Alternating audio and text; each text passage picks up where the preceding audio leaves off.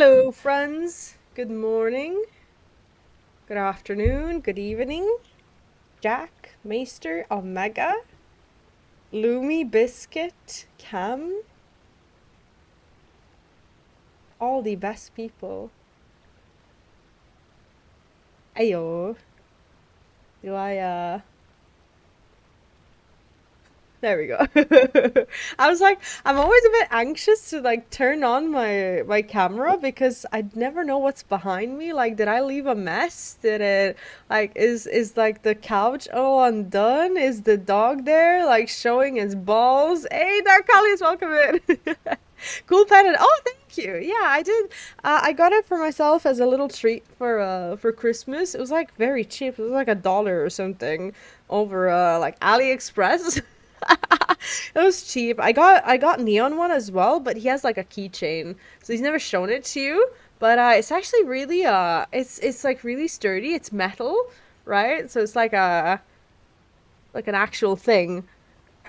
I look like I'm channeling. It's the same for us. We never know what we'll see, right? Sorry, I'll stop playing with my Buster sword. Hide your kids, hide your wives, hide your husband. I mean, never mind. Just your kids and wives. Why? Do you want a husband? Do you want to see a sorry, I don't know what I'm saying. 40 stream streak. Holy shit. Wait, did I miss a Dobby? I did miss a Dobby. Let me play that again. What happened here? I didn't get to see it. Where is it? Jack, thank you for the Dobby. Let's hear what he has to say. Boop. Ah!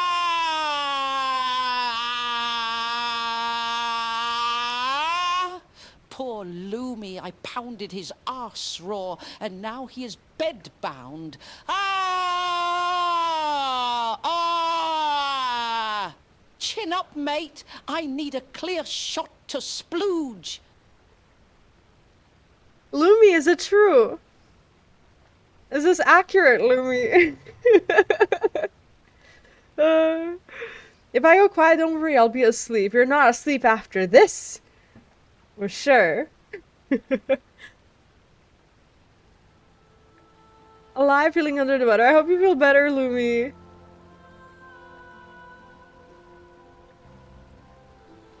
I love this song. That's why I put you guys here. Frosty Tools with their passive-aggressive messaging, of course.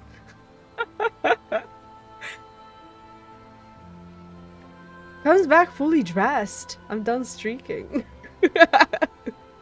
Jesus. Hope everyone's well on this fine day. I'm feeling much better. My throat doesn't even hurt anymore, so that's good. I get occasional like stuffy nose and such, but overall I'm feeling good. So that's good. I'm almost done with the second class zone in World of Warcraft. Today we're aiming to go to the end game zone, which is the Voidstorm, and get through the story there. But we still have side quests to do in the... Sorry, I can't tell you what I'm doing, but...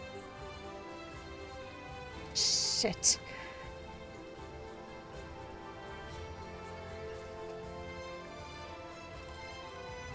God damn it!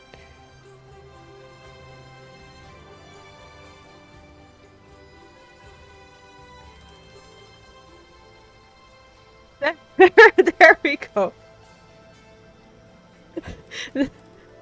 Just forget about it.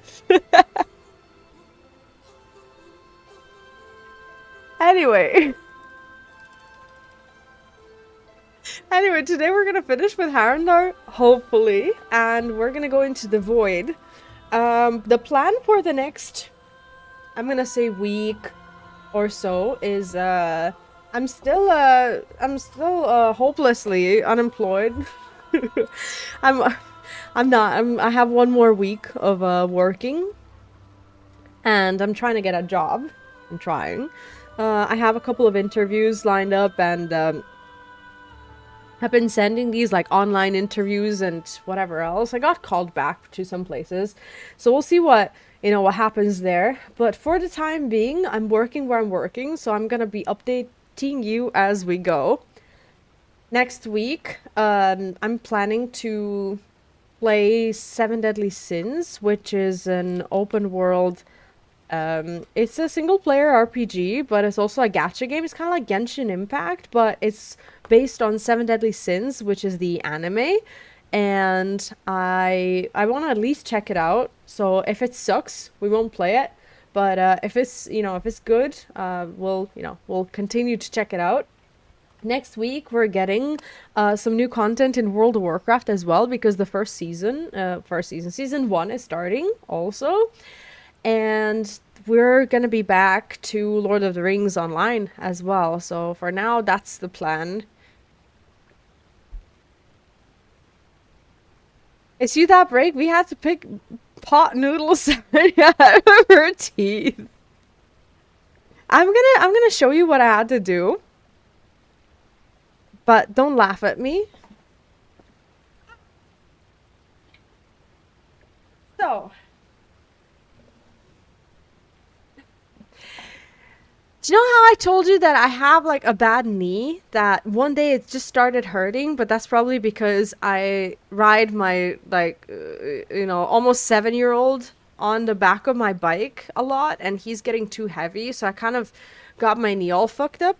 So now I use these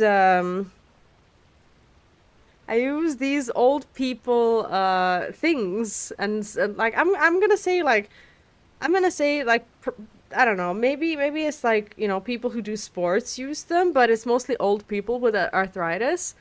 Basically, I put it on my knee as support, and it really does help. But over time, it just gets a little uncomfortable, and I can like feel it. So I was trying to like take it off through my like through the pant legs without without having to take my pants off, and it wasn't working. So so anyway, I got it out. Yeah, it's been hurting lately, and I have a physiotherapist appointment on April 17th or something. I know it's like a long time away, but hopefully they'll show me some exercises or something.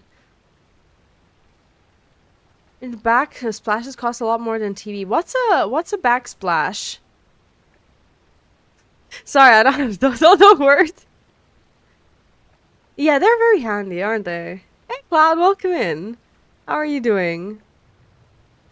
Yeah, I use it when I'm like not even exercising. I use it when I'm biking to my son's school and back, so that I'm not in active pain. I am in a little bit of pain, but they do help a lot. Yeah, I think I have some weights at home, and I have the treadmill at home and everything. It's just that I don't know how much I can do because I don't know how I'm injured. As in, like, I don't know if I should be exercising more or resting. Warmth, right? Like compresses, right? It's like I don't know if it's like safe to do weights. Should I be moving more? Should I be moving less because it's like this? Like I don't really know what to do. I used to have a doctor, my doctor, but she got herself retired. Can you believe it? So now I don't have a doctor who's interested in me, and I have to wait because there's a doctor in training, and I have to wait to see if she's gonna be like taking new patients on or something. So right now, whenever I go, it's just a random doctor who doesn't give a shit. So it's like talking to a different doctor every time and telling them your story every single time. It's like imagine going to therapy and like having a different therapist every time. No one would do that, right? You just like don't go to therapy until you like have your own, right? The wall behind the range where you place a pot or a pan has a protective coat called a backsplash, made of various materials, commonly stainless steel. Ah, okay. Oh, that's exciting. How long do you think until your kitchen is fully remodeled? Granny view is falling over. I know, Cam. It's like I don't understand it. I'm supposed to feel like I'm in my prime, and I was about to say I feel like this guy on the screen, but you can't see him or her. I feel like this. This is how I feel. Not the person on the mount, but the mount itself. This is me right now. This is how old I feel. Shit. Like this. This is me. This is B today. That's it. That's the state of me. That's meant to be Sindragosa, but that is the state of me. Oh, do we have a Digimon? Sorry, I was recording Digimon. By the way, Digimon 3rd DLC playthrough is up on Vplays. I was playing that last night and this morning.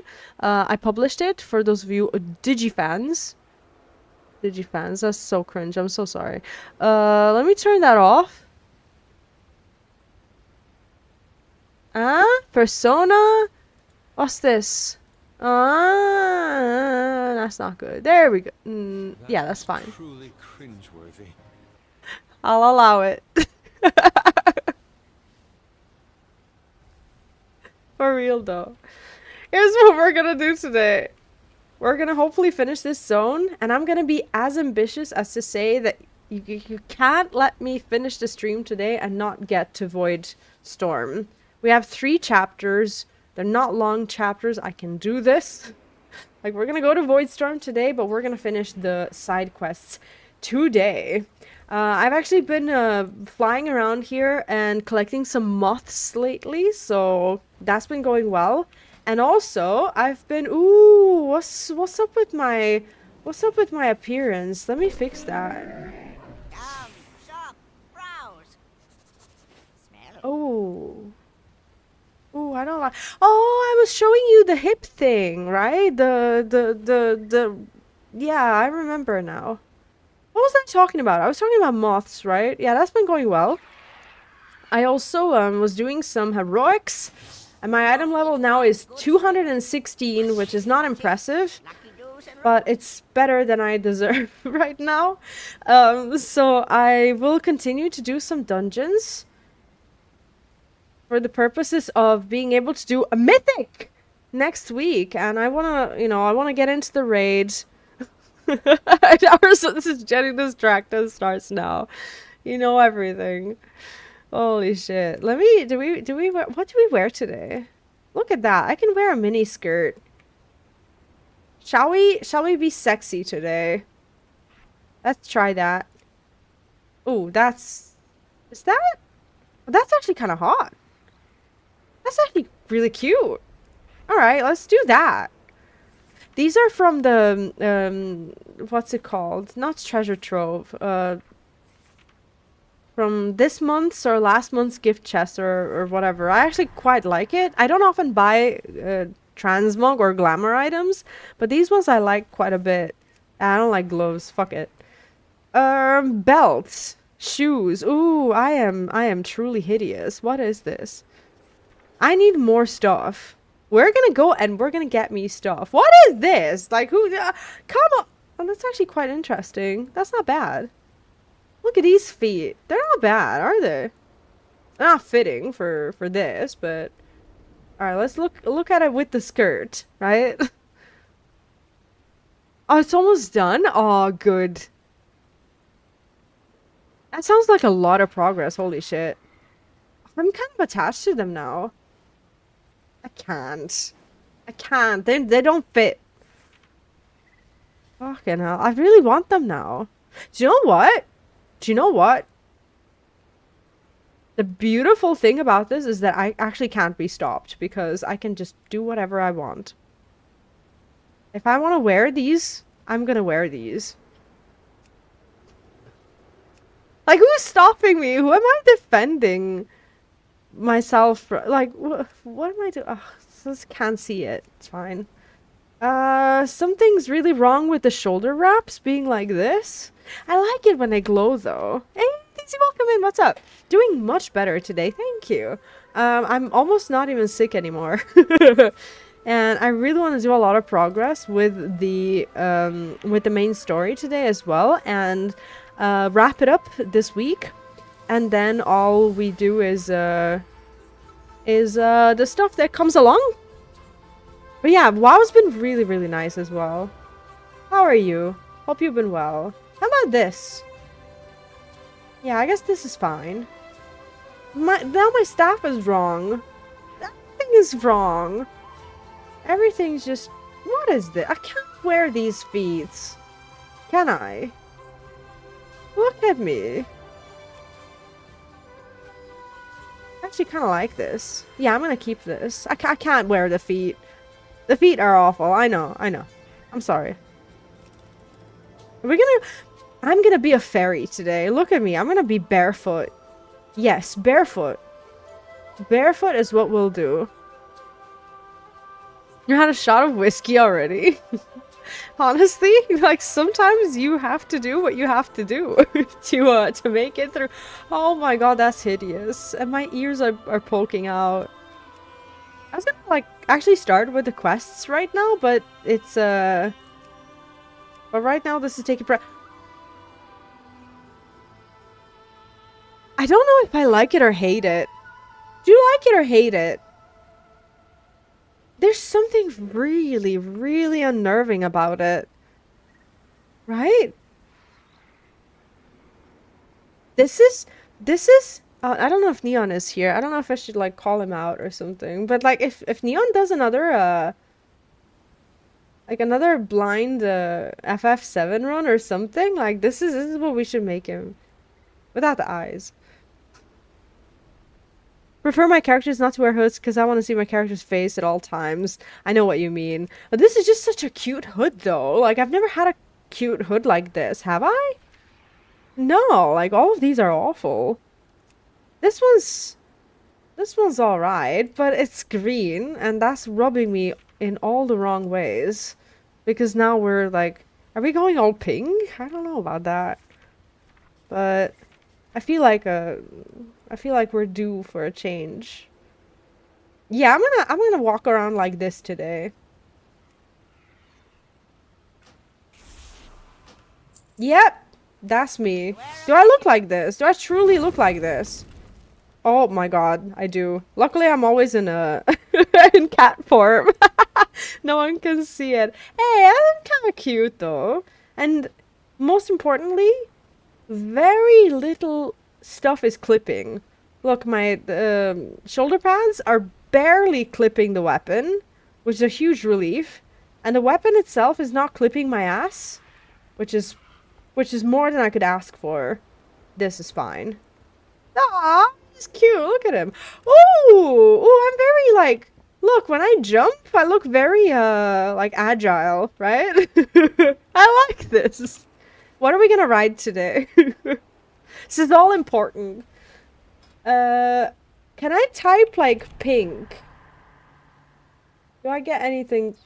What's this? The only thing that I don't even... Anyway. Filter. Maybe I can choose color. Sort by... Color! Oh! Oh! Baby! It gives me, like, a color as well. Oh. Like, a lot of these I don't have. I don't want to see non-collected. It's embarrassing. I mean, I have a huge catch-up to do. Let me see. This is, like, more purple, right? Dark Phoenix. Sure. Sure, why not? I do like this one. Ah! Oh, great. Awesome. I don't even know where I got it. Perfect. That's us today. And here we go. We're ready. We are now prepared for trouble. Don't say it.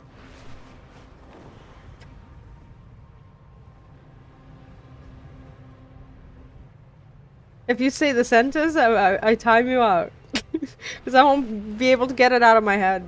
I've been binging too much. Yeah, I like this bird. I seem to remember it from, is it Shadowlands or something? Like, I think it's some sort of achievement, but I can't remember what it is. Alright, I had a quest here. I just took the quest in the village, and I don't know why I'm here. But there seems to be need to be here anyway, so... I'm ready. Are you ready? We're gonna have a nice long day. I have heard of your travels, outsider. I am Kamari, Root Warden of Nordrasil. The mists of Harukai hold many mysteries. I hope you will find them enlightening during your stay here. Oh, so this was just like an intro quest that sends me to this zone. Got it. Perfect. There's like a tiny little girl here. She's our quest giver. Her name is Samira. She is precious. Look at her. Oh, by the way, guys, for those of you who are playing WoW, there is a video that made me late to stream today. My video.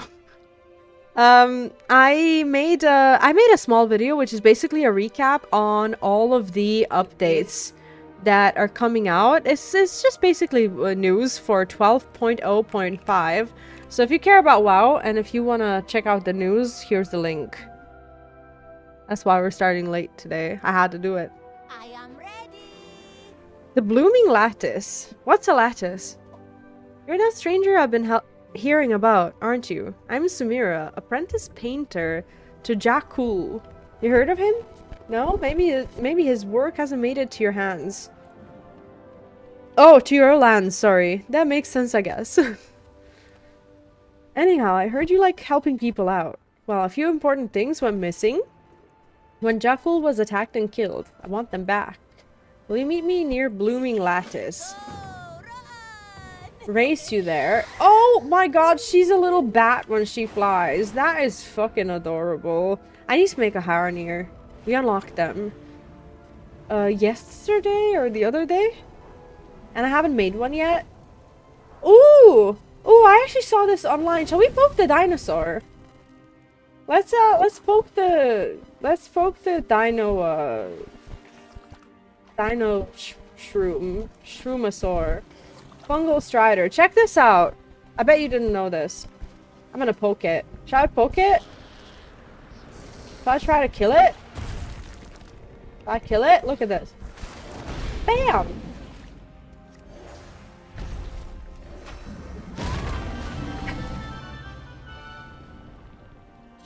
There's an achievement. It's a hidden achievement.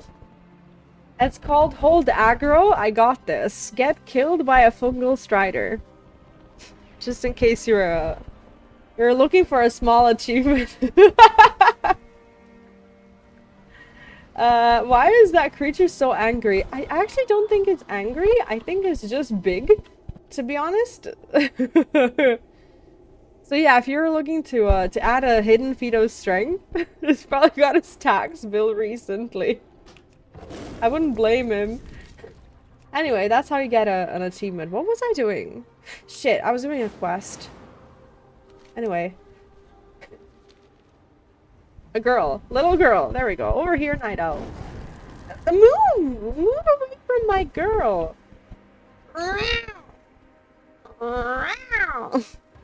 Mark's probably not picking that up. It's fine. Move! You can't stand. Thank you. I am not afraid. Jakul was my mentor, but he was also my friend. I won't stand for the Vertani keeping the things they stole from him. What did Jakul teach you?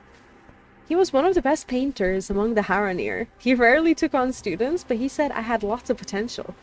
I lived with him since I was young. What is this, Persona 5?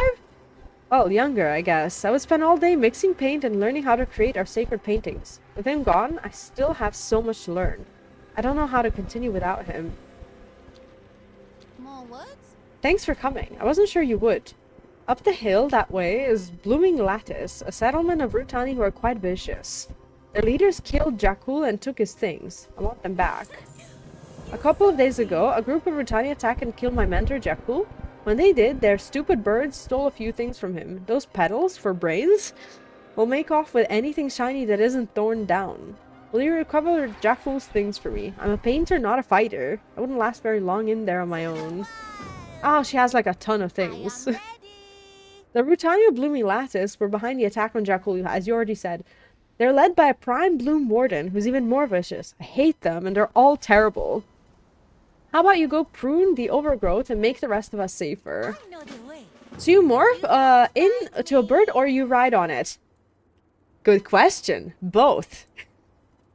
I'm a druid. So druid has shape-shifting forms that are both both change their like appearance and their amount.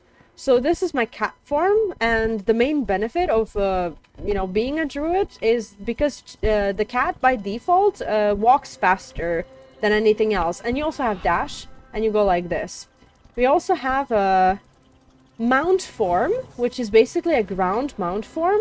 So this is the speed of any ground mount, and I can also be a mount, which means that if there's someone in a group with me, like if they're a party member, they can click on me and they can ride me. This is a normal mount, so this is just what everyone has. Funnily enough, I love collecting mounts, but I hardly ever use this because it has a cast bar, so it's kind of slower to mount up and use it. Because druids, it's very ironic that I love collecting mounts and I'm a druid because I also have a mount form of my own. When I shapeshift, this is the equivalent of a mount. My body is a mount. So it always looks like this, but it's an instant cast. And I can also pick up things from the ground when I'm in this form, which mount form, this one, does not allow, which is stupid.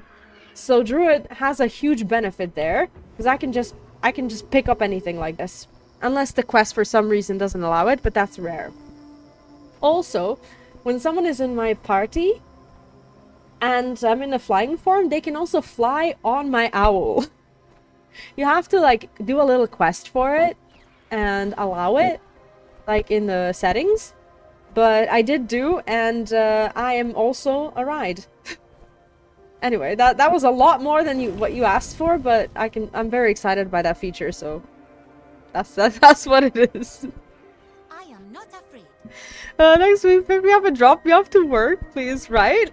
See, when I used to play with my ex-husband, I wasn't even allowed to ride around to be the driver. Like, he wouldn't even allow me to be the mount because I'm so bad at finding things on the map.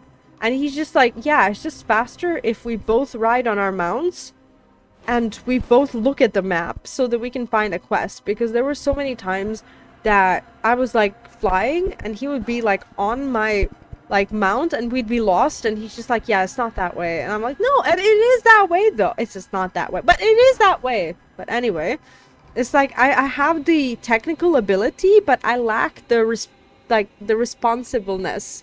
Yeah. He plays games as well. Yeah.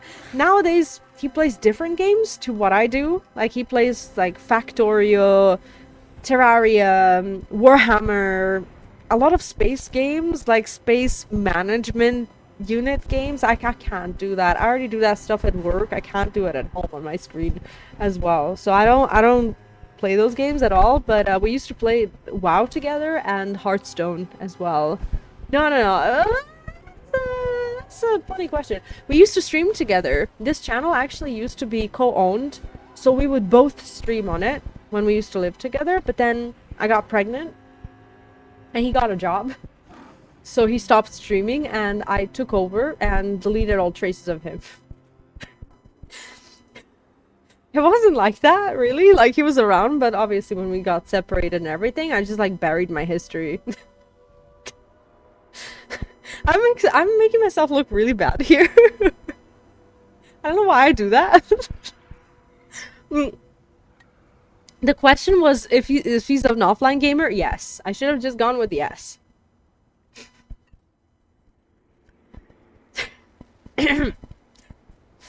More words? Jackal was out hunting petal wings when the Rutani came upon him and killed him. We used their feathers for some of our paintbrushes. They're especially useful in helping the young sprouts learn how to be more precise and delicate. While you're up there, will you bring me back some of their plumes? They're plums or plumes? Plumes. It's not plums, is it? What's a plume? I know what a plum is, but I don't know what a plume is. Is there a difference between a plum and a plume? Plum, plume. Plum, plume. Same thing, right? It's gotta be the same thing. Also, huge benefit of a druid. You have stealth. Well, rogue has it as well. But this is how I go through content unnoticed. And then when I do notice you, you have an insta mount and you get to just fuck off. It's great. And then you land somewhere and you're already out of combat. A plume is a feather. Right. So why isn't it a phoenix plume? And why is it a phoenix down? What's a down? Is it phoenix down because you're like down and you need someone to like lift you up? That's not what it is it? Is there a moth here? Moth? Moth? Glowing moth? Hello? Down is also Why?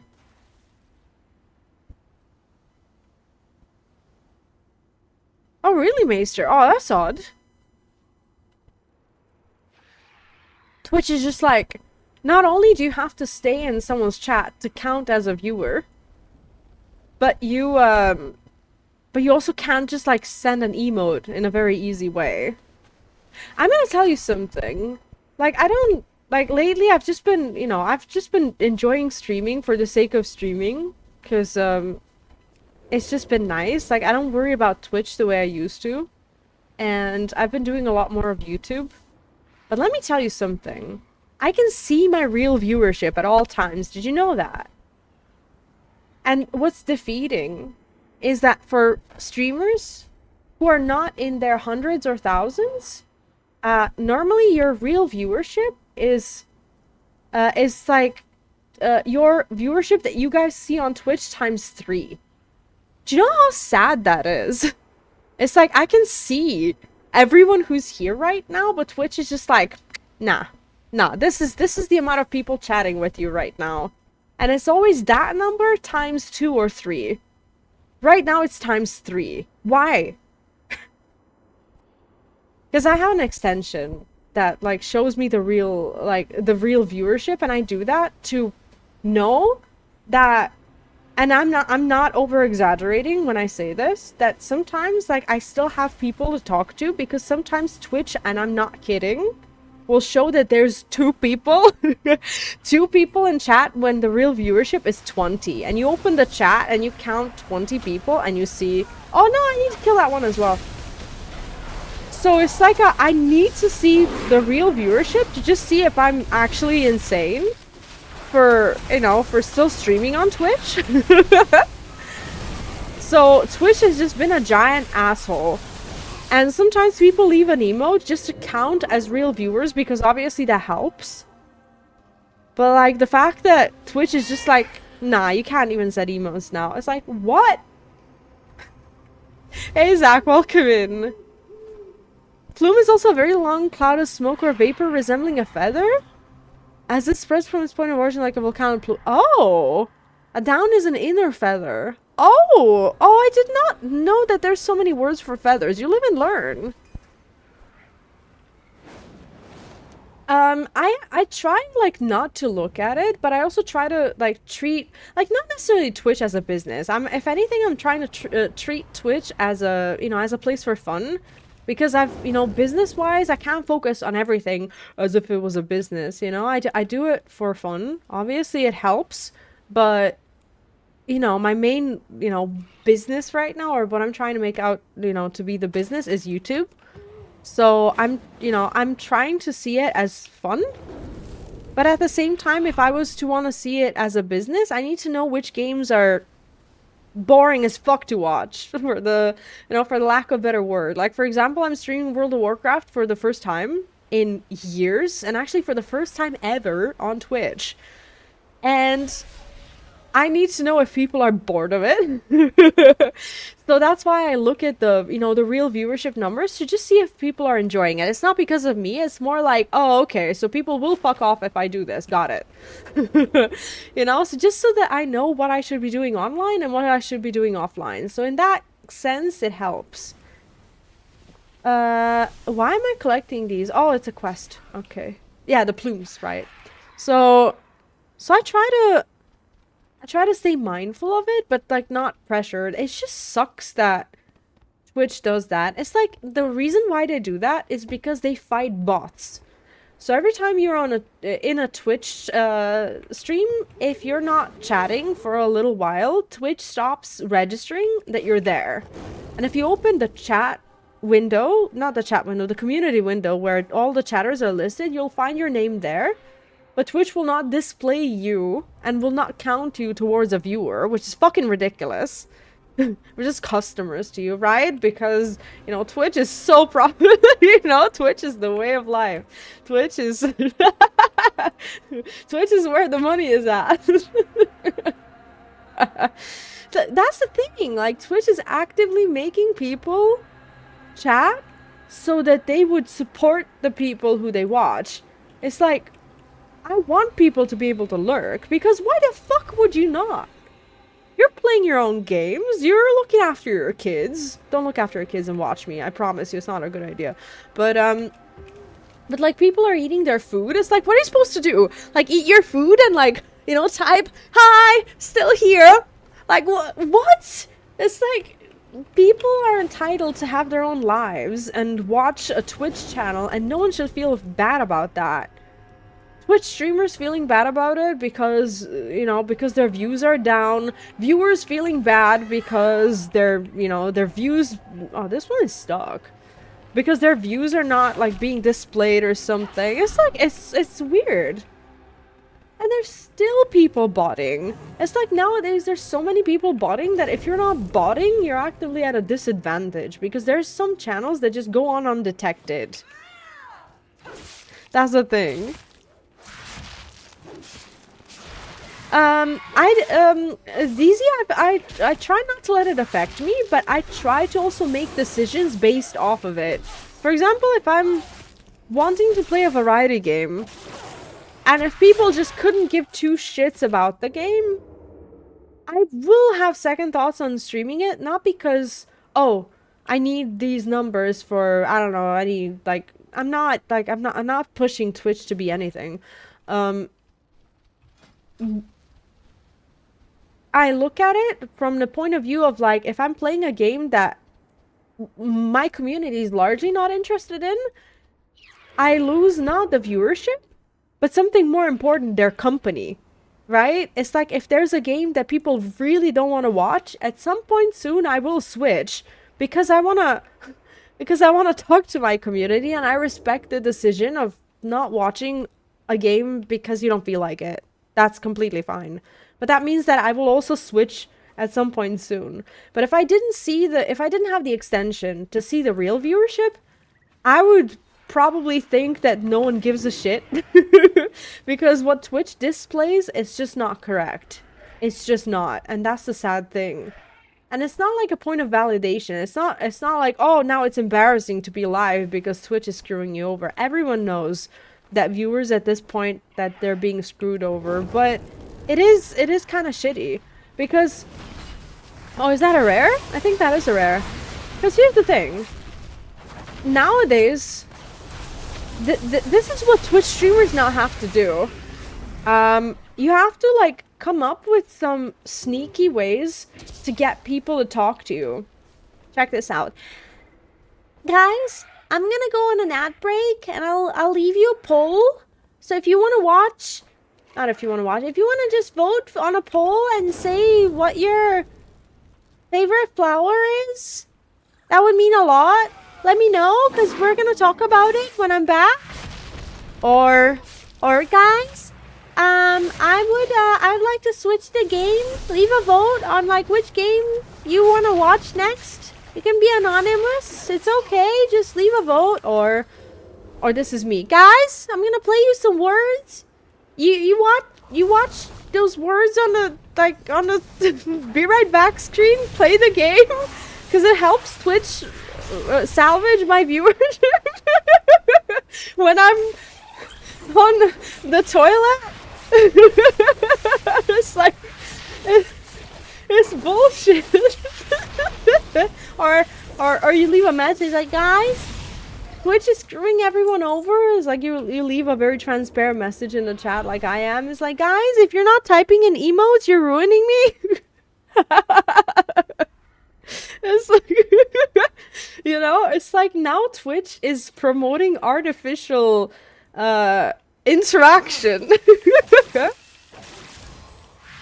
Good thing is you're trapped if yours is just like hanging out now. The games doesn't matter much. That's the dream. I'm making it.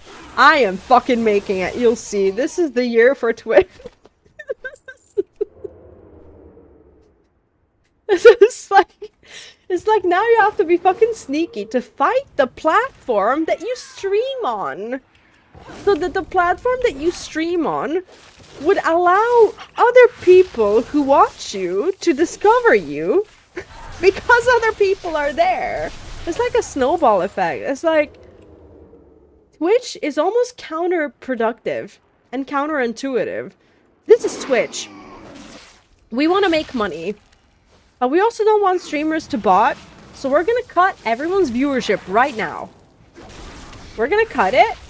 That means that that person is going to be much further down the line of not just in the category, but also on the list of people who are live if you sort them by the size. I never sort streamers like in my Twitch dashboard. I never sorted by size. I sorted by like personal recommendations because I want to see the people who I want to see, not like the, you know, the streamers who I don't like watch, but they're big, whatever.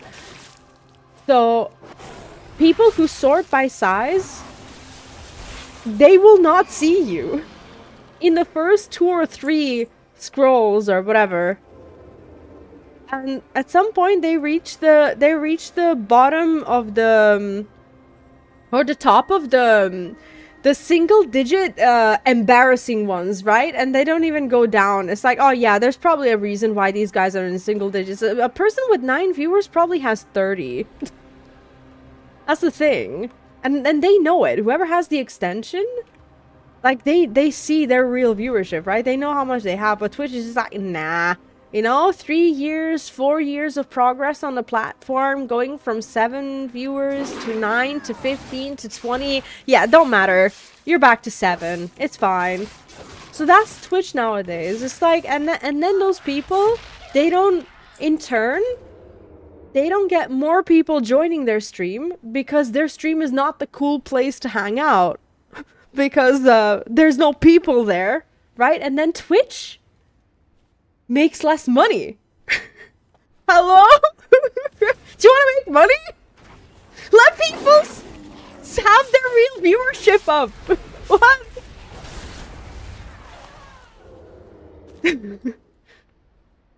That's not what it is. I'm not creepy at all.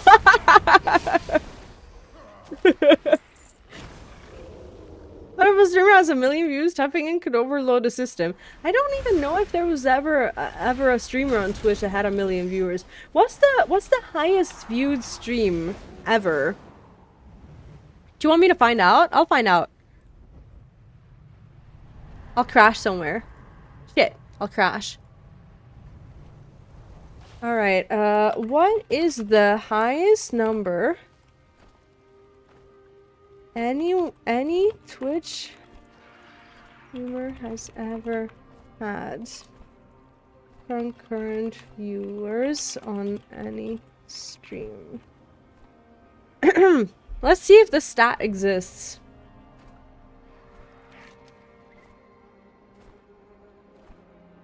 Oh shit, okay.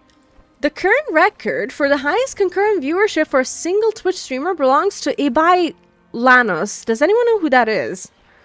In July 2025, Ibai shattered the previous platform records during his 5th annual influencer boxing event, La Velada del Año 5. The stream peaked at 9,334,179 concurrent viewers, effectively tripling his own previous record.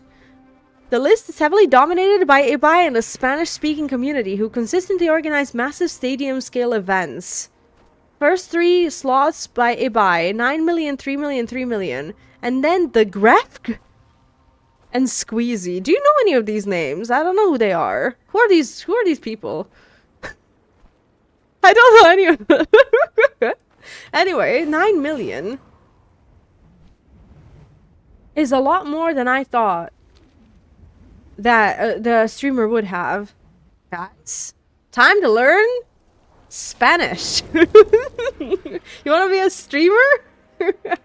Gotta learn Spanish nowadays. You saw me. I am ready. You'd think you'd have to learn like Chinese or English or something. Nah, Espanol is the way. Gotta do it. If you speak Spanish, you're apparently at a massive advantage already. You go stream in your native language. You go. Why are you starting a boxing event then, right? Like I'm gonna make a boxing ring right here. It's gonna be like a full, like a swimwear mud fight. I'm gonna invite Neon and I'm gonna get my ass kicked. That's the plan. That's the next content. I know it's silly to be upset. Oh, wait. You did it. I knew you had these. They have these. Rotten weeds for brain scavengers. I know it's silly to be upset about things like a favorite spoon, but they took Jakul's life. I won't let them take anything else from him. You're the best. Yes, I am.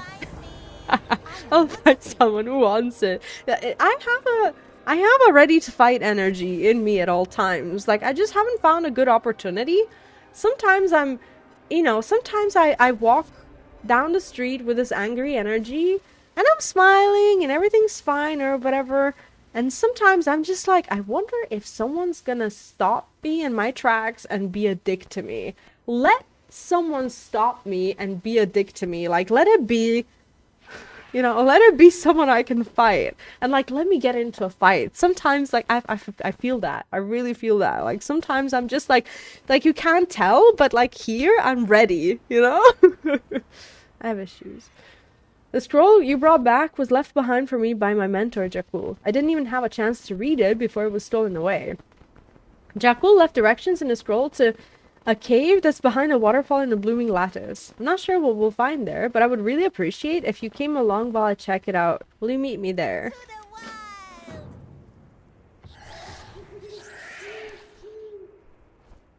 I think the last person that I actually wanted to physically fight, and forget the story about my mom, because that's a story for another day. I think it was my one of my ex-boyfriends who was staying with me at the time, and we were in a huge fight.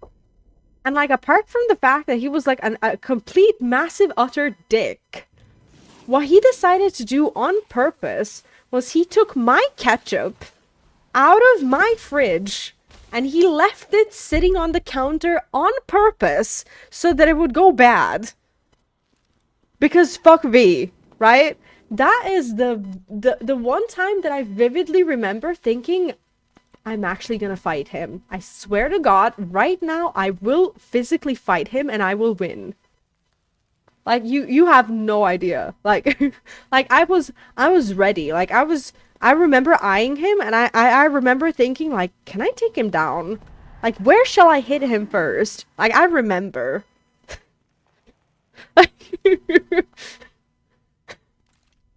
Because he told me it was on purpose. He's like, yeah, by the way, I left your ketchup bottle out in the open so that it gets spoiled. And I'm like, you what? You what? You did what? Can you come again?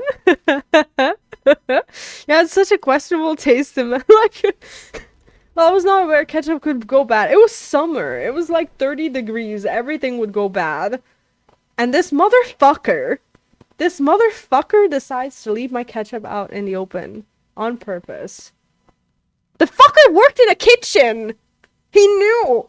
He fucking knew when things would go bad. The fucker. Ruined. Like, it was a full ketchup bottle and it did go bad.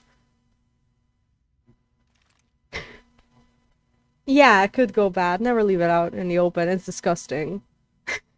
Right, Jack? Good morning, Star-Lord. Welcome in. I promise I'm not a bad person. This is incredible. I can't believe there's a whole cave back here. And Jakul left behind a vision stone for me. Jakul was killed before he could finish my training, but I could recognize his work anywhere. He must have painted his vision stone for me. The Rutani will catch on pretty soon that we're up here and I won't be able to defend myself. Will you keep watch while I journey into the memory he left me? Sure. I'm ready to fight. No! That was mine! Oh, never mind. There we go. I'm doing well. Doing well. I'm almost past my cold. I've been dragging it with me for a while now, and I've just been waiting to feel better, and now I finally do. How are you doing? What's the plan for the weekend? I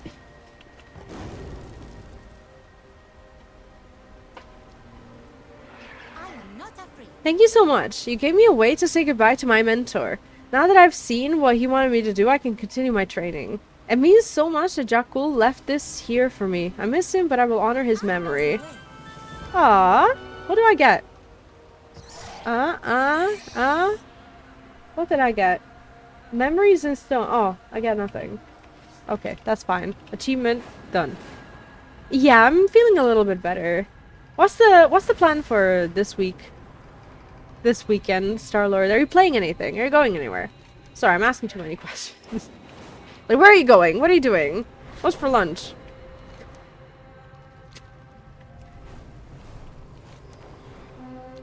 Where is it?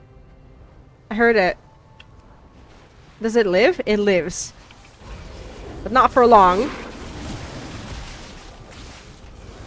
New Twitch advert rules. We'll have no more than 63 minutes of advertisement per hour, honestly.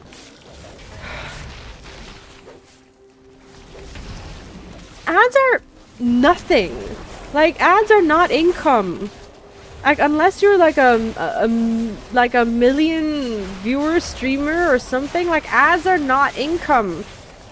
People shouldn't be running ads trying to make money off people. Like, you can't turn them off on Twitch either. They fucking suck. And it's not even the good ads. I heard people getting, like, ads for, like, I don't know, like dick extension or something. That's probably not the ad that was on Twitch, but it was something very similar. Like, something that shouldn't be on Twitch. Someone saw an ad that they shouldn't be seeing. Or something.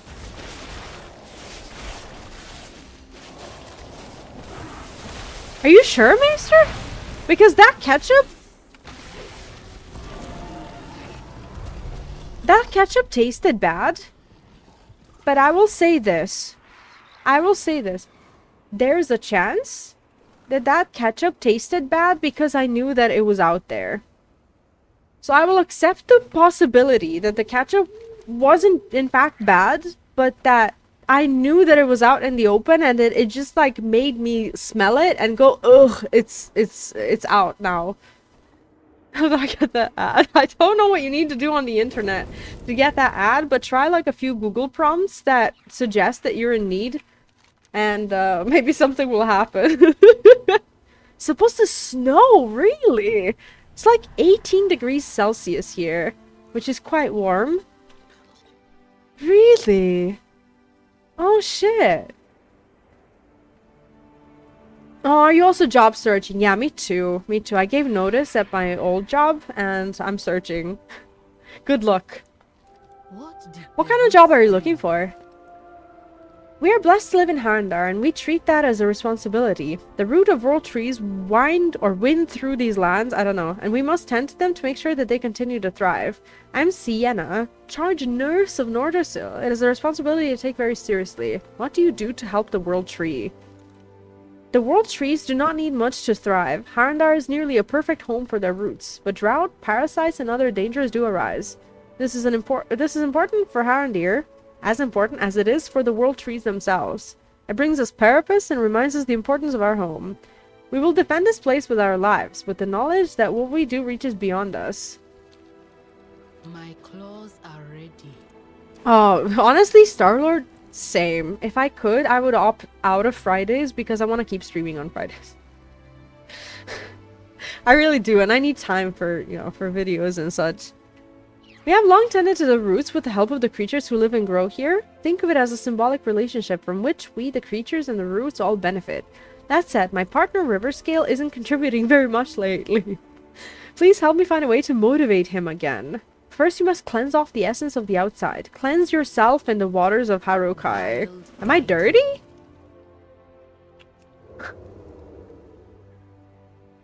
Ah, I see. Do you know who a very big fan of Heinz is? Ed Sheeran. Fun fact, Ed Sheeran has a limited edition collection of Heinz ketchup. Do you want to see it?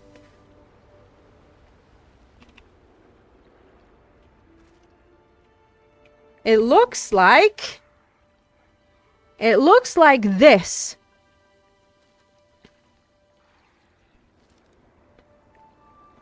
What's remarkable about this version is that this print here is exactly the print from Ed Sheeran's tattoos. Let me find it. No, not other people's tattoos. I'm looking for his this is really creepy that I'm doing this right now. I'm so sorry. Oh, did he actually put the tattoo there as well? I don't know. I think it's this rose, isn't it? I'm so sorry that we're not watching this. I think it's this part. I think it has it on his shoulder. Anyway. I was landed a job that only had to work 3 days, but they never called me back or emailed me. That sucks. I hate it when they do that. Currently, at the moment, 3 companies said, we're going to call you these days to schedule an interview, and I'm still waiting to hear from all of them. And I did all the online tests and interviews. So, yeah, be the undesirable. This may seem inconsequential, but it's a part of the process. I will watch for you. Fungal lashers be gone. We are blessed to live in Harandar, but this is also our responsibility. The roots of the world trees... I read this. That's why it's so important for Scale to be back on duty. We need to keep these grounds clear of these fungal lashers before they leach off the roots. As a plus river, Scale really loves lasher fronds. Can you find and bring some back for him? So her companion is depressed. That's actually really sad. Speak swiftly. The roots of the world trees are infused with both nutrients and the magic of Harandar. As the large vessels that they are, they will draw to them unwanted fauna and flora. Some of them are harmless, but we want to keep the roots clear. Harnir can often be allergic to the green weeds that flourish beside the roots of the world trees. If you rip them out by the root, you would be saving us a lot of time and hives. Now. Yeah, same, Star-Lord, but I wouldn't take it personal, especially if you're emailing a lot of jobs. I email jobs that I'm both underqualified and overqualified for, because you never know. Do you want to know how I got my last job? Or actually, the job before that, but within the same company. It had nothing to do, like, and I mean nothing, to do with my experience. I got a job as a medical interpreter. I did finish university, and I am an engineer of biochemistry, fun fact. But that's not like the experience that I applied with. I applied because I know my native language and I know English, but that doesn't like immediately qualify you. The recruiter, who I later got to know within the company, a bit quirky, but you know, I'll let that slide. He called me and interviewed me because he saw in my application that I was a content creator, or am a content creator. I'm not ashamed to put that in a CV because that's transferable social media, content creation, and other experience. So he calls me, and then he's just like, "Ooh, I saw that you're a gamer. And listen to this." And this guy introduces himself, and he says, "I'm an ex-gamer." And I'm just like, I don't know what to think about that. And he's just like, "Yeah, I used to play games a lot.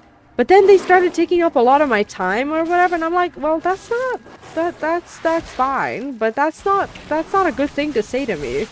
Like, I tend to like people who still game, you know?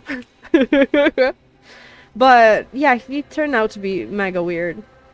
Then I ended up being his manager. Why'd you know that about Ed Sheeran? Because I'm a fangirl. What? What do you mean? I like Ed Sheeran. Is that like embarrassing? I mean, not that I like know all of his tattoos. I just know that particular one. I know a few, but I don't know all of them. Why am I talking about this? I don't need to justify myself. Yeah, honestly,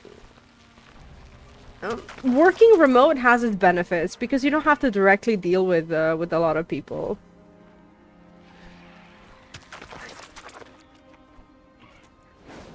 Is there anyone? Okay, is there anyone in my chat who just actively dislikes Ed Sheeran? I won't ban you, but I will ask you why. Do you dislike him? I sound really like defensive. I promise you I'm not defensive. I'm just like curious. Do you dislike him? Like that. How many Ed Sheeran posters have you got? I actually have no posters. I have blankies and body pill. I have blankies. I don't do posters because they rip. And I actually stopped doing posters since one of the posters that I used to have detached itself, fell on me while I was sleeping, and made this earth-shattering noise that made me jump out of my skin. And on that day, in 2011, I think, at 3:30 in the morning, I said to myself, for as long as you live, you dumb bitch, you will not hang any posters ever again. So I've opted for more quiet materials. Body pillows. No, I just have the free neon one that was an extra from his I don't have it. I don't have it. I'm lying. I don't have it. I swear, I don't have it. Hey, Kazum, welcome in. What's up?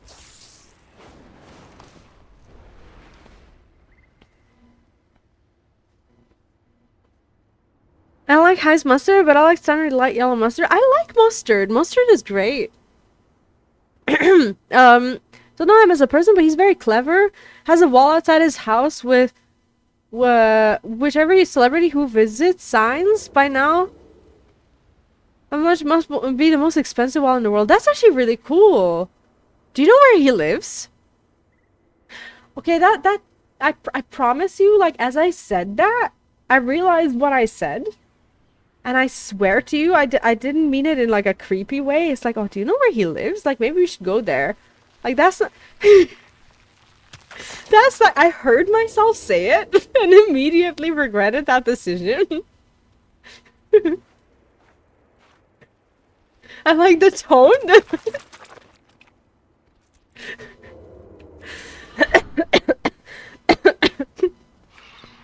It's like 99% that's not how I meant it. If we're completely honest. I've never been to a concert. I would legitimately love to go to an Ed Sheeran concert, and I'm comfortable as an adult admitting that. Try to make fun of me, I dare you. No, I'm serious. I know all his songs. But, like, not just the popular ones. I hate it when someone's just like, oh yeah, I'm a fan, but they know all the songs. What I do, when I like an artist or something, I learn everything there is about their music. Like, I buy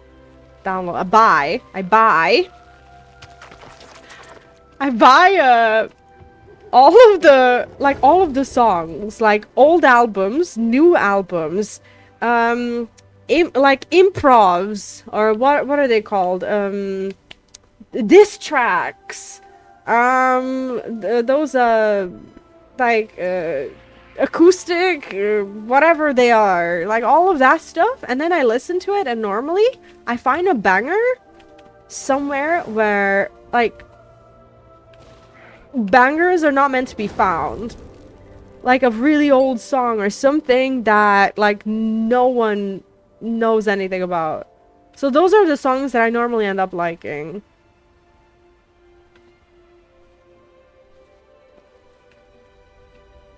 Like, there are some really popular songs from Ed Sheeran that I like. For example, one of my favorite, and I'm gonna say popular song in a very, I guess, reserved way, because I don't know how popular it actually is. I just know that I listen to it a lot. Do you know the song, You Need Me, I Don't Need You? It has a really cool video where the guy basically, he dances. It's very captivating. He dances, but his dance moves are essentially sign language. It's really, really cool. And it's a really good song as well. But like, there are some really good songs that people don't know about. For example, Galway Girl is a good one. Your New Man, I think it's called New Man or Your New Man. That one is a really, really good one. In my opinion, those are the songs that I like. I like the, you know, the cool ones. But what I normally listen to, if I want to listen to exclusive, I can't find the quest thing. If I want to listen to him, I'll listen to like an open jam, like Unplugged, where he'll play like 6 or 7 songs or something. I have a few of the ones that I really like. Hey Michael, welcome in.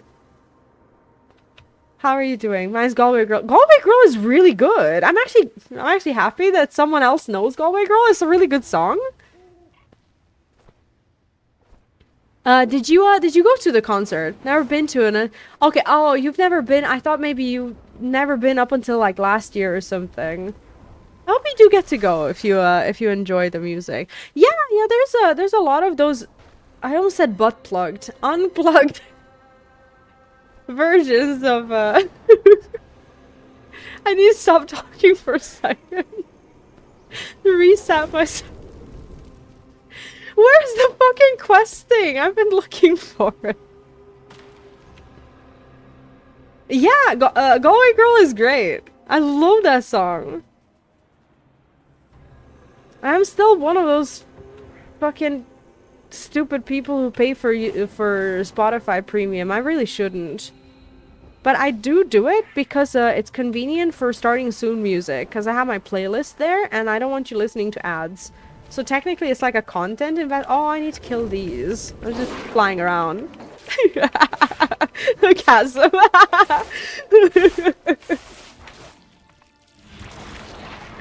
I meant to say unplugged. It's like, but like the only word that I can think of is butt plugged. I don't know why.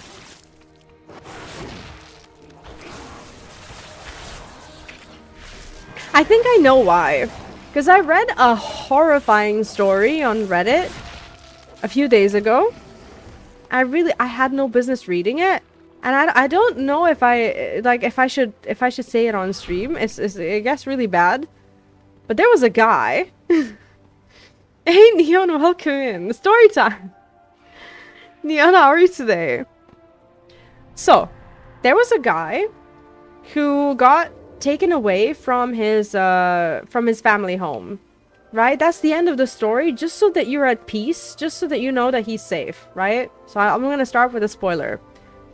But his mom used to make him wear butt plugs. And he was like, since he was like a kid, right? So he didn't know why. And like he just thought that it was like something that like everyone does, right? So he went to school one day and he was like 7 or 8 or something.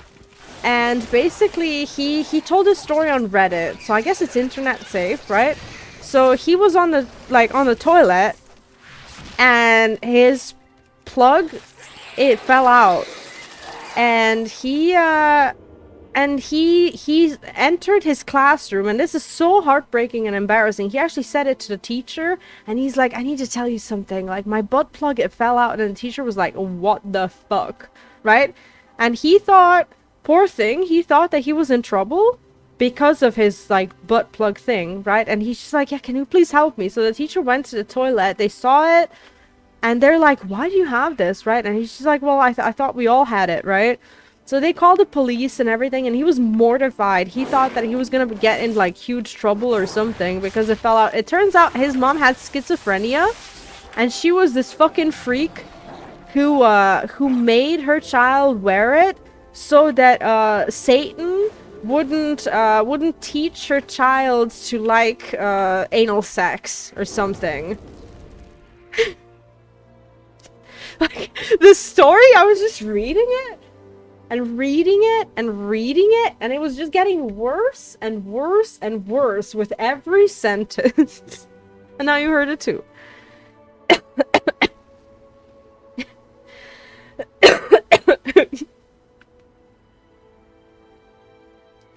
I don't, just for the record, if I can just say this and have you believe me, that's not how I spend my free time. I don't really get free time. But sometimes I stumble upon things I shouldn't. You need your internet access limit.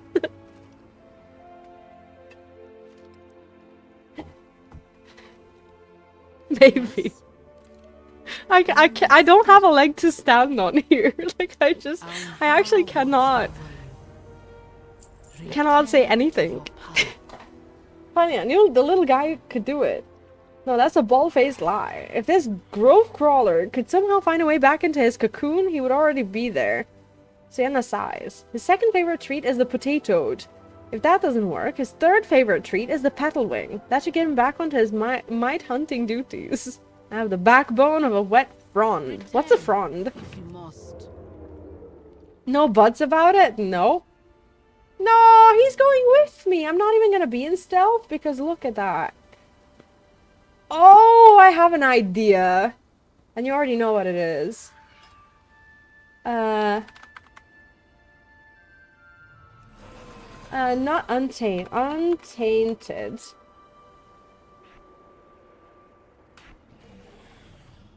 Like this. Not like that. Look! We're gonna go together. Hey, welcome in. Oh god. How much did you hear?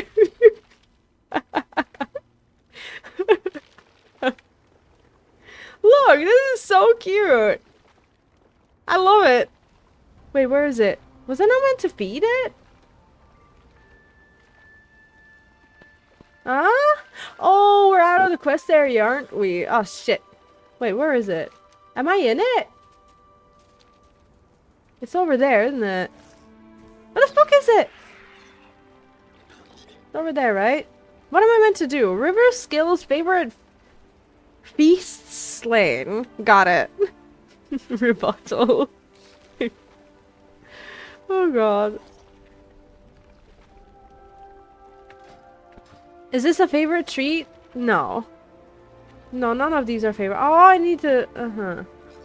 This one.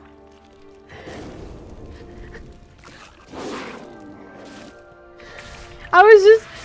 Seven, like, I was just talking about a really sad story that I read on Reddit.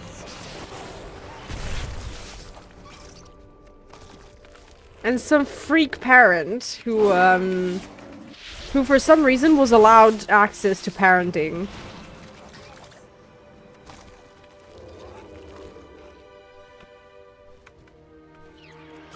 So if I should have my internet access limited, they should have their parenting access limited, which, no spoilers, because you already know it, but they did. Fortunately.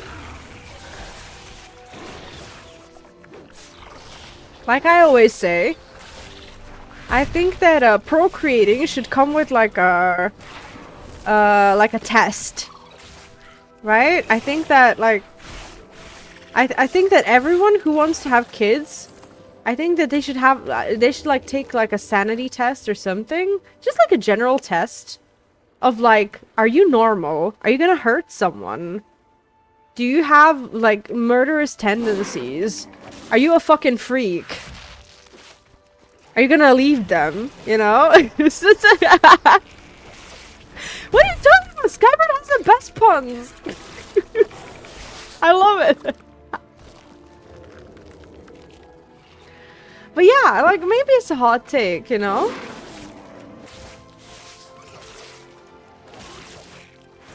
But I honestly believe that.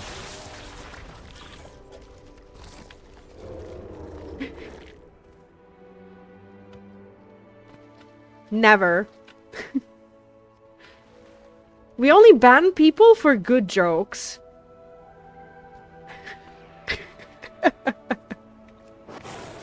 Like if you're a normal person and if you make like good, nice jokes that, you know, people outside tend to laugh at, you probably have nothing to do here. Nothing at all. If you're like, if you consider yourself like well-adjusted, you know, like if you're normal, we're probably not getting along already. I had a few normal viewers back in the day, and I could tell immediately. It's like, oh, I don't know about this, you know. This is like, this is not happening, you know.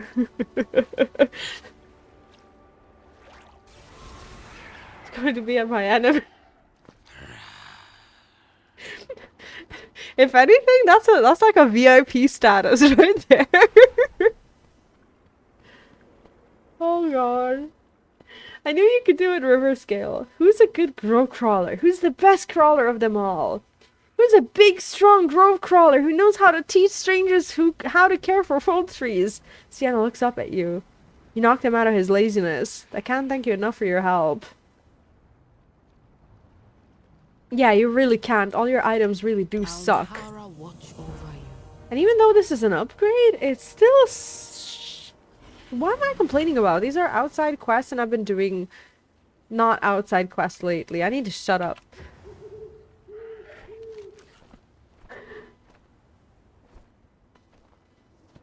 Okay, we have 3 more. They would go a lot faster if I wasn't talking about butt plugs, Ed Sheeran's tattoos, and fighting my ex-boyfriends, and what else did we talk about? I'm done. What else do we have today?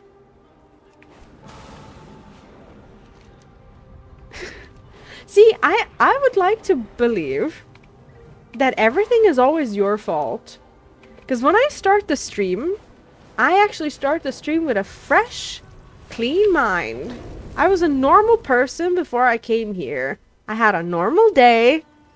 I had a normal lunch. I made my normal, you know, videos. I was just normal, right? And I come here, and then it's you. It is you.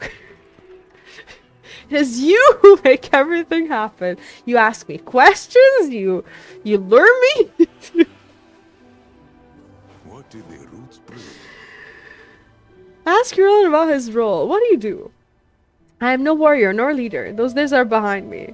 But I still have heads, hands, and time, and a place among my people. A meal shared in peace can be as powerful as a blade drawn in war. So I gather, I cook, I give what I can. It is enough.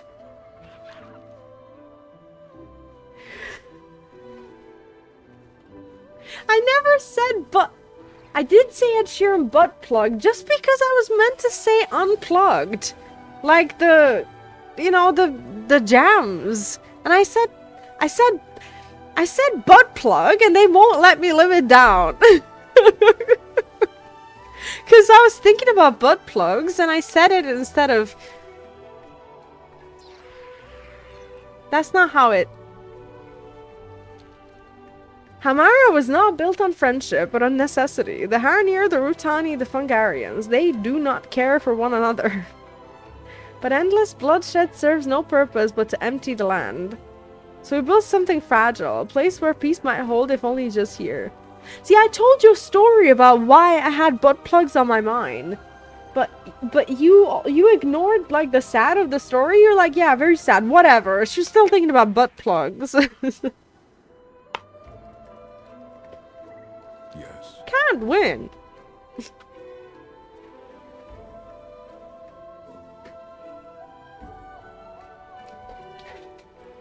Urlan Clutches is back. What? Wait, no. Age has caught up with me this morning and I have pulled something. A plug? Urlan Clutches is back. Still, our village meal must be prepared. Otherwise, it will mean the loss of much more than just an empty stomach. If you would gather some ingredients for the meal, your aid would be not go unappreciated. Very dark. Like, I have the capacity to be a normal person. I've proven that. Like, I've been outside. And no one's complained. Well, almost. But... the Fungarians are caretakers of decay, transforming death into life's renewal. They require a spore glider carcass to sustain their vast community. A what? A spore glider carcass to sustain their vast community. There's one, larger than most, that has taken to warding off the root drifters. We need to sustain our village. Its end will feed many and ease our burden. Balance in more ways than one. The fuck? Hey, already dead. Welcome in. How are you today? Sorry to butt in. How fucking close do you wanna okay. Honestly, last night was so tragic. Neon almost PB'd. He was like 6.5 seconds away. It was a fucking heartbreak to watch. It's like he goes through Diamond Weapon and we're like, yeah, he's got this. It's in the bag. And then it's just like, come on. I'm pretty sure that we're gonna go to Void today. I only have like a couple of quest chains to do. They would be 5 minutes if I wasn't talking about butt plugs. But we're gonna go to Void today. I'm excited.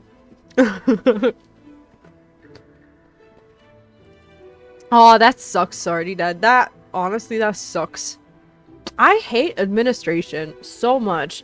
Do you know that I've spent the last month calling the doctor's phone, like a public hospital phone that they gave me, the phone number that is, to schedule my son's shots and his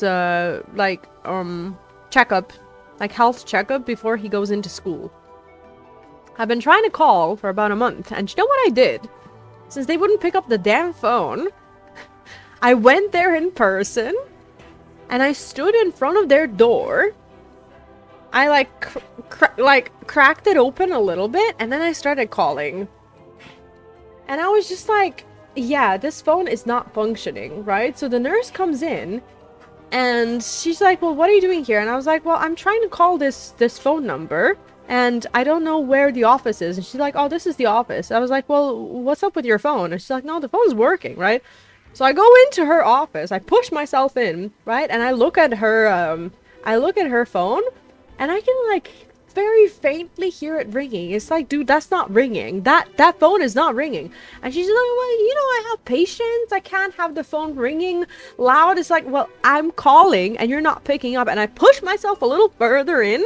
Like, I thought she was gonna like call security or something, but like I pushed myself behind her table, her like desk, her work desk, whatever, and I saw that on that fucking phone she has 42 missed calls, and that was just from that day. I was like, 42 people called you motherfucker.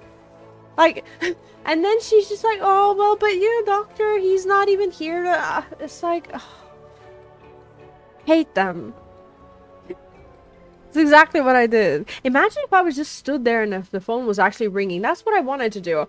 That's like, I really wanted to fight someone. Like, I was there, and I was like, you know, I was ready. And I didn't even have the chance because the phone wouldn't ring properly. I wanted it to ring, and I wanted her to sit at the desk, and I wanted to say, that's me calling, bitch. You pick up now. That's what I went to do. It didn't happen that way. What can you do? Sometimes you look for a fight and you still don't get it.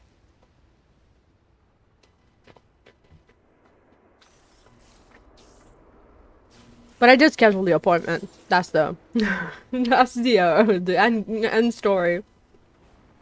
This meal is more than a tradition, it's a promise. The Harandar, Rutani, and Fungarians share no love, but in Harmara, they share this table. Ah, to honor that pact, each must be fed in their own way. That is what this meal means. For Rutani, they will need nutrient-rich soil, as they draw sustenance through their roots. A few bags of it should do. Return to your path. Okay. Why did I drink the elixir? What the fuck is that? Able to breathe underwater. Oh, no one cares. I'm a druid. It's fine. I have my hideous form. Forget being a tank. I need to play the role of mom. The entire boss raid by herself. Like, honestly, I was so pissed. And I don't even live in the city. I'm so petty that I woke up that morning. I took my kid to school and I was like, today I'm gonna go and do that. And I went to a different city. Hopped on like 3 different buses. And I made it there. And I said to myself, this is the day I do this thing. And then it just like didn't happen the way I wanted. Like I wanted to make a much bigger deal out of it. If only that phone rang. If only I could hear it. Like I had it all figured out. I would have been like, can anyone else hear that? Can you hear this phone?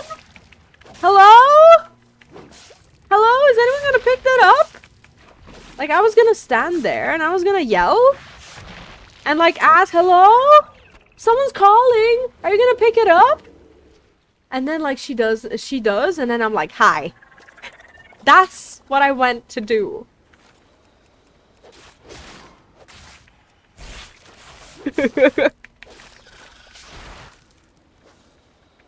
This thing is talking about asses. I feel a bit behind right now.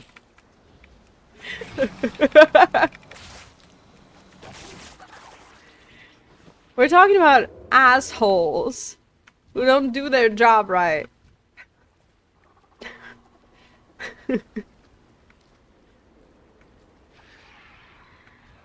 And then she goes like, oh, I have patience. And I'm like, I'm a patient on the phone, god damn it.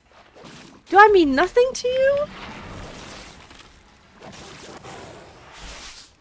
Shall I enroll my son into his first year of school and declare as an anti-vaxxer?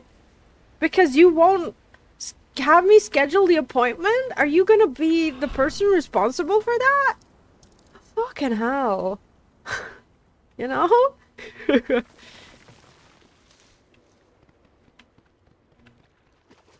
What's next? I teach him that the earth is flat? Jesus.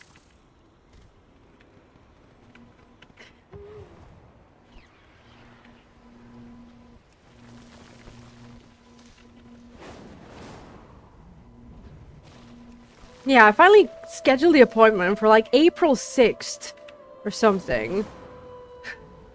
Jesus. And then listen to this, and then this nurse, she has the nerve, like over the phone, since I managed to schedule over the phone later. She tells me like, oh yeah, just make sure that your kid has something, you know, something for breakfast, something that he likes. Like give him like a pizza or something. It's like, I don't teach my kid to have a pizza for breakfast.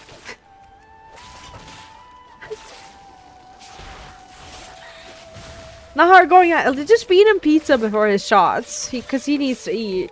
It's like, how about just a sandwich? Or like something nice. Like, I'm not super strict, but pizza's like a treat. I don't know, like I don't feed him pizza for breakfast. I don't judge people who do, but I just don't. And she's just like, no, feed him pizza. It's like opinions are like assholes. Everyone has them. They all think that it's vitally important, but generally it's just full of shit. That's true. Oh my god, I just remembered a really good it's like a sketch from a stand-up comedian. Oh, it's so good. I actually want to play it, but I don't know if I'm allowed to play it. Can I play a stand-up? It's not like nasty or anything. Well, he is nasty, but like can I do that on Twitch? Let me see. Maybe there's like a short clip.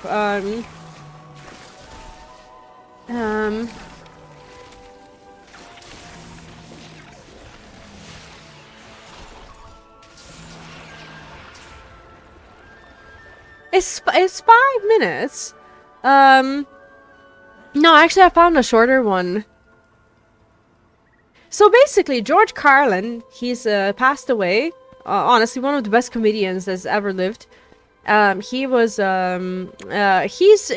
basically criticized a lot of stuff in in society and whatever else. Let me see. This is 53 seconds. This is not too long, but I don't know if that's if it's that. Oh yeah, this is that particular part. I love this. He basically talks about the difference between how people see their stuff versus how they see other people's stuff. It's actually quite great. Are we muted? We are muted. He was very old. Loved him though. To find a place to keep your stuff. No. Again. He's talking about travel, and he's talking about how when you travel, you take like a small version of your stuff, and then from that travel you go elsewhere and you take less and less and less and less stuff with you as you travel around, and how you feel more lost without your stuff. So it's about stuff.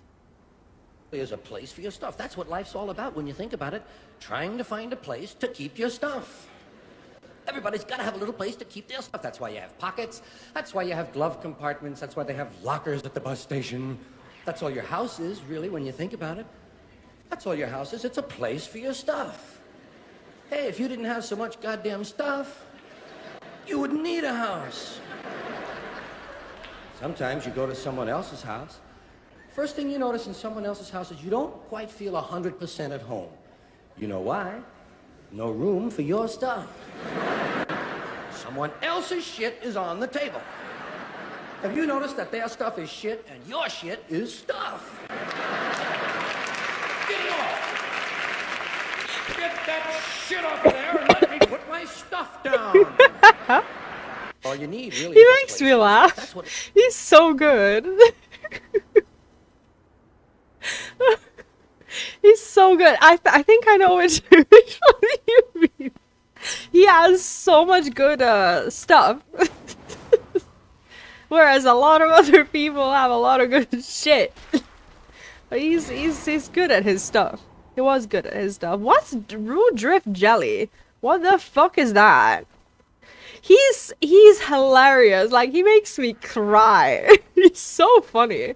Ah, okay, these are the jellies. You know, he will be missed, honestly. He's such a legacy. Like, he was fantastic. He was. Honestly, his stuff was so good.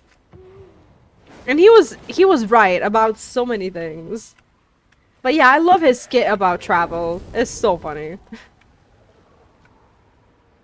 Does anyone else watch stand-up? Yeah, Robin Williams was great. I actually only recently started to see some of his movies. Actually, recently. Neon and I watched Peter Pan. And I think I watched it like way long ago, but now we rewatched it. And then Neon and I actually spent some time talking about Peter Pan. Like, Peter Pan is I don't know if you know this, but like Peter Pan is like a very dark story in itself, but like the Disney-fied version is like very innocent. Hook! Yes, not Peter Pan, Hook, sorry. I misspoke. I meant Hook. Yeah, that one. Yeah, Peter Pan is dark as fuck, and I was telling Neon actually about some of the really dark Disney shit as well, like how some Disney stories were not Disney stories, like Grimm Brothers and whatnot, how those stories were Disney-fied so that they would be kids appropriate. Do you want me to give you some examples? It's fine. I'll give you some examples. So do you know, like, for example, like Cinderella? In Cinderella, not you, but the ugly stepsisters in order, for example, for their feet to like to be stuffed into the shoe, right? They actually cut off like their own heels, right?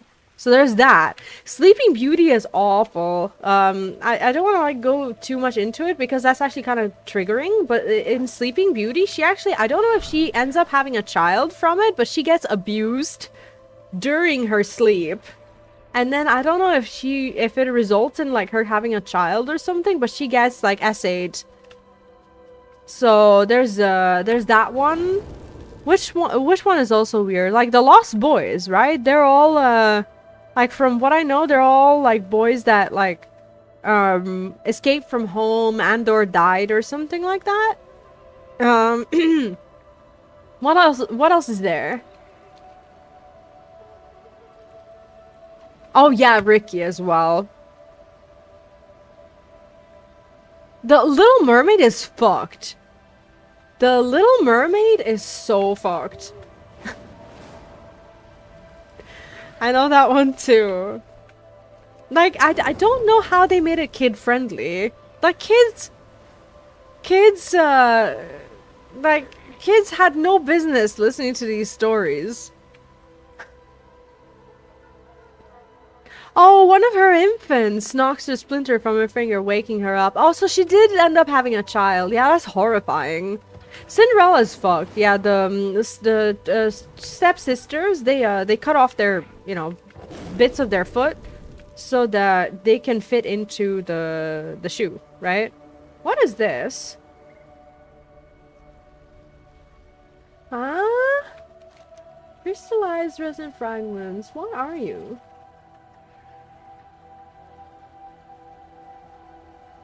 I don't have a crystallized resin fragment. Where do I get that? Yeah, no. Disney stories, they were originally not innocent. Not at all. George Carlin, real name is George Dennis Patrick. Oh, really? Oh, okay, I didn't know that. Loopy, welcome in, by the way. I'm glad your cat's doing, are doing well. How's Oreo?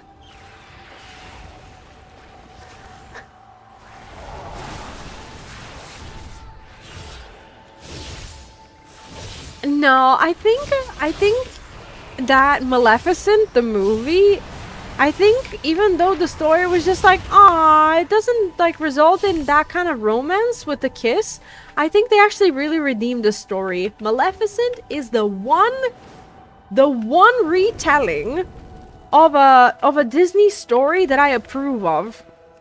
I know I'm a fan of Maleficent, so I'm also biased.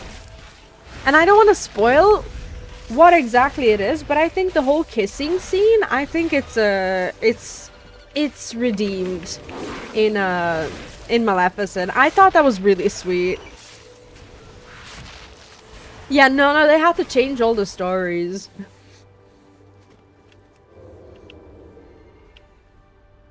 But then also the people who changed them, they had no idea there was gonna be internet. And that we're gonna find out all of their, dirty shit that their stories used to be. The stories are great, but the stories are for adults.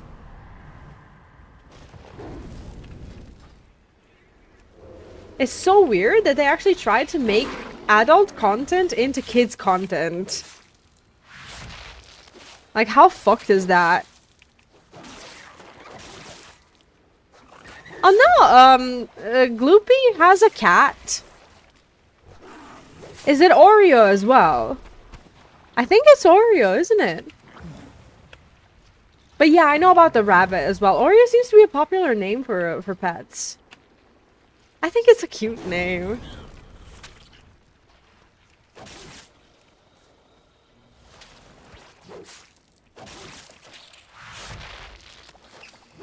No, I think that particular movie is great.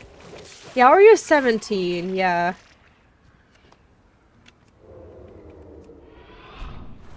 I'm glad Oreo is doing well also. Does Oreo tend to sleep a lot these days? Or is he still active? I don't know if this is a rare or not. I don't know why I'm killing it. Did I finish the quest? No, I need one more jellyfish. Motherfucker. Give me the don't kill it! Don't kill it! It's mine. It's ours. It can be ours. It's fine.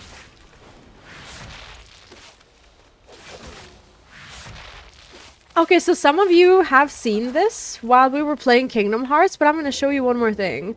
I'm gonna show you one more thing. So, in Maleficent, the movie, Angelina Jolie brought her own child onto the shooting because she was wearing a full-on Maleficent costume, and all of the other kids, they were afraid of her. Because she was, you know, scary looking, and she needed to do this scene where, like, a kid would approach her and whatever else, so they couldn't do it in any other way, so she brought her daughter onto the filming because the daughter recognized her, and she was, like, you know, the only kid that wouldn't be afraid of her. They're gonna tell you this story, I don't know why I spoiled it, but this is pretty much what it is. They saw me in my costume and made cry. So, so I had to cast the only child I knew who was 5 years old, little girl who wouldn't cry. And now this scene has like a whole different context. Go away. Yeah. She's saying to her kid, "Go away." Aww. Like children. She's like, "Oh." Aww. How cute is that? I'm gonna get copyrighted because of this fucking song. Little kids, there's Anyway. I'm gonna have to cut that later. It's fine. Did I kill the jellyfish? I didn't loot it and now it's gone. It's fine. I'm not upset. I can't do these quests. It's so cute, isn't it?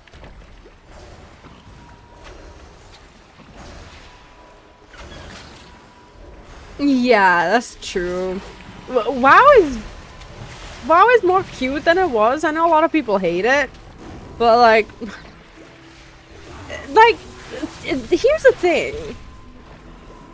You will have these manly men, you know, complaining about how WoW is like, you know, cute and stuff or whatever. Those same people will spend like 3 weeks collecting a virtual currency of some sort or questing or some shit to ride like a bug that changes the color from like red to yellow. It's like, don't sell me that shit. You like the cute stuff as much as anyone else. You're just like, oh yeah, but World of Warcraft, it doesn't have these like orcs and ogres anymore. Shut up! You will go around collecting these companions and frogs and mice and all the bullshit, and every time WoW posts a cute like dog or mouse or like giraffe mount on a mount store, you'll go and you'll buy it and you'll go, oh, but it's so cute. It's like, shut up! You love it. Your path leads Sorry. here. You may speak. I hope you bring news of good soil. My There you go. clothes are ready. Return if you must. Carcass cuisine. There you go. Swiftly. Go now. Fresh from the garden. Excellent. Even an old cook can work wonders with good hands beside him. Wild guide you. Now comes the true work, preparing what's been gathered. The vegetables must be washed, the bones removed, and the fish roasted. A shared meal is only worthy if made with care. Only then may the meal carry the weight of I peace. will watch for you. It's like, because it's pissing me off. Because these guys, they're just like, oh yeah, WoW isn't what it used to be or whatever. They're the ones hunting down the cutest goddamn things. Like, these are the guys. And I'm saying guys because mostly it's guys complaining that like, oh, WoW is now this, that, too colorful, too this or that. And they'll go onto my pet guides and they're gonna be like, well, you could have shown the map for just a second, whereas I showed the map for like 10 seconds in a 1-minute video. And they're like, oh, you could have shown the map here. It's like, these are exactly the kinds of people who will like complain about like there being no war in Warcraft. It's just like, oh, but I can't find these coordinates for this mount, so I'm gonna go and leave you a nasty little comment and like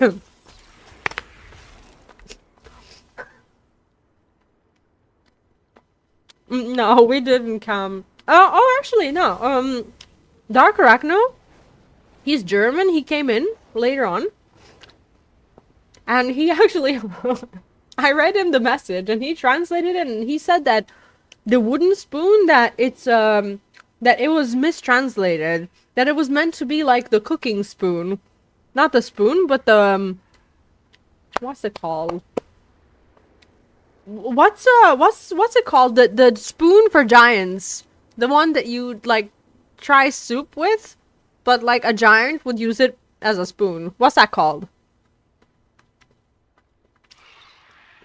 Yeah, I think people just need to get over themselves, Seven Look. It's like, it's a pretty game. You're allowed to like pretty things. A ladle, yes, thank you. Don't remind me of the fact that I called it a giant spoon, please. Oh, I'll be going to get that one as well, Skybird. As soon as we're back in Lord of the Rings Online. Very soon though. We only have one zone left in WoW. And then I'll be doing WoW from time to time for you know, for different things. There's actually gonna be new content in 12.0.5 that I'm excited for. But we're gonna be going back to Lord of the Rings. So excited for that. Yeah, exactly, Variocha. Thank you. Perfect. Ladle. Ladle. Ladle. Ladle. Ladle. Ladle. Ladle. Why do I sound like a robot? Ladle. Or popularly known as giant spoon. Your path leads here. All is ready. Let those who share in this meal remember that unity is not ease, it is effort. Fear the dark. What did the roots bring? Root dash! Oh, this is hilarious. Root dash delivery. A simple fare but made with care and meaning. Please take it to the gathering place. I'm sure the villagers will show up when the food comes. Despite the simplicity it brings, quiet among them is done Return its to part. your path. Spatula? No, that would be a different thing. I meant like the actual soup thing. I'm gonna DoorDash. Can I fly?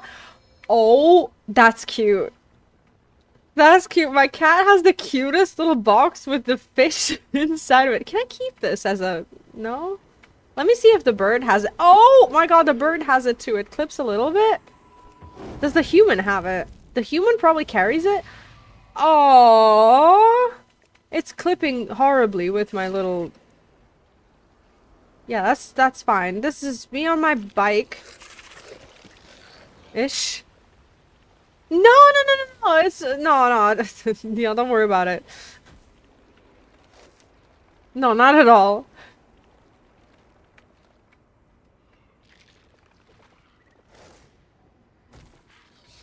No, I mispronounce words a lot. What are you talking about? I like to say I'm still learning. What is that? Is that on the map? That is on the map. We'll pick it up later. DoorDash! Halmara Elder Root?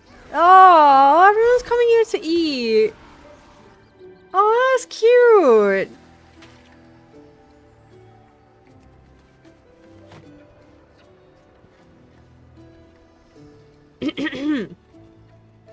My claws are ready. I've learned as a foreigner that it's a lot easier to be on Twitch and accept that you don't know things rather than to like pretend that you know everything, because then people don't make fun of you.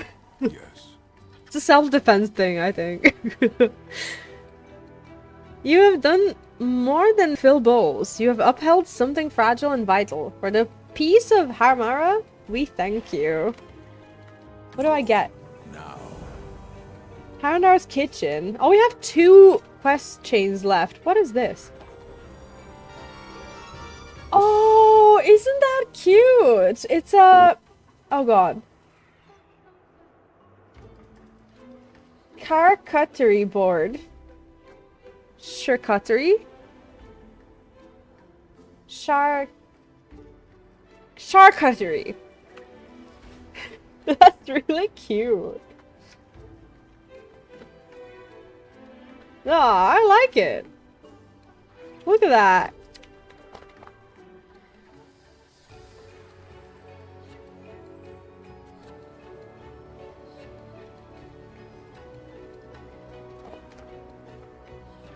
What do you mean first time collection? House experience, right.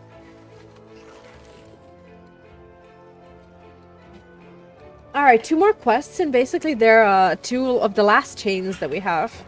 And then we're done! You are strange to me. It is good to see you again. Orwena told me that you might be able to help me with something. A group of Rutani were due to arrive here earlier today, but they're late. They're coming up from Blooming Terrace with my mentor Rugar, and I'm worried they had trouble on the road. Will you scout along the road from here down to the terrace? I'll come up from there, and we can meet on the way if we find nothing. Go now, please. Let's hurry. Well, you're the one without a mount. Oh, she already blinked there, didn't she?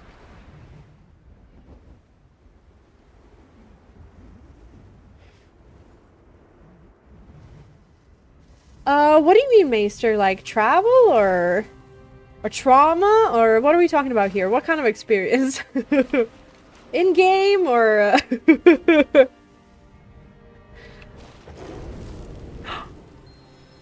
No, we need to find out what happened here. Look, they're all dead. Decaying spore guard. Oh, that's really sad. Are their eyes still open? Let me see. Did they close their eyes at least? Oh my god, they didn't even close their eyes. Look, they're dead, but they're still like glaring into the floor. I am actually considering that 7 look because it would be far more interesting to decorate the house with someone rather than just like sit there and do it myself. And I have to do it when my son isn't there, and I know that's awful and ruthless, but if I decorate it while he's there, he's gonna want to decorate it, and I'm not gonna get to do the things that I want to do. So I have to do it for me. And that's probably a good thing to do on stream. But I also want to collect everything there is from like the side quests to see what we're working with. So I'm kind of excited for that. Yeah, that's true. Also, Maester, did you notice? Well, everyone. Did you notice how like when someone speaks a different language, they're suddenly like a different person? Like, they speak in a different tone of voice, they make different jokes, they're like, even, sometimes people have different posture when they speak different languages, they like, move in a different way or whatever. It's like, I find that really interesting. The Fungarian has succumbed to the wounds that riddle its body. A sense of decay and mildew permeate in the air. What's mildew? Oh, no, not mildew, mildew. What's mildew? I don't know that either. The sack. Are there seeds inside? You are strange to me. Who was Rugar? Rugar was a warrior, a famed hunter and mentor. He taught me everything I know. He was the best among us until age set into his bones. Lately, he's been focused on his garden. He was working with the Rutani on a new strain of Klatak, a delicious root vegetable which has a very slow growing cycle. Rugar insisted he could shorten the cycle while also increasing the crop yield. Now he'll never know if he was right. That's sad. That reminds me, the other day, I was reading a bedtime story to my son, and this was like a little booklet or book that we got at McDonald's a few weeks ago. Fun fact, nowadays McDonald's offers choices. If you didn't know how Happy Meals work nowadays, at least around here, they offer like 7 choices of toys and 1 choice of a book. So you can get a book and like it has like a labyrinths or something. It's either like a book or like a board game. The other day we got I have to show you this actually. We got Uno cards, which are Spy Family. So now I'm the owner of that. I was reading him the story of Vincent van Gogh, and I was like, okay, this is cool. He gets to learn something about culture. And my dumb ass decides to read a story about Van Gogh, who was suffering from anxiety and depression, and never got to see the fruits of his labor before he died. And like the story like ends in a bit of a sad way. It's written for kids, right? Like with kids' drawings and everything. Like, oh yeah, he had a brother, they were going along, but he got very sad, and like his mental health was suffering, and then he died, and like he didn't know how, how people will love his paintings or whatever. And I'm like, I finished the book, and I'm just like, well, it's bedtime now. Good night. It's just awful. Oh, I'm from Serbia. I speak Serbian.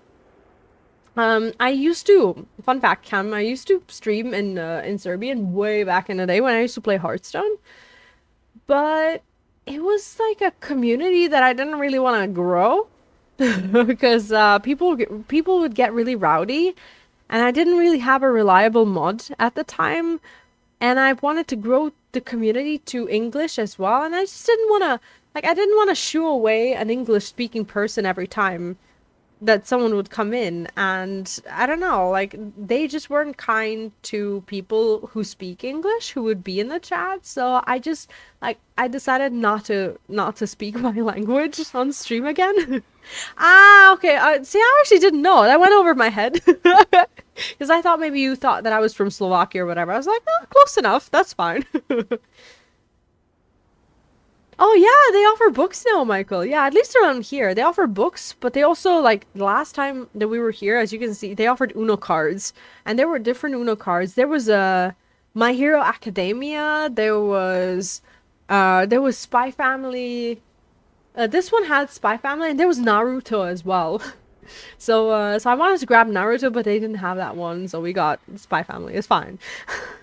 I'm not sad. It's clear Fungarians were behind his death, as well as the theft of the seeds Rugar and his companions were transporting. Fungar Cleft is further up the road. We need to get closer. Let me know when you're ready. Yeah, I'm ready. Go now, please. Yeah, that's her friend. That's sad. Is she gonna disappear? Like in all the other quests? Yes. That's fine.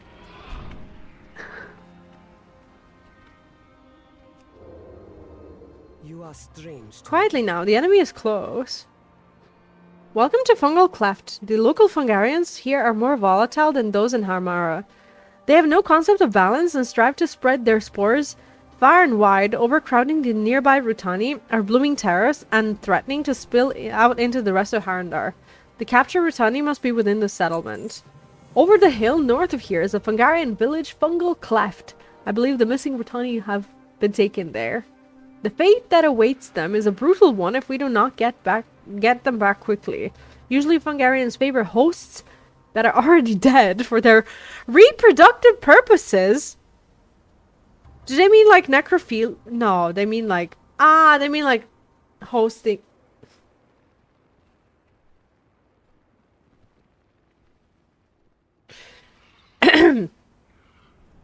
The ones here are strangely vicious, however. I've seen some mushroom-covered animals and Rutani who are still moving around. It's unnatural. Go to Fungal Cleft and see if you can rescue the missing travelers. Now, please.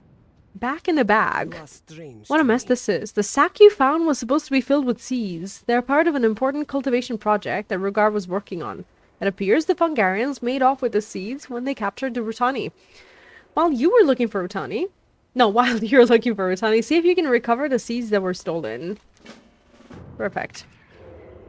Let me tell you something about McDonald's. When I was a kid, I understand that it was like far less common to just like go to McDonald's, right? But for me, it was different. To the point that I kind of want to apologize to my neighbors. At this point, I know that was a weird start to the sentence, but what I'm trying to say is when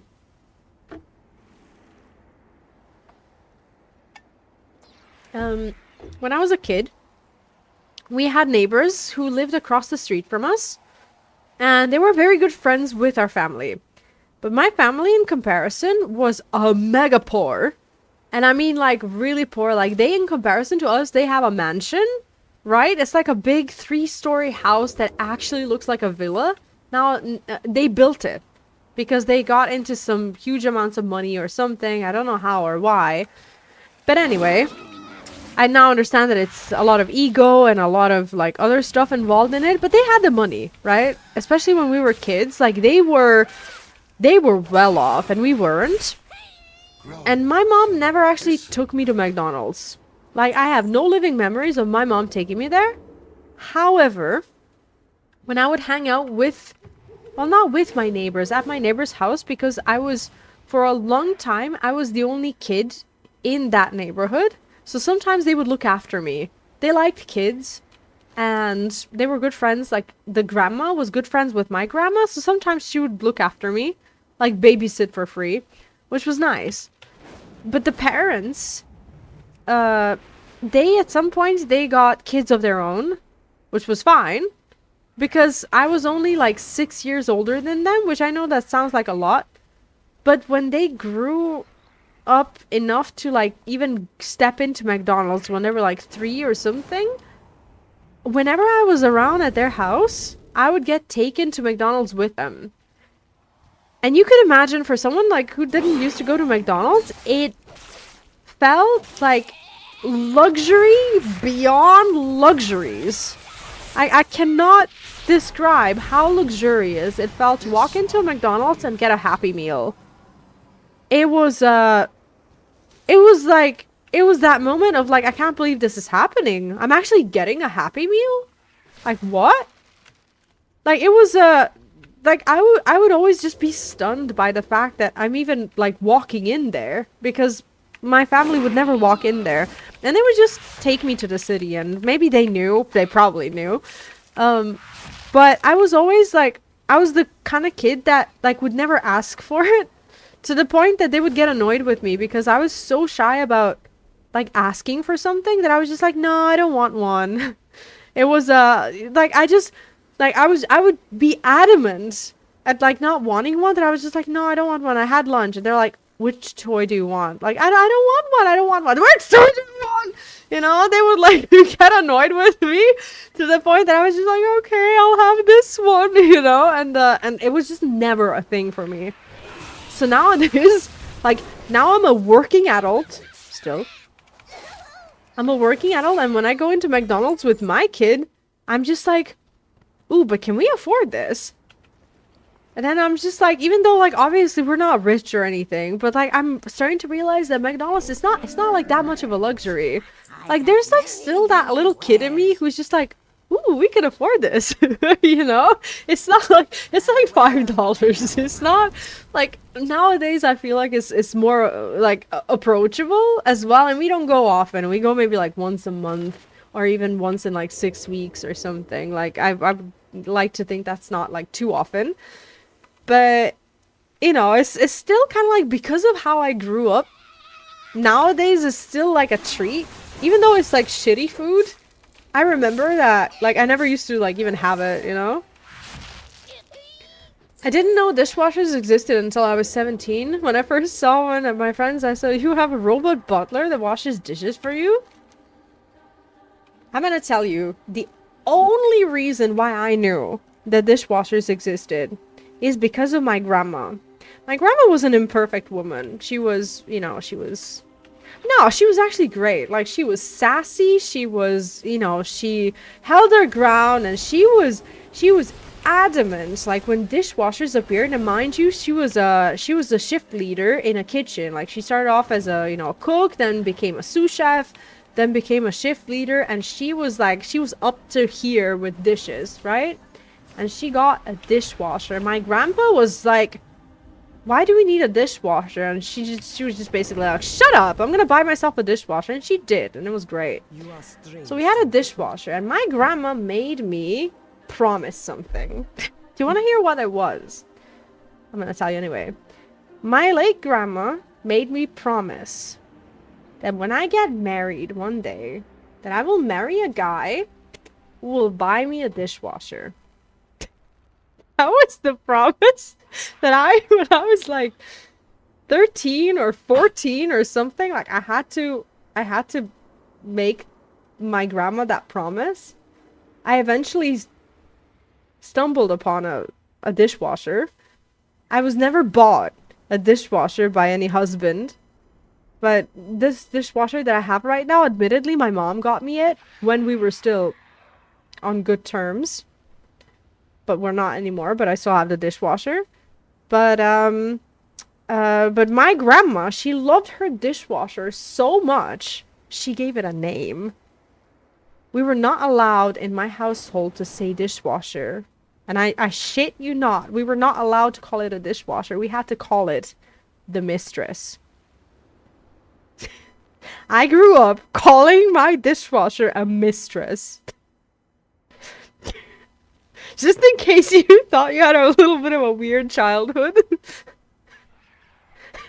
Find yourself a man who will buy you a dishwasher, right?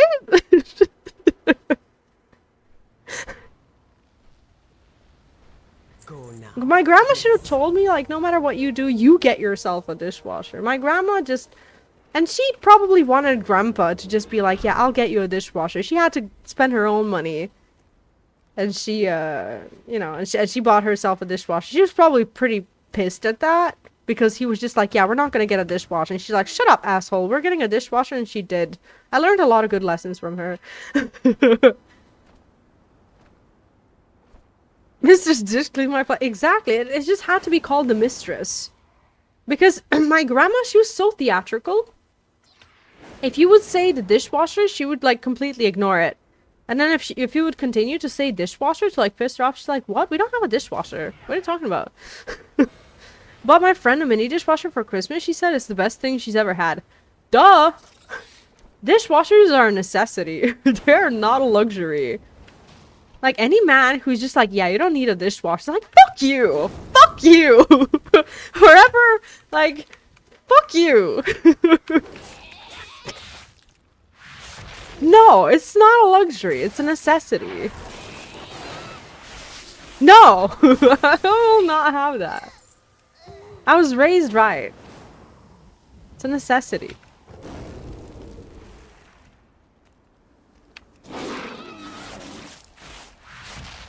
If I ever had a man who said to me, you don't need a dishwasher, you can't buy it, I would just buy two. I would just buy two. I would spend my savings. I would spend all my money. I would make room in a house for two. One, I would never even, like, I wouldn't even open it. I wouldn't even open it. It would just sit there forever. Packed. Just sat there. Mine. Bought. Packed. Fuck you. I don't even know who I'm arguing with. I'm just angry at someone who's like stopping me from buying a dishwasher. No one's stopping me from doing anything. I'm fine. It's like no one said anything. Not me having a meltdown over not being allowed 2 dishwashers or something. I'm fine.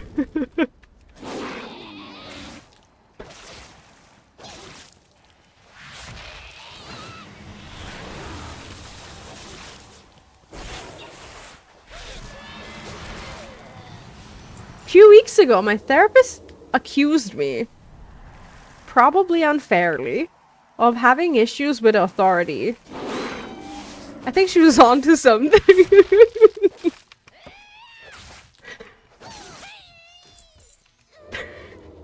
She didn't accuse me. My therapist, she also said to stop telling her that she accuses me of things. She also said that.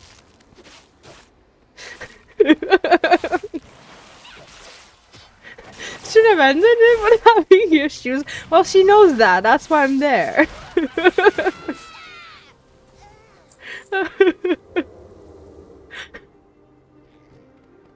These fuckers, they're apparently the thieves, but they have no seeds. Where's your fucking seeds, dudes?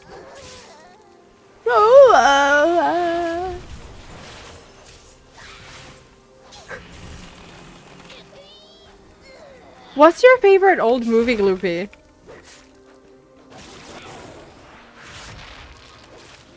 Yeah, dishwashers are great. It's like, I think that there's an amount of men somewhere out there, and I'm gonna say this. I normally don't give relationship advice because there's an amount of men out there who are just like, but if I buy her a dishwasher, she's gonna think that it's like buying her like a pan or like something for the kitchen. She's gonna be like, oh well, he's just wanting me in the kitchen more. No, if you buy her a dishwasher, that means that you want her in the kitchen less, because there's something else out there that's washing the dishes while you get to spend her unspent energy. So, my honest advice is, if you want to get more sex in your life, get her a dishwasher, because then she will have more time, and she will have more energy, and she will probably love you more. Don't be like my grandpa. He got none of it. You don't have to know that. Strange to me. The distrust and have issues with authority is normal. I'm trying not to feel called out. Yeah, you have to set them up, and you have to like kids are like a broken dishwasher. It's like you will like have some dishes washed, but some dishes will move in the ways that you don't want them to, and then you won't have the dishes anymore. So they're more like dishwashers, but dish eaters as well. I bought her a dishwasher and we're just friends. When does the sex part happen? I don't know. Something went wrong there. And I can't tell what it is, because I would absolutely... I'm not going to finish that sentence, but I would see no problem with getting myself involved. I wouldn't get into a relationship over a dishwasher. That's not what I'm saying. But I'm saying if there was, like, relationship potential, and if there was a dishwasher involved as well, it would largely tip the scales towards me wanting to be in it. But did I hear... You heard it right, Omega. Like, I don't know how to... Okay, first question, Cam. Is she in a relationship right now? Or was she in a relationship when that happened? I think her having... Oh, boyfriend. God damn it, these fucking boyfriends. Man. Why didn't he buy her a dishwasher? Oh, because she had one. Because Cam got her one. Oh, she thinks she's not worth it. Do you know what, Cam? You go there and you take the dishwasher away. You take it away and you give it to someone who deserves it. You take the ring back. You do it. Because that was it. That was the ring. You take it back. And you find someone who deserves it. Please don't take my advice. I've ruined not just relationships, but friendships as well.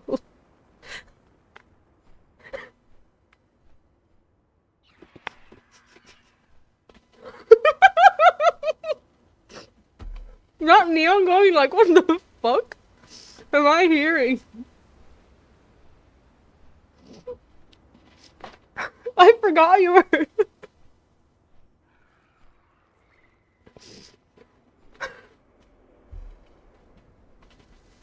You are strange to me.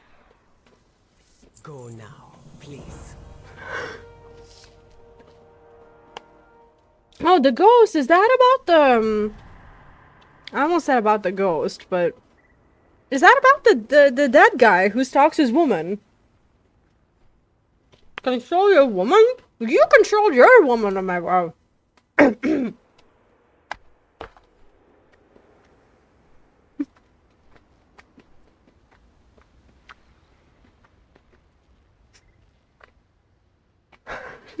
Good joke.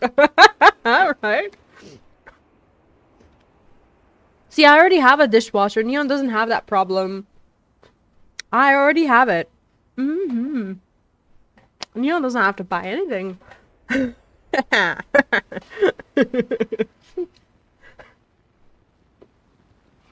Good work freeing the captured Rutani. With the seeds you recovered, I can try to carry on. I did some scouting and gathering while you were keeping the Fungarians distracted.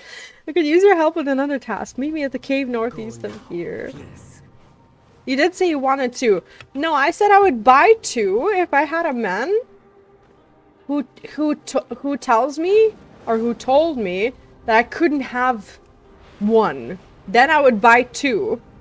And I would like take up all the space and I would just like let him watch it sit there every day unpacked. I would spend my I promise you I would spend my last savings if I had $400 in my savings and I desperately needed to buy a dishwasher, and if the dishwasher was $200 and if a man said no, I would buy two for $400.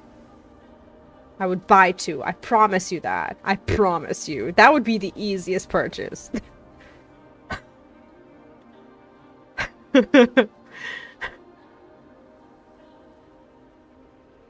Honestly, parents are really good for that, Gloopy. They don't make movies like they used to before. Do they? The mistress. You are strange to me. This seems to be a safe location for which to plan our next moves, and one of the plants Rugar mentioned to me grows in this area as well. Rugar used to tell me about how he'd sneak into the nearby cave to harvest glow shrooms. This seems to be integral to the development of the tlatak seeds he was cultivating. Will you collect some of the mushrooms within? Oh, and Rugar mentioned it, the mushrooms have strange properties when harvested. I'm not sure what he meant by that, but maybe stay on your toes. Go now. What, they get you high? What is this? I would ask one last thing of you. I've heard quite a bit of the Fungarians mention their leader, Gumpusta. That's hilarious. It seems he's behind the uptick in their violence and the reason they're stealing the seeds. While you're in the cave, find him and take him out. Without Gumpusta pulling the strings, the other Fungarians will be thrown into chaos and won't be able to organize ambushes as well. That's funny. Yeah, I tend to have that effect, Omega.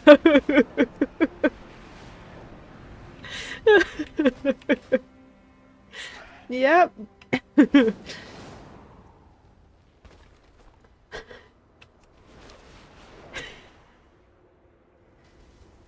I can't find the fucking cave. It's been 2 seconds. I'm fine. Aha!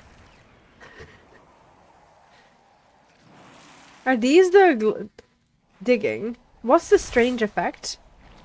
Nothing. Glow shroom.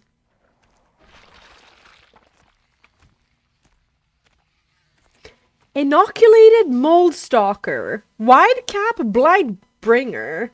Cleft. Oh my god, what are these names? Cleft rotling. Inoculated mold. What the fuck are these names? It's actually cool how when you're in stealth and you can collect mushrooms, it doesn't pull you out of stealth. How nice is that? This guy's just staring at me. He's vomiting! Look at him! This is disgusting! And now he's just acting like nothing happened. Look. What's he doing? I have to see that again. What are you doing?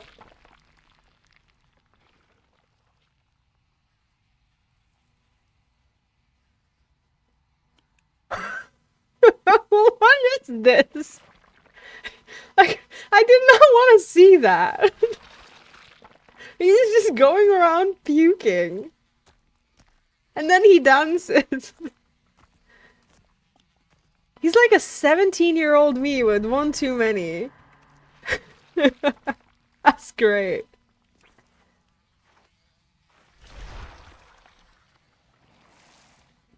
How many do I have?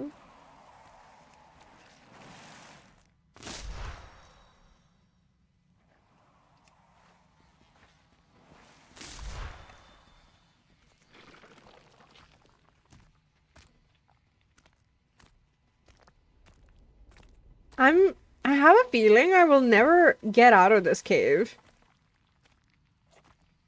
Mushroom is on mushrooms, right? And now I'm in the same room. They said take him out. Where is Gumpusta? The fuck? Hello? He seems to be up there. What is this? A cave for like workers? Or like poor mushrooms or something? It's like where's the king's cave? Oh, the one with like the lights and everything. Got it. And with like different monsters. Are they also vomiting? What's this one doing? And shrewd. Oh, look at that one. Oh, that one's. Oh, that one saw me. And now they all saw me. Now it's gonna stop vomiting so that it can fight me. That's fine. This is what we're doing instead of going to Voidstorm, by the way. Just wanted to take a quick look at him. Yep. He's unwell also. He's very unwell. I want to see the start of the vomiting. Thank you. Yeah, his eyes go like that as well. This is funny. Anyway. Fresh body for fresh spores.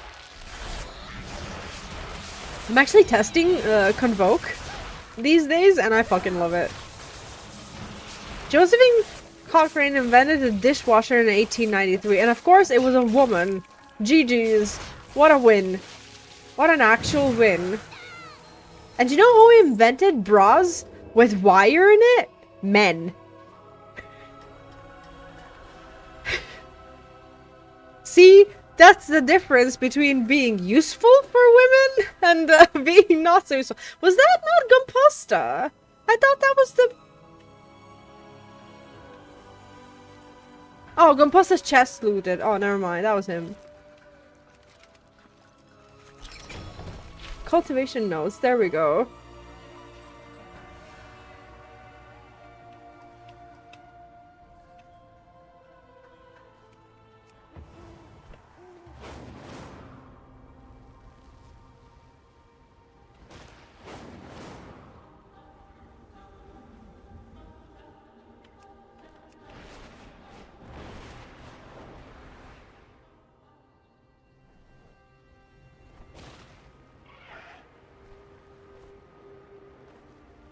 Can't find it. Let me see if I can find a really cool video. Wait, I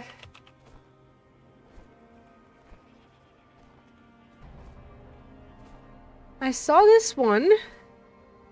Okay, this is really cool. This is just a minute. And I saw this video for Women's Day. So on March 8th. That was 2 weeks ago. It's like I don't like it's not about the fact that it's like a, you know, black woman. This is a celebration video, and basically this is a video of a day in the life without black women's inventions. It's actually so funny. I'm gonna show you it.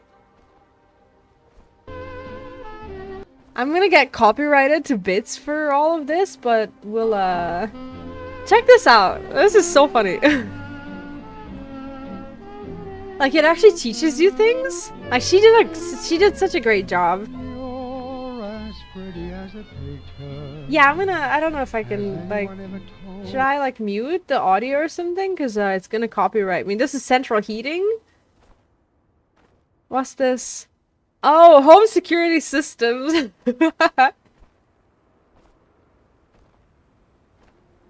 Caller ID? Who is this?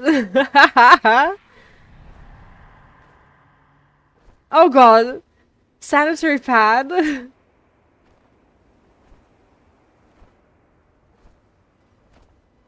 Rock and roll.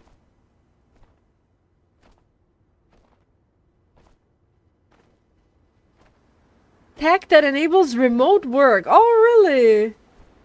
Yeah, I thought it was a cool video. Like the way she kind of made it really entertaining. Anyway, I watched that the other day. I seem to be watching too many too many things. Wait, might be wrong, but I saw a video breaking this down and most of them aren't true. Really? Link me it if you find it again, because I love the actual facts. I actually did not know if this is incorrect. Like what, like with history, like you just like never know, but I like to promote the correct one.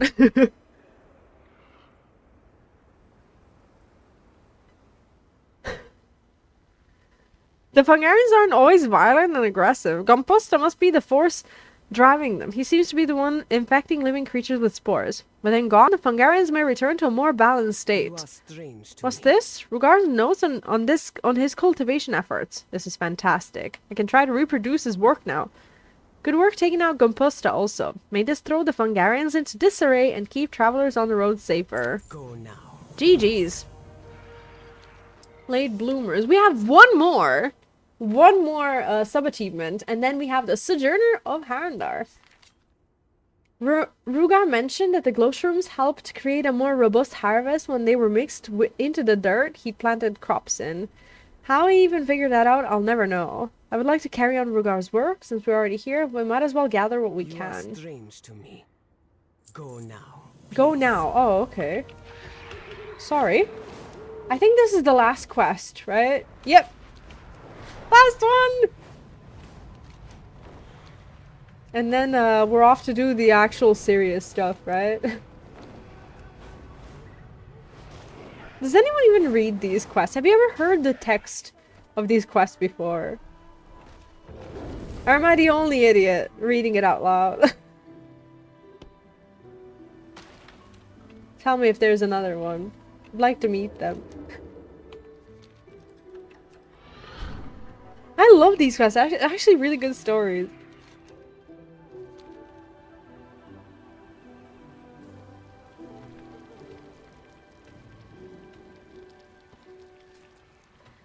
I'm looking for my quest giver, but I have a sneaking suspicion that they're in a house.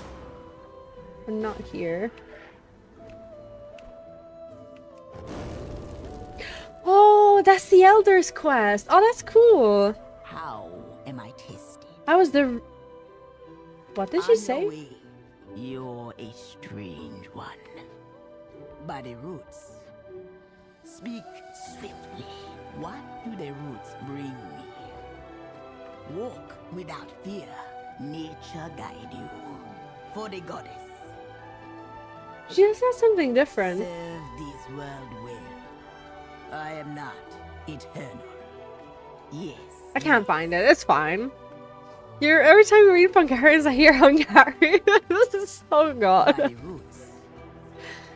I was the root warden of Teldrassil. For years, I watched the roots here below the surface, but I was not aware of what was threatening the tree outside the Harandar. For just as long, I have regretted that failure, but we cannot change the past. I wonder, however, if roots so great may still have life. If roots so great may still have life within them, might there be something which can still be done? I do not know, but I do hope. Will you join me at the Shrine of Ages to tend to the roots? Ah, maybe this is like the last quest that you get. Like when you... I almost said when you turn 90. When you get to level 90.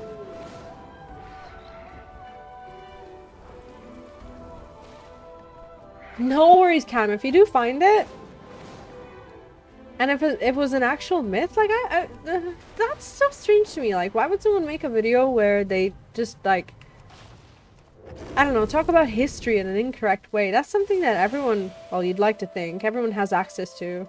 Speak swiftly. How do you deal with your pain? I need advice. Seeing such greatness consumed by fire was unspeakably painful.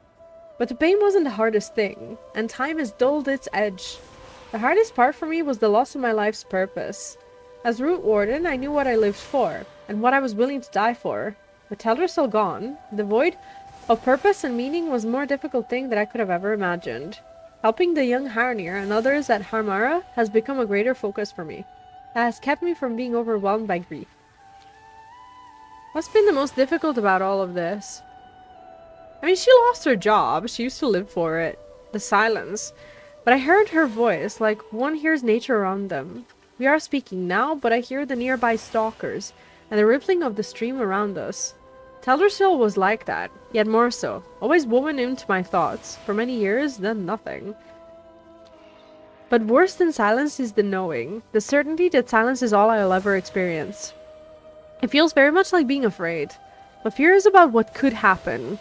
What you hope does not happen. Teldrassil is gone, and I shall never...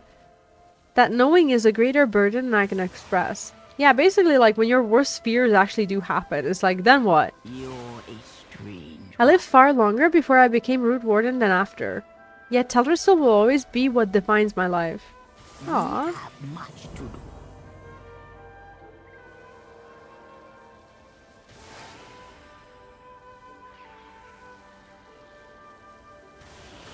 Yeah, I actually really do like Agatha Christie as well. I used to read a lot of her books. I am not It's very good. eternal. At this shrine, I have worked to gather roots that seem to still have the possibility of life within them. They are each greatly damaged, some more than others. My hope is some might recover with enough time and enough care.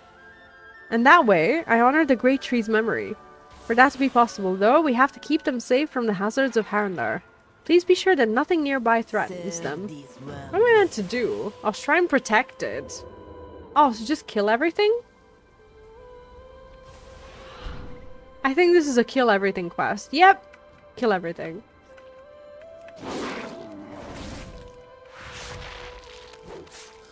Kinda don't like killing these potatoes because of like all the mounts and toys that we got that have a similar design. It's like at this point they feel like family. It's kind of sad. It's like, what did they ever do to, you know, to deserve it? Check out Convoke. It's fucking insane. It's actually insane. I remember the times when Feral Druid did not used to have access to Convoke.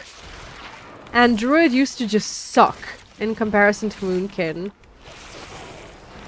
Because at one point, especially during Shadowlands, because of the...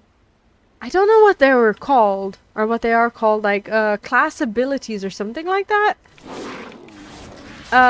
Convoke became fucking OP. Do you remember that? Yeah, it always has to get political. I hate that.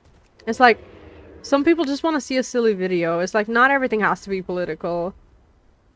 Convoke. Convoke the spirits. It's an ability. Where is it? This one. Basically, this is what it says for ferals. It's a lot. Call upon the spirits for an eruption of energy, channeling a rapid flurry of 16 druid spells and abilities over 4 seconds. You will cast Ferocious Bite, Shred, Moonfire, Wrath, Regrowth, Rejuvenation, Rake, and Trash on appropriate nearby targets favoring your current shapeshift form. Ouch. And druids did not used to have this spell. Convoke was actually so overpowered in PvP that for a time, and that was actually while I was trying to learn PvP, it just broke everything. And if you weren't an owl instead of a cat, you had no future as a druid. But then I left, and druid in all forms and shapes became good again. So that was great for me. Does this count? This one's peaceful, so it doesn't. Convoke is fucking OP. And you get to choose between a cooldown like Avatar of Ashmain, which is pretty consistent, and Convoke. Convoke is just like, I hate to admit it because I used to hate that spell so much because of how OP it was when I didn't have it, but it's a good spell, I have to admit it. Well, thank you, Starlord. I really appreciate that. I hope you have a great day as well. Look at this. That's so wrong. Why are we able to do that?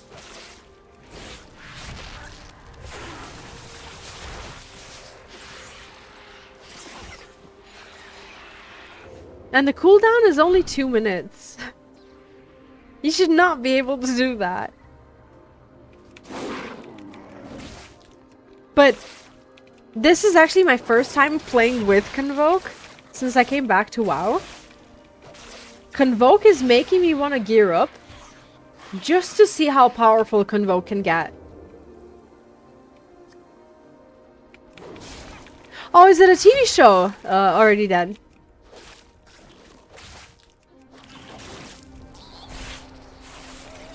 I do love TV shows much more so than movies.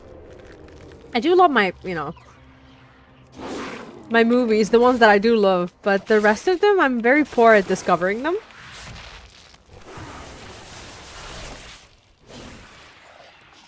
Does YouTube have a 10 to 30 seconds delay? Let me check something.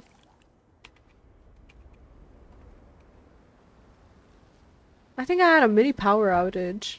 I think we're fine, because, I have a UPS, but...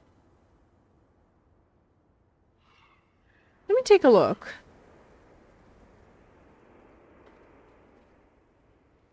Right now, these are my choices.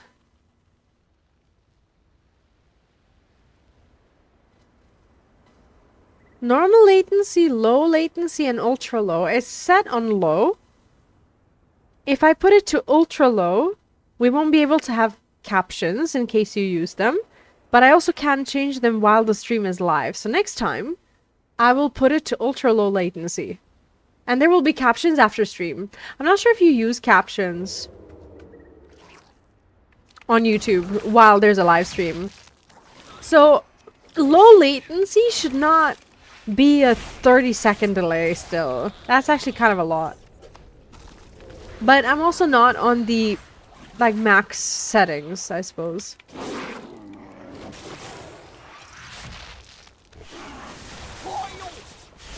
Hey, Rata, welcome in. What's up? Now I accidentally casted Convoke on a dead target. Fine. Doing well, doing well. I'm kind of sort of over my cold. I feel much better. So I'm really happy about that. How have you been? What's the plan for the weekend? Anyone going anywhere? And why? Why would you want to leave the house? I'm kidding! People are allowed to go outside. This is nice outside. Everyone's friendly. It's completely safe. Outside is great. I don't want anything that hurts the roots nearby. What do the roots Outside sucks. See, there was a time when I was just like, yeah, I'm just gonna go outside and I'll give outside a chance. I was waiting for a bus, like maybe 2 or 3 months ago. I don't remember when it was. And like a giant metal plate that was a part of like this billboard advertisement, it decided to fall off and fall on me as I was stood next to it. It was so embarrassing. Like my head was ringing and everyone at the bus station, they turned around and they were like looking at me as I was like blinking like this. And everybody was staring at me, waiting for me to either say something or die. And I was just like, I'm fine, I'm fine. And I moved away and I was just like, dude, for a person who's just trying to give outside a chance, this sucks. Like, it really does.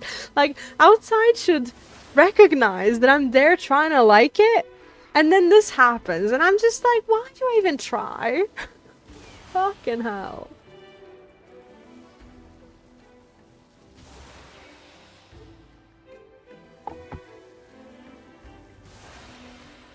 Thank you for helping to protect what may still live off Teldrassil. It may be that nothing remains, some of these roots still smolder. Yet I vowed to serve as root warden and will not fail a second time, if there is any hope. I choose each day to believe that there may be, that Teldrassil could bloom again. Though I may only be preserving her memory. How am I? If we ever hope to see new growth, Teldrassil's roots need a great deal of special attention. The source of this stream is one of the great roots. The water carries ash, which I believe still contains tree's essence.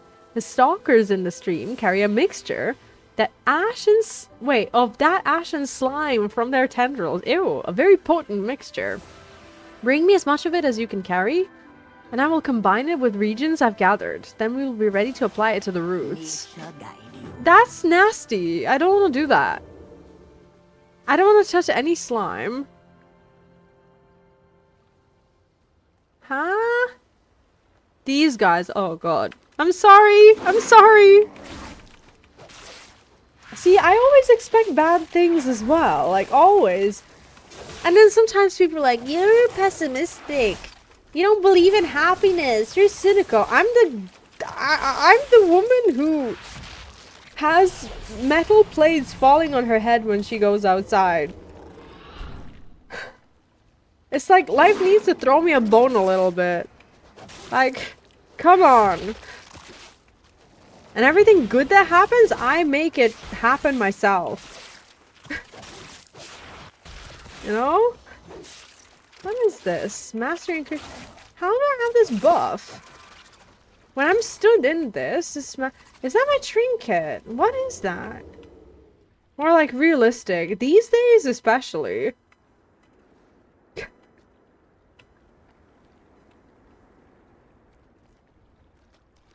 Like pessimistic, but with like good reason.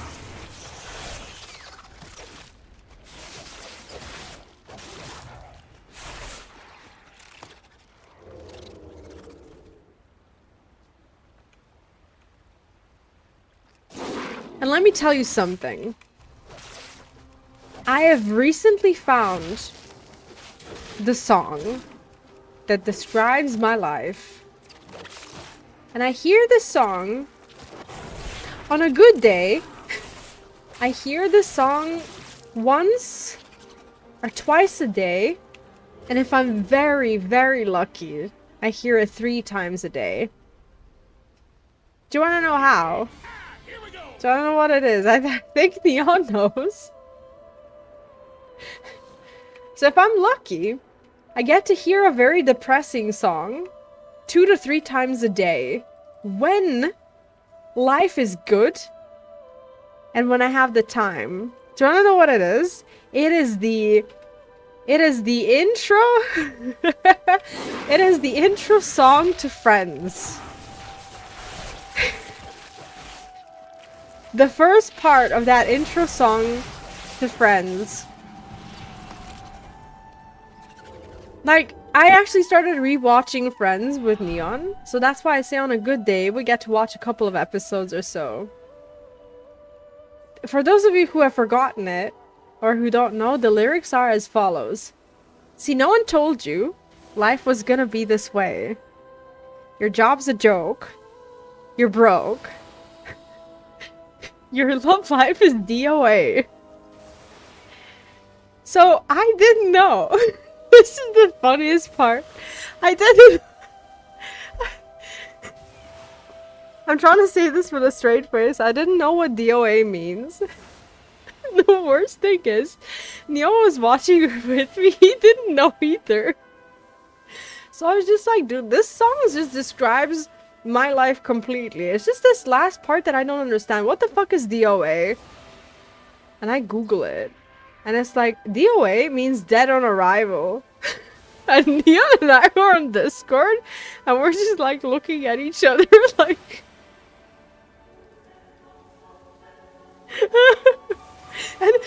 and Neon's like a hardcore fan of Friends, but he listens to music differently.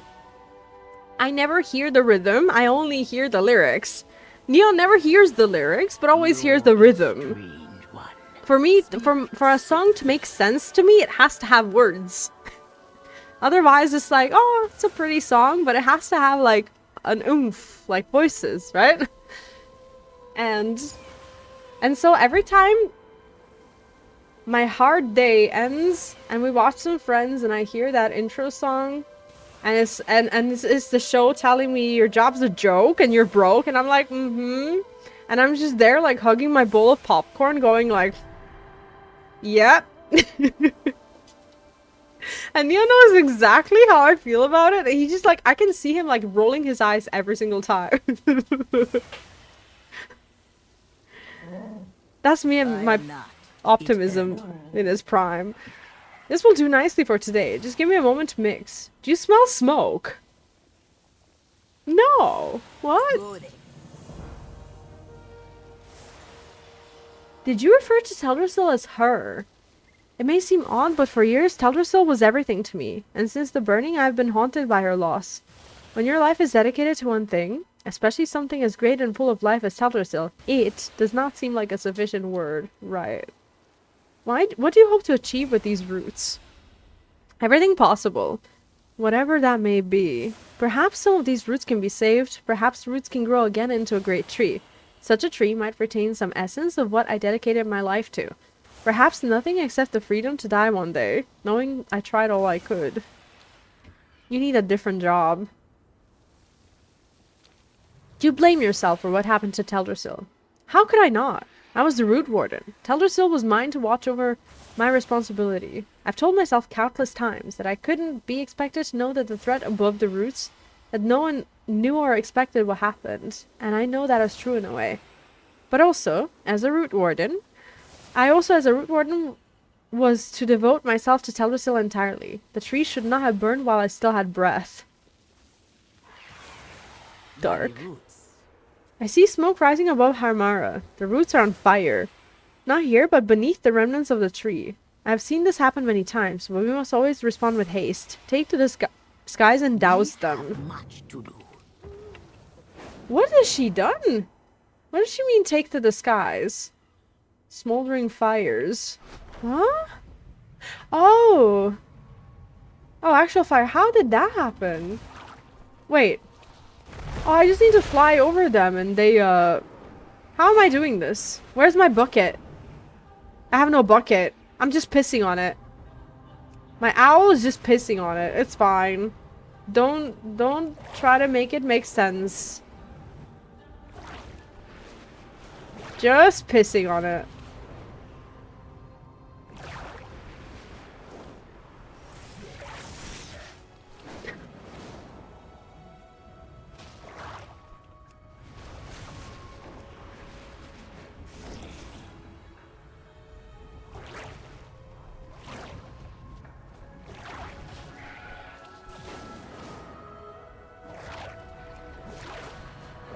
She's like, basically the woman said this has happened before. I'm interested in the process of it happening before and what the action steps were when this did happen before. What were the steps that you took to prevent this from becoming a greater disaster? What did you do when I wasn't around? Because you said that this is normal. What do you do? Yeah, exactly. The Teldrassil roots. Yep. But they don't work anymore. The flames will be back. What will you do then? When I'm not there? When I'm in the next expansion? What do you do? Yes, yes. The smell of smoke fills me with the same dread I felt on that terrible day. See, now I'm making fun, but she actually has trauma. There's much heat still trapped with the largest roots, and in the right circumstances, the burning begins anew. If we have any hope of seeing the roots restored one day, we have to be vigilant against even small fires. At best, they undo our work, but at worst, they could spread to consume what remains. Thank you for helping me keep watch. Walk without fear. Thank you for tending to those fires. While you were gone, I've used that sludge to make a salve. Help me spread it over Teldrassil's roots. It may take years to see a difference, if we ever do. But though I failed, I made oaths to her, and I can still choose to help them. I will never stop doing what I can do. Help her perhaps grow again. If I do not succeed, the next root warden, or the one who comes after that, may be the one to finish this work. Even so, I shall not stop trying. Holy goddess. Okay.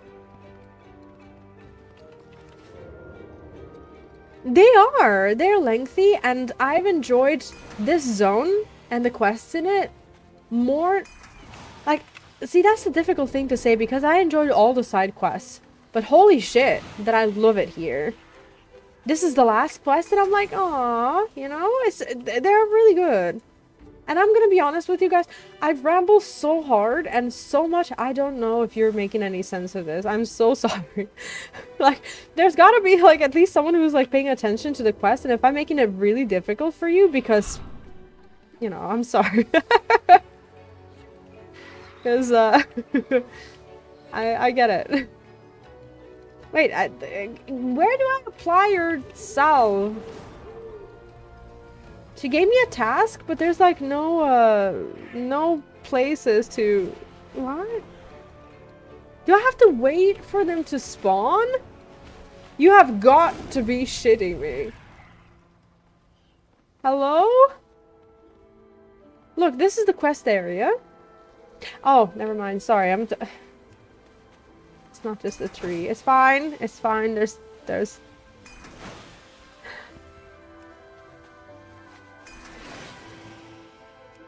Good thing we're in ads. I want to believe that everyone missed that.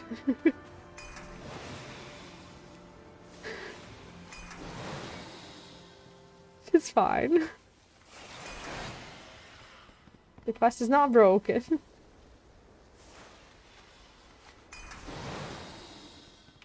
What do the roots bring me? Thank you for your help. Because of you, I was able to keep my routines even with those fires. Perhaps one day we might see a sprout, even if it takes many years. And I shall ever be ready to resume my duties as a root warden should hope bloom. I don't need your shit. This is... I don't need that. On your way. Woo! Sojourner achievement! That was a change of mood if there ever was one. That's actually my first Sojourner. I'm still missing one quest in Eversong that I couldn't do before level 90, and one in Zulaman. Have you eaten yet? No, I'm actually just about to take a break because I actually have not taken a break yet today. So I'm going to take a short pee break, put some food in the oven, and get myself a drink. And thank you for the reminder. Appreciate that. And I will be right back. I'm gonna give you some words. You play words so that we still have viewers, Kappa. I'll be right back.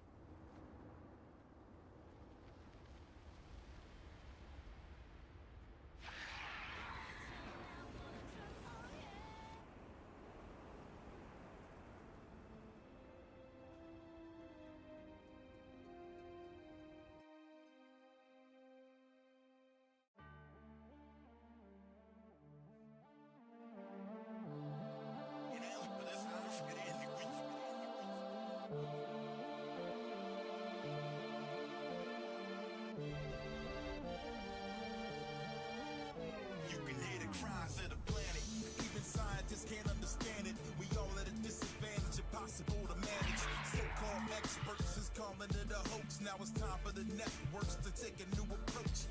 Greenhouse gases, natural disasters, unexplained phenomena. Time to wake up out of the mind state that we can't change things. The world is changing. How many times we gotta see the same thing? Hurricanes, earthquake, volcanic eruptions. We need more action and much less discussion and less corruption before we all go on us. Somebody inform us what the earth is trying to warn us, but we worry about the trivial. Superstars interviews, millionaires drama. People, what's gotten into you? Temperature is rising like CO2 levels and settle. Sooner or later we'll see the true devils, but for now,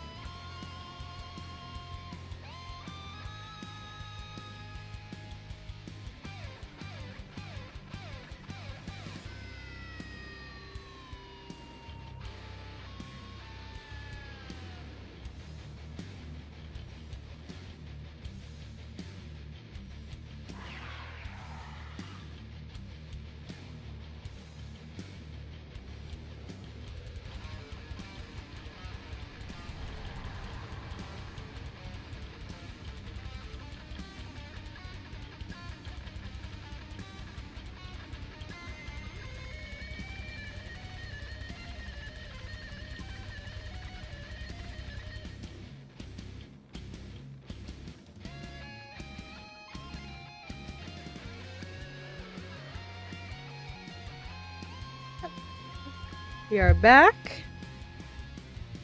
I have some food in the oven, some snacks, coffee, a drink, and we're going into Voidstorm. I'm excited. Also a bit sad because you know, Voidstorm is our last zone, and after that I'm kind of, you know, a little nervous for, you know, for what's to come because I like it here. And it feels, I don't know, it feels weird to be close to like the end of the story.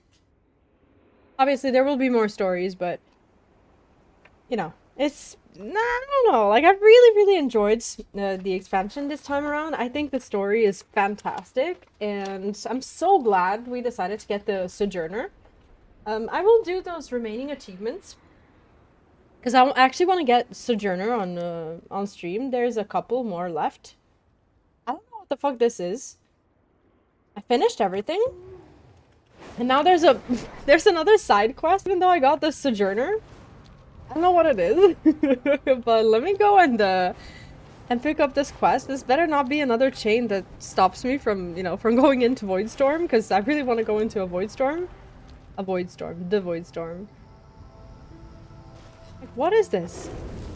Renowned Quartermaster. Like, what do you want?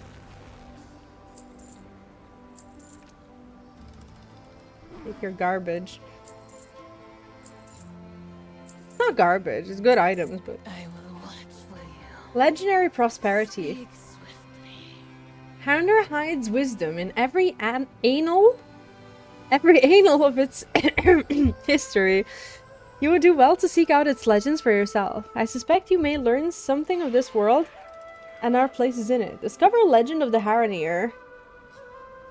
Oh my god, that's actually a great item. What the fuck? That's the 246. Go and make legend. Discover a legendary... What? What is this? What do you mean discover a legend? What's this?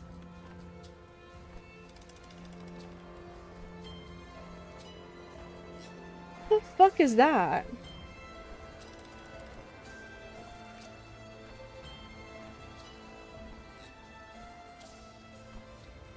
Okay.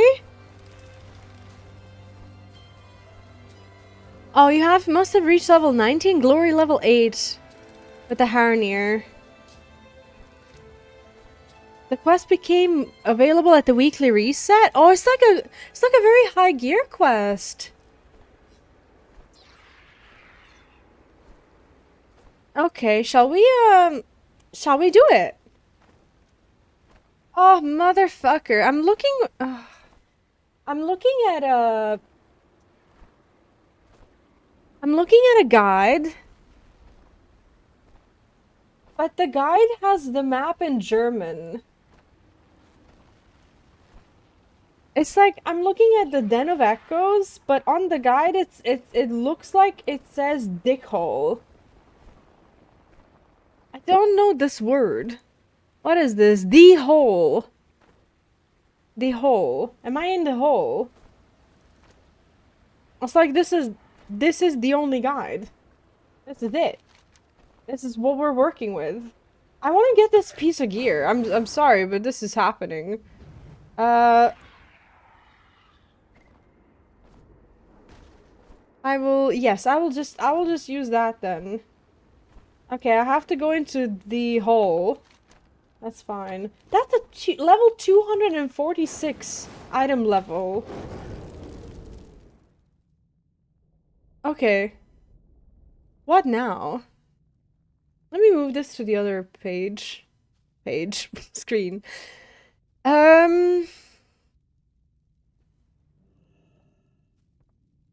What?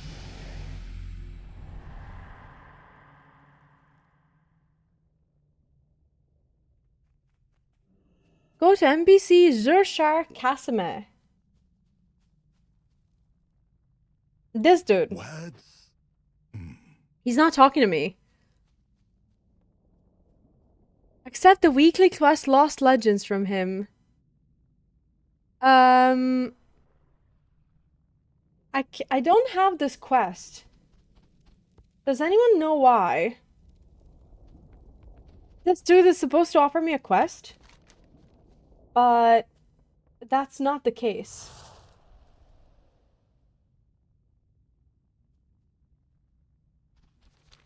Or am I looking at something wrong? It doesn't seem to be working yet, they say.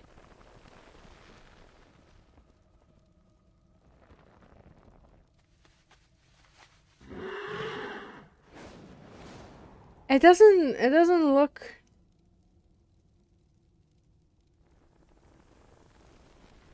No, the quest isn't available for me anymore. Not anymore, but yet. It's supposed to be this guy who offers me the quest, but he's not offering it.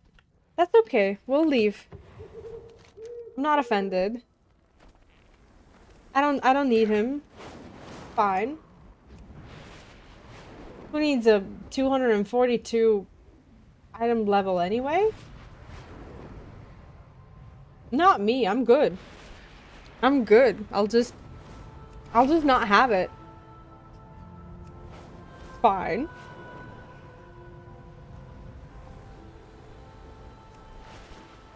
Wouldn't dream of it. Where the fuck is it? Why doesn't it work?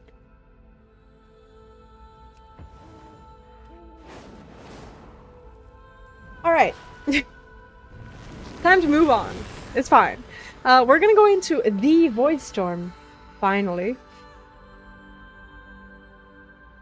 And there's gonna be a lot of main story. This is the story of, well, Alleria, and Arator, and Zaltath as well. We have the appropriate transmog for Voidstorm, as well as the appropriate mount. Not that one. No, stop it. Stop it. This one. Not that one. This one. This is the pinkest or purplest I could find. This is from, I believe this was Shadowbringers. I can't remember what I did to get it. Should probably remember. This is where we left off last time when we started to do the main story, as we just got the Sojourner of Harandar. Oh, we're gonna just continue. I'm having trouble letting go, but yeah, we'll just. How dare you step into the Magister's terrace, Umbric! You nearly destroyed us all! Just like I knew you would. I have confidence in the strength of myself and my allies. Something you noticeably lack, Ramath. Confidence? Arrogance! The same arrogance that transformed those poor souls who follow you into void monstrosities! We are not monsters. We are in control. We are Rendorai. Enough! It was a risk to let them near the Sunwell, yes. But we will not win this war without taking risks. The Rendorai have not wavered yet. Yet. We shall see if this mission succeeds. You've always been reckless, Umbric. You leave calamity and ruin in your wake. I forgot, you have to look at them to hear them talk. At least try to make it back alive. How we go now? Alright, here we go! Oh.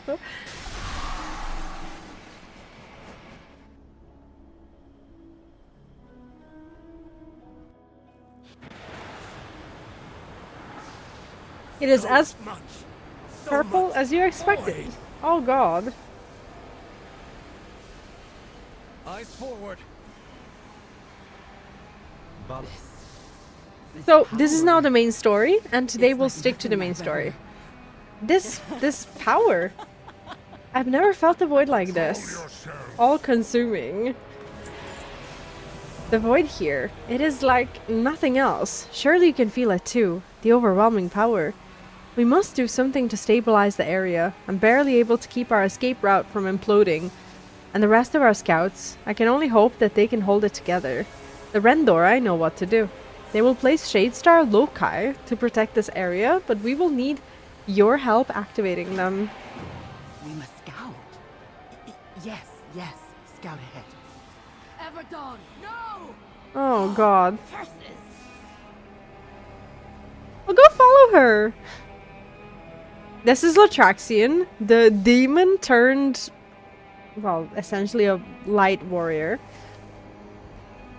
Briefly ask Latraxian about himself. So he says, I've seen hundreds, no, thousands of worlds across the great dark beyond. We fought the Legion. These were worlds plunged into war and darkness. And yet still, none were like this. This foul taste in the mouth, this chill. There's something even darker here, Xalatath. I am many things mortal. I am Nathrazim, I am demon, I am death. But above all, I'm Lightforged. My kind, the Nathrazim, or Dreadlords, are renowned for our shape-shifting deceit and shifting loyalties. For a time, I fought alongside my kind in the Burning Legion. I followed the orders of our true, deathly master, and dutifully sent them my reports. We cared for nothing but the Void's destruction, even at the cost of worlds.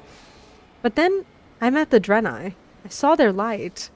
And what I saw, the only way to truly defeat the Void is to embrace its counterpart, to become one with the light.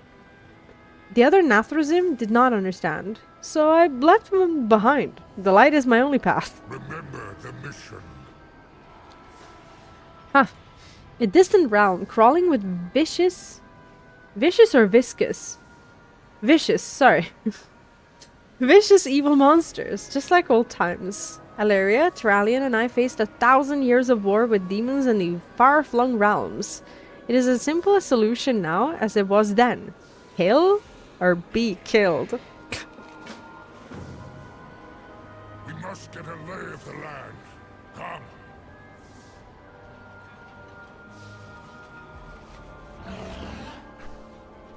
Shall we, we shall fly. Oh. Should have. Yeah, we're gonna use the shape-shifting for questing, because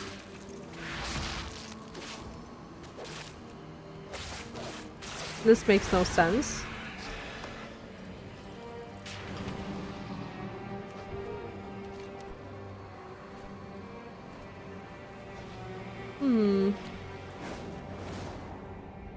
Shall I be picking up the glyphs right away?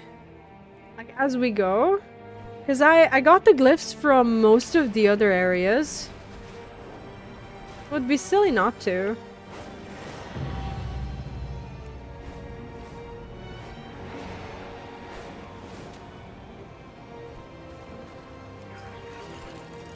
It's worse. Worse even than when we were first transformed by the Void into Lodris. But I'll get through it, Hiram.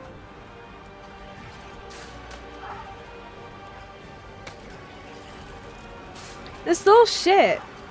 Stop it. Oh my god, how often does it attack? Could have killed it. Not for my sanity, champion. My minion and I are well used to such madness. Okay, now I'll kill it. Just to get my revenge.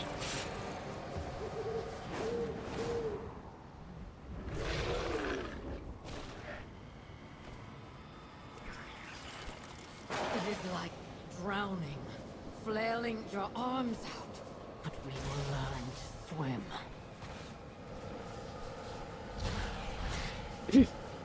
Did I call for you? No, actually I do need to kill it, don't I?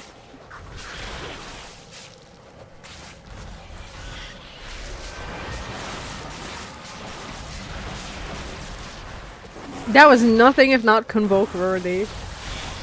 And we get a fetid eye. I bet you enjoyed that. Sorry, that was bad. That was so bad. What are these puns today? If I do this, can I just like... I can actually go into stealth because he wasn't gonna fight me. I actually helped this creature. Yeah, okay. I was like, is this mine? It's like, I'm not a hunter. So like, why is it following me? So, I have all this. And I still have a minute till my cooldown. That's fine. I do have Berserk. I keep forgetting about Berserk. Because I'm, you know, trying a new thing, and then I keep forgetting about all the spells that I could be doing. These wasps, are they... Yes. They are yes. I think. No, the nether wasps are not what I need. But that's fine.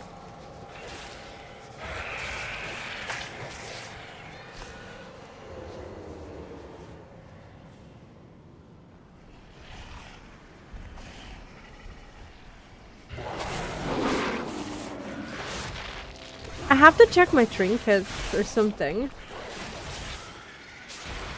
It is my trinket.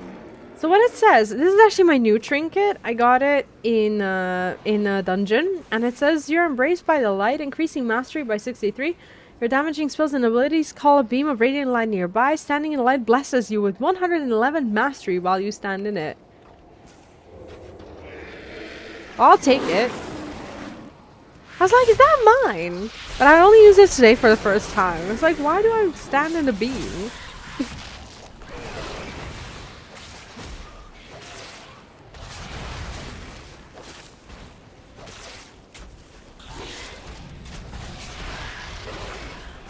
GG's. Done. Like, I want to use this mount as much as possible. Not that one. This one, even though it's slower, it just feels nice to use it here in the Voidstorm. I love it. This is what Alleria wanted to protect you from, Arator.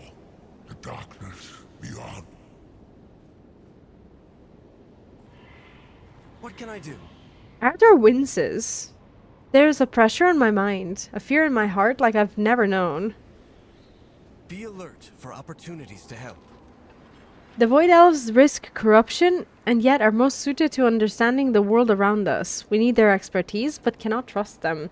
It irks me, but I've already sent for more scouts. The light protects you. Vile beasts. Did you sense it? They all reek of void. Careful of the void's tricks.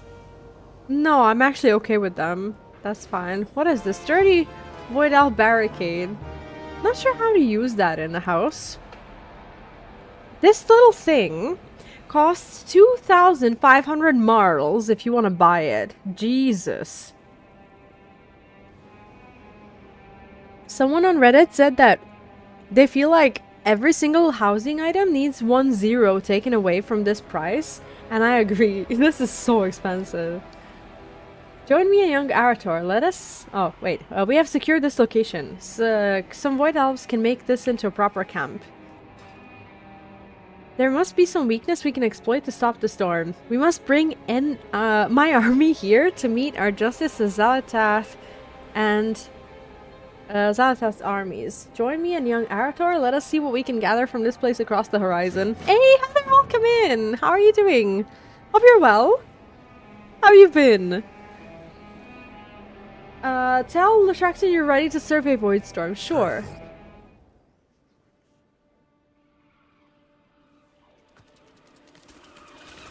Look out!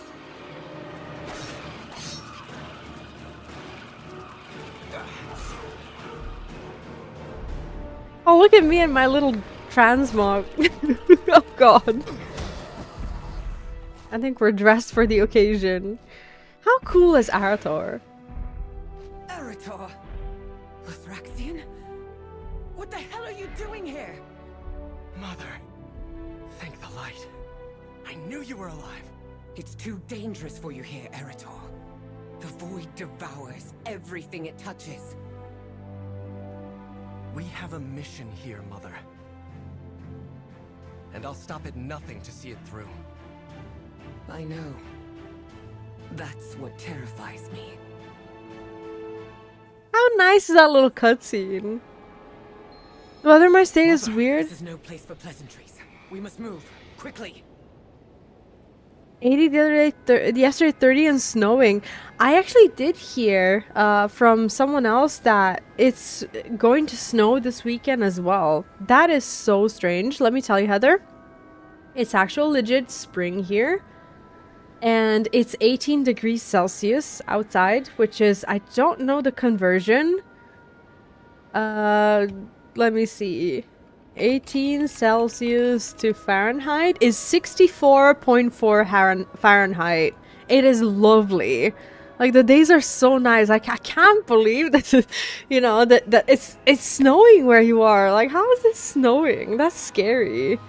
Like, it's time for spring. Like, we have cherry blossoms outside, you know? Like, that's really scary. It's like mid-March or something. I really hope that the weather, you know, stabilizes itself. I need to go and check on the oven because I might have my food.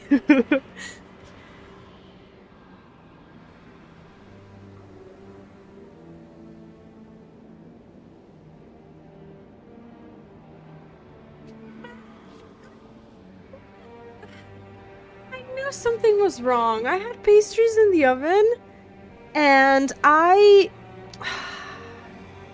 you know how the oven has two, like the older ovens, how they have like two of these things that you need to turn? One is for the temperature and the other one is for choosing the mode that you want the oven to work in.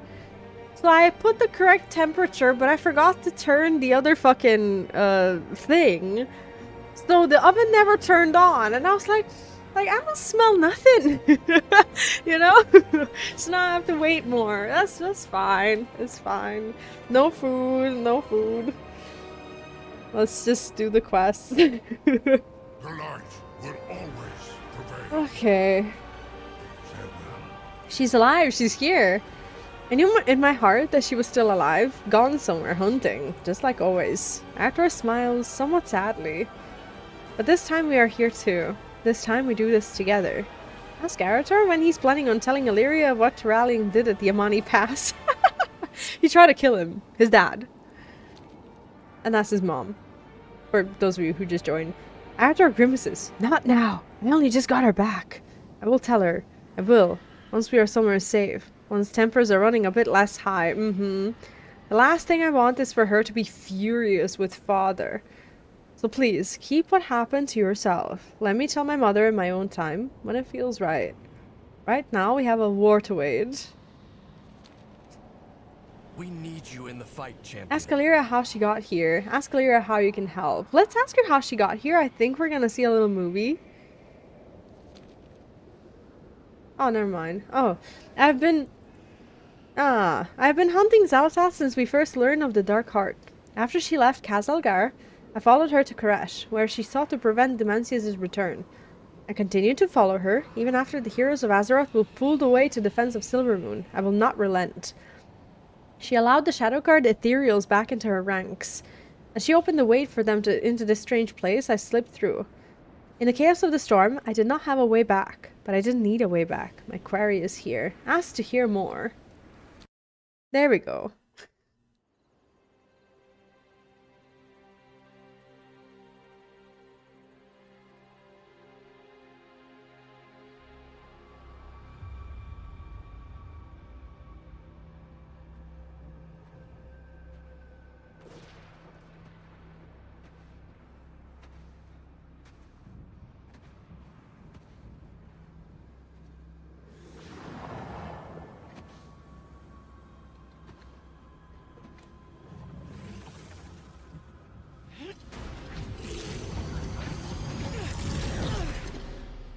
So we saw the starry sky, meaning that was like the normal world. And she got teleported here. Mistress, I have come to offer myself in service. Please. Oh, you will serve me. I went to a lot of trouble imbuing this bauble with untold power. Now yours shall be added. I'm interested in Xalatath and Alleria fanfic.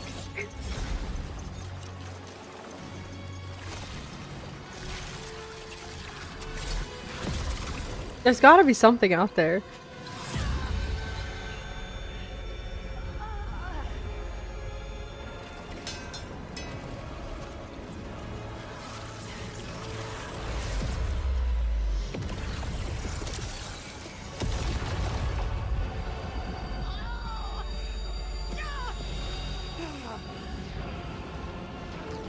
I'm actually surprised that Xalatath didn't hear her. Maybe she did. Maybe she's just like, whatever. For 100,000 years, I have planned for this moment. Let the way be open. How cool is that, though? To my prize. When she says that, to my prize, do you know who she reminds me of? Of Kovu's mom from Lion King 2. You know, like when she sings My Lullaby? It's like there's like a line in there that's just like, that's the same energy. Do you see it? Ask Alleria how you can help. Understand, Alleria, that I lead this mission, but your aid is welcome. Good, since you will likely die without it. Now listen. Powerful entities called Domina command the host in Xalatath's name. One monitors the nexus point nearby, but I haven't gotten close. Then that is our first target. We must weaken the storm and our foes. Move out! I think Lion King 2 is terrific. Honestly, highly recommended. Yeah, Lion King I saw many times as well. I just recently saw Lion King 1, 1.5, and Lion King 2 with my son. He was watching for the first time, so that was a treat. And we're gonna see the live action movie as well. We're kind of on a Disney journey. We're watching that. We watched Monsters Incorporated the other day, and we watched Beauty and the Beast as well. And I don't know, we watched quite a bit lately. And he's been loving it. I'm glad that he's not, like, I don't know, corrupted by whatever it is that young kids are corrupted by to, like, not like these old movies. I own all of them, so, you know, it would be a shame to not watch them, right? What I'm looking for here is the glyph, because we're kind of nearby. I think it should be around here. Hello, glyph? Glyph? Like, where is it? It's meant to be here. Oh, it would be underneath, right? Of course. Yeah, it is. They don't make cartoons like that anymore. Cartoons were just, you know, to watch long ago. But nowadays, it just feels like, oh, it's like another message. You shouldn't be here, Eritol. The void is too powerful. Then we'll fight it together. I'm not leaving you. This is what happened with our experience with watching 1.5. It was alright. The movie's basically divided into like, oh, this is how Timon came to be, and this is how Pumbaa came to be, right? So we watched 1/2 of it, I think. And my son was just like, he was interested, but he's like, but where's the lions? And I was like, okay, if you want to watch the lions, we can watch Lion King 2. This is like an intermission or something. Like, it's an in-between movie to explain where these two come from. I'm like, yeah, I like it, but I want to see the lions. And then we started watching Lion King 2, and he's like, but we didn't finish the previous movie. And I heard that like 5 times during the movie. It's like, but we didn't finish the Timon and Pumbaa movies. Like, we will finish it. You asked for the lions? Let's just watch the lions now. You know, so somehow we pushed through Lion King 2, and then he was finally at peace when we started watching the second half of the Lion King 1.5, because we're finally finishing it. I know what you mean, Dark Colias. It has its charm, and I really like Timon's story, like basically what happened with, you know, with him and his little, do you say herd? Or do you say, like, how do you call a bunch of, them? Yeah, I understand. They did kind of, you know, go too far with the jokes. I did like it when at the end of the movie, the silhouettes of the other Disney characters join. I thought that was very sweet. But yeah, they did kind of sort of, you know, make jokes. They did do. Yeah, that wasn't that. It wasn't that obvious, but at the same time, for the, you know, when it wasn't that nice. I don't know. Like, did that movie come after Lion King 2 or before? Or, like, when did they? Oh, I love Kovu. Kovu is so great. Such a good character. I really like his mom for that one song. The Lullaby. I think that she has such a fantastic performance there. But I don't, like, I don't, like, obviously I like her as a character. I understand her. But, like, you know, the singer is brilliant. Oh, 1.5 was the last. Right. Mm-hmm. Okay. Still good movies, and I want to see the live action. I don't know if I like it. I don't know who voices it. So we'll watch that one soon, probably. Because now I want to see it. I've actually never seen it. Where do we need to go? Meet Lord Traxian, Alleria, and Arator. Oh, we did meet them. The rest of the Void Elves have been dispersed to set up camps to scout. I'm conflicted over Alleria's presence. Her skills and experience are unspeakably valuable, and yet the Void in her is so strong, I worry. Keep an eye on her. The Void can never be trusted.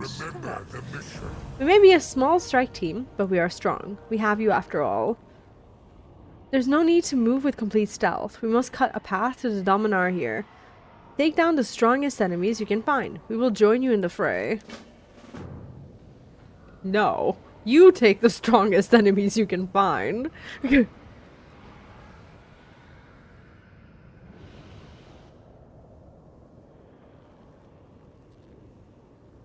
They made the animals bow to Simba because Puma made some fate like what? Yeah, the fart part, I didn't like that one. It's like, it feels like a very inappropriate retcon. It's like they bowed because he is the fucking king, right? Or the prince at that time. But it was just like, oh no, they actually didn't bow. Pumbaa actually farted and everyone passed out. Yeah, I didn't like that. No, I agree with you on that. Hard. I don't know the purpose of these towers, only that they're called Nexus Points and they thrum with void power. We must get more info.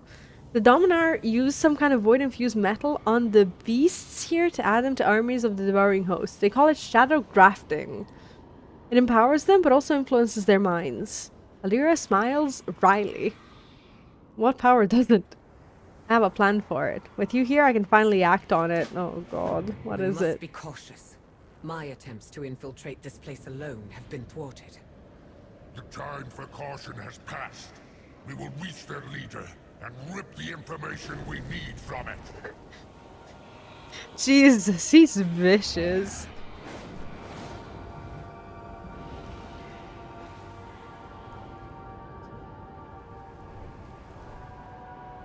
These fire monsters are no match for us, champion.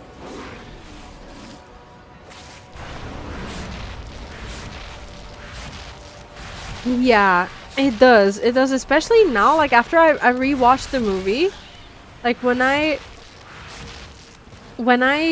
kind of, like, understood exactly what was, kind of what was happening. Not in the sense that I didn't understand before, but seeing the expressions on the animals' faces, and especially, like, I think it was a giraffe or an antelope or someone going like, yeah, you don't belong here. And it kind of hits you different when you realize that, like, a giraffe is basically saying, like, you're not one of us. But who is us? The animals and the lions who hunt the rest of the animals. So this giraffe... Even shackle their own kind? Interesting. Some even seem willing. So this giraffe, like, just like willingly identifies itself with this like larger system to the point that the giraffe can say to this lion, yeah, you don't belong here. You don't get to eat me, motherfucker. You know? It's like... There, base of the tower. Like, that's the one in charge. It's like only Simba can eat me, you know? It was a bit sad. Right ahead, champion. Let's take it down together. I think that the voice acting in that movie is so masterful. It's like when Simba stands there and he said, and I can't quote exactly how he said it, but he said, when you came here, you asked me to like give an opinion or like to get to know you. And then he like looks at him and he says, well, I pass my verdict now. And it's like, whoa, okay, Simba, you know? Yeah, it's like basically like, Kobu, you get to be a vegetarian. You are just not a part of this cycle. Go away! You get to eat nada, you know? It's a really, really sad moment. Holy shit. Kobu is just, I don't know, like he's just, you know, he wasn't raised right. Like imagine how much strength and maturity Kobu needed to have To be immersed in void, down to the smallest mite. Stay sharp. to basically uncycle himself. Like Kobu is a millennial of a boomer parent who decides to break the cycle. Like you like the strength that you need for that is like holy shit, you know? And he didn't even know he had trauma. He was just like, yeah, something's not quite right here, but he like can't put his finger on it. You know?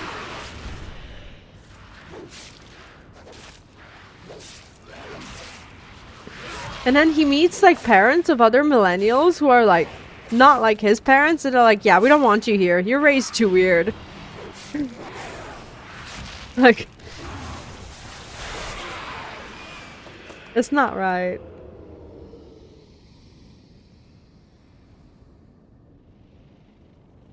It's fucking toxic.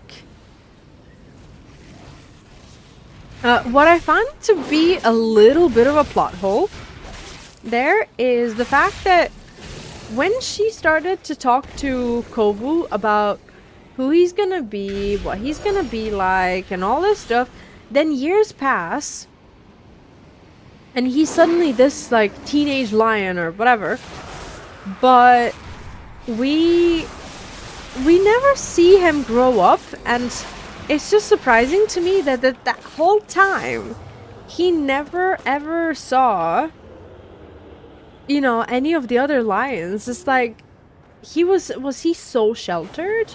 Were they actually never to cross there again? Like, I know there's alligators in the water, but I still thought it was a bit of a plot hole.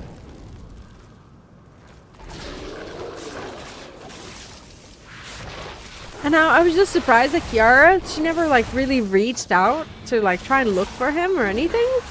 She's just like, yeah, there's a lion boy that, you know, that I used to like. I'll just forget about him. You know?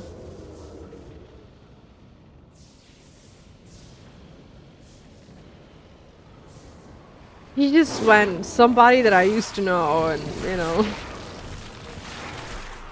Lovely movie, though.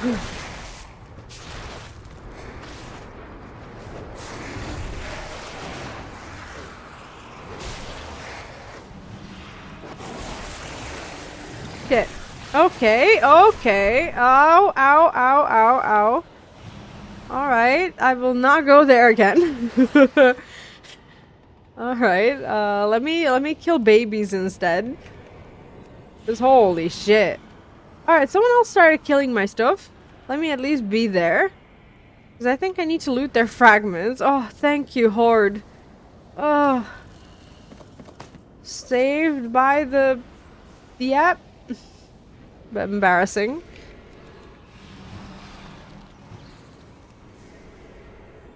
Yeah, I was just surprised that Kiara never like looked for him at all, because she has this curious nature that basically would have allowed her to rebel at some point. But then again, he also promised that they wouldn't, I think, when they met.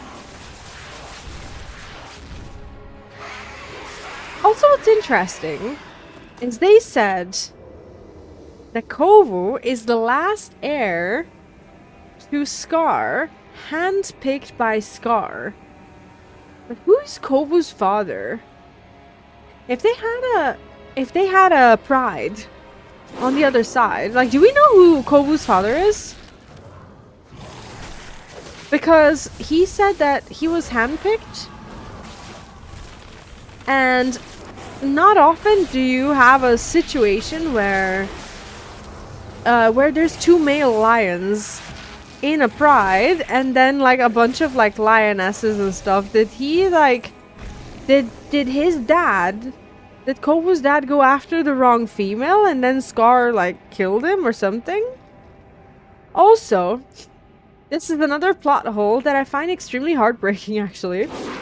Simba, who is so in love with Nala, he is the only male lion in that pride. Like, there's no other male lions. There isn't.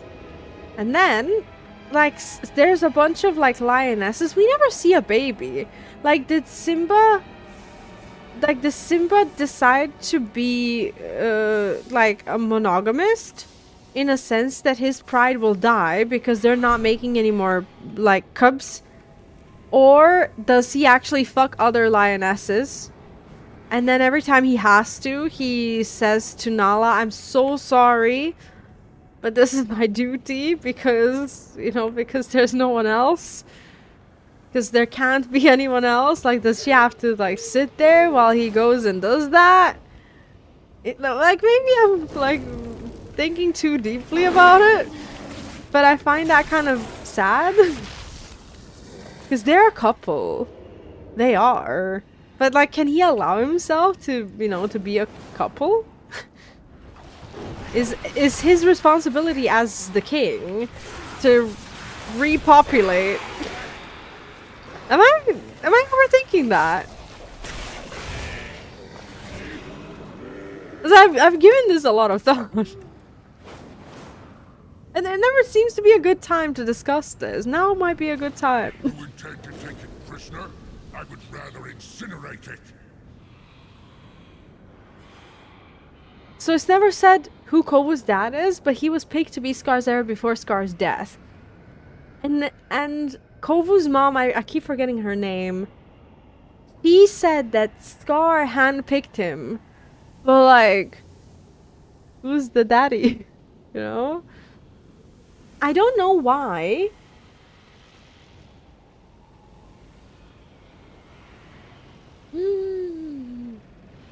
I know why Scar isn't the Azira, right? I know why Scar isn't the father. Because then, if Scar was the actually the movie spoils itself at the very beginning, and I just realized this. I actually just connected this. The fact that he isn't the father is telling you that Kovu and Kiara are going to end up together. Because if Scar, who is Mufasa's brother, if he was if he was Kovu's father, it would have been inbreeding. But I mean, maybe it doesn't matter with the lions, but someone would have been like, but that's not right. You know? Maybe that's why he's not the father. Maybe they thought that through. Because there would be like, oh god, we talked about this the other week. They would be, if Scar was the father, help me out here. If Scar, no, I'm gonna find out. Okay. I don't know if I can ask this question to anywhere else. If Scar was Kovu's father in Lion King, what relationship would Kiara and Kovu have? Family-wise. That's my food alarm. So,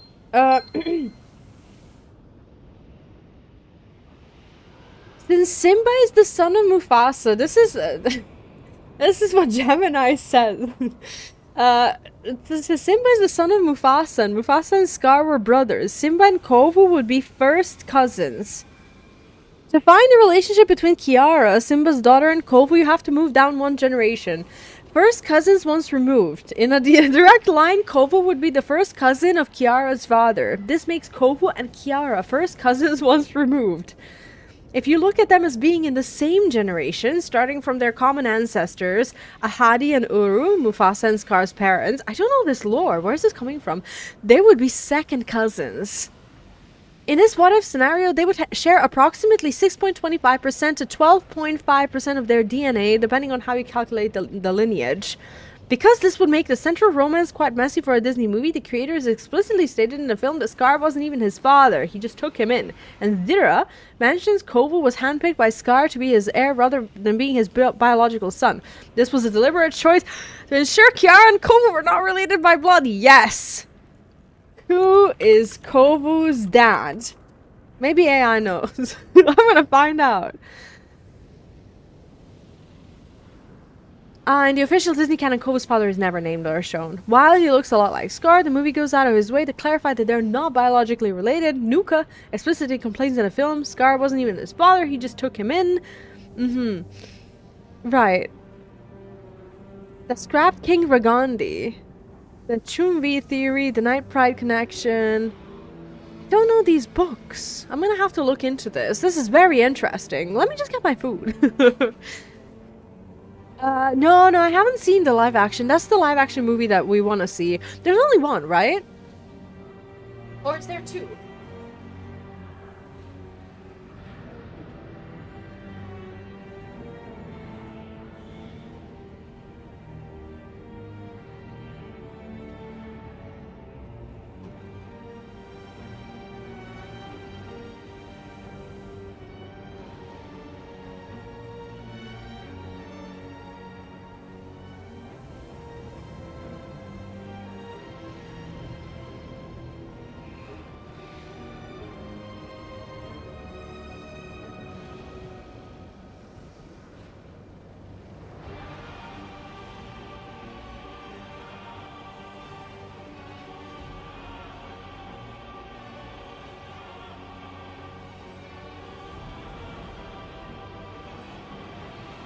Food is procured.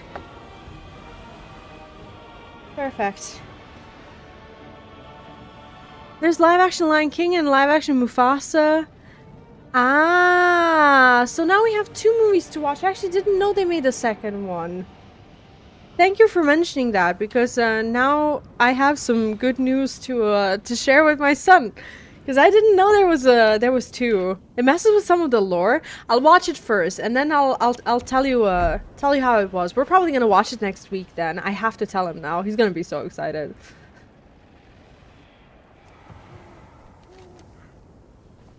Ah, I like how much you know about this, by the way. It's a huge compliment. Glory. To the light. There seems to be creatures here both bestial and magical. The void is drawn to violence. I've seen countless words drawn in it. Could the savagery of the beasts here have brought the void in naturally? What's that? Yeah, I don't need that. The metal of these creatures, it seems particularly conductive to magical energies. Interesting. The Thraxian scowls. Despicable stuff. Alleria has explained her plan to me, but I'm not sure I agree. Careful of the void. This item is so cute. I saw it in beta. I could not wait to get this little kettle. It's so fucking cute. Holy shit, look at it. It's adorable. What good is information given by evil? I fought countless demons and every one of them is a liar. Latraxian scowls. Let us follow her plan for now. Do what she asks with this metal, then slay the Dominar's pet beast. Once we speak with this vile creature, I will decide how long it lives. Protects you. Yeah, I know what you mean. The live action that I did like was Beauty and the Beast. With, with Emma Watson. And that was such a long time ago. I even remember who I went to the movie theater with. That's the one that I think was done right. For the life of me, I can't remember who the beast was. Who was the beast? Light and shadow. Two sides of the same coin. With enough of a push, light can become shadow. And shadow can become light. I see, Mother. We can use their own materials to bind and capture that Dominar.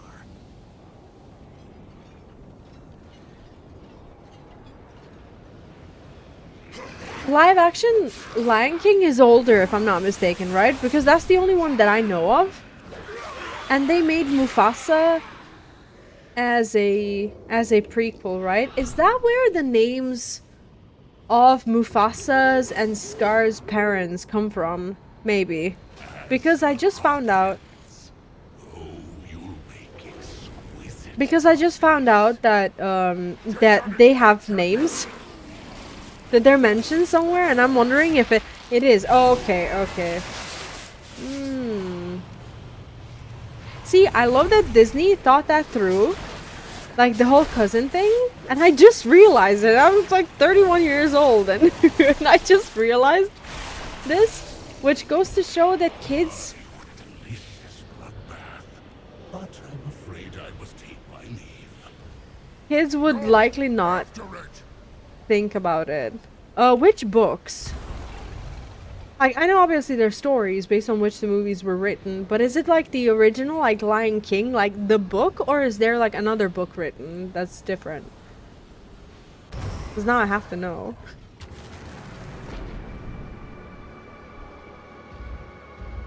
Nowhere left to run, Voidstorm. Indeed. I can see the position I'm in, and I can see yours. Your elite little cadre needs something I have. Information on Zalatath's machinations. We need nothing from the likes of you.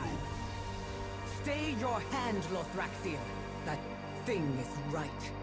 You would trust such a creature? Not at all.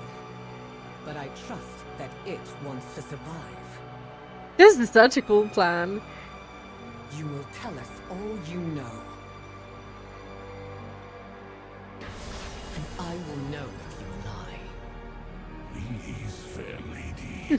You may call me Decimus. I am at your service. Yeah, I'll try to find it so that I can watch it with him when he's back. And I will sear you with the light fiend. He's coming back on Monday. Wisdom. Clearly, it would be foolish to defy you. My son is just like me in that sense. Like when he starts digging into the lore of something, he has to see everything. So if there's like an additional movie, an additional book or something, it's kind of nice how we can like search for it together. It's like we can't move on to another franchise until there's, you know, something else about, you know, the current one. We still have things that we missed out on. Sometimes I don't tell him everything so that he would watch other things too. Otherwise, we would still be stuck watching and researching Toy Stories. Toy Story is a great movie, but I saw all 4 of them in like one sitting pretty much way too many times. He just like... Our scouts discovered an ethereal manifold due south. Not sure what they're up to, though.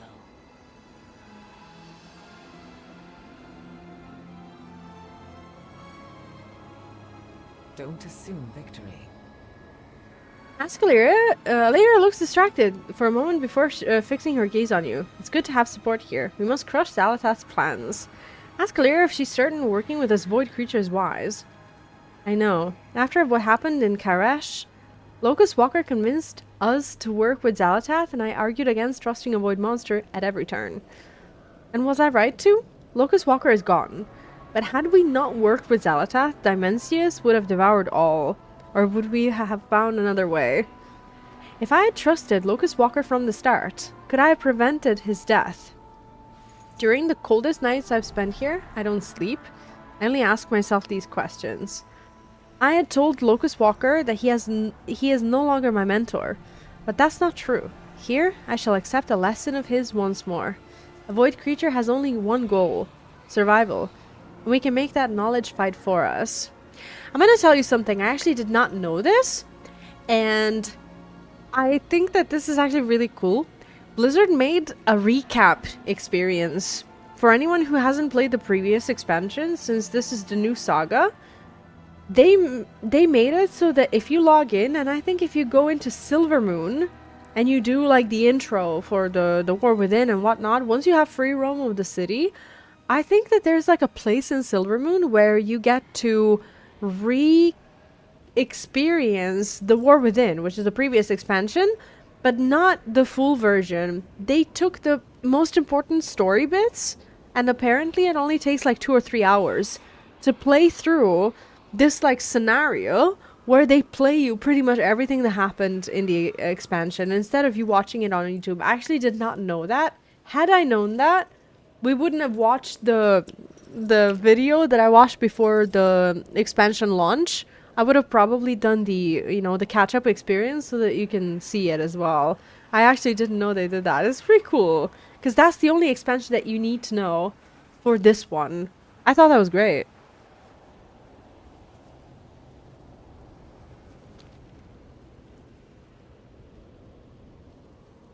Yes, I'm probably gonna watch Toy Story 5.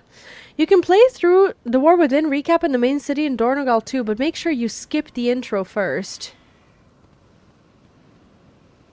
Why? Do they not allow you to play it, or is it because of spoilers? Spoilers, I understand. It wouldn't make sense if they like don't allow you to play it anymore if you like didn't like skip it or something. Which intro are we talking about? Are we talking about intro in Silvermoon? Or which intro? Maybe I should do the recap. Do you get an achievement for it or something? Would be kind of cool. To, you know, to just kind of refresh on it. Stay a while and listen. I didn't do patches for War Within. I still have not finished the campaign. Wait, if you go straight to recap with a new character, you'll not be able to queue for the story dungeon. Oh. Huh? So if I was to make a Harandar. Ah, okay. It's just faster leveling. Oh, okay. Through the War Within. Maybe I could, because I have because I really want to make a Harandar. And I would like to go through the story again. I thought that they maybe put like a small achievement or something. It's like, you know, do this once or something. I haven't done the patches for... No, I have done the patches for War Within. I haven't done patches for Dragonflight. In Dragonflight, I did the story. Like the main story. But I don't have the... I haven't been to the new zone. I've never seen it. What's it called? Is that in the Dragonflight? Dragonflight I kind of missed out on. I was there for Shadowlands like a lot. Like Legion almost finished. Like I have, you know, these two I missed. Fucking hell. Emerald Dream? Was it Emerald Dream? Where is that one zone that looks like... that has like water surfaces or something? It's like a new island or something.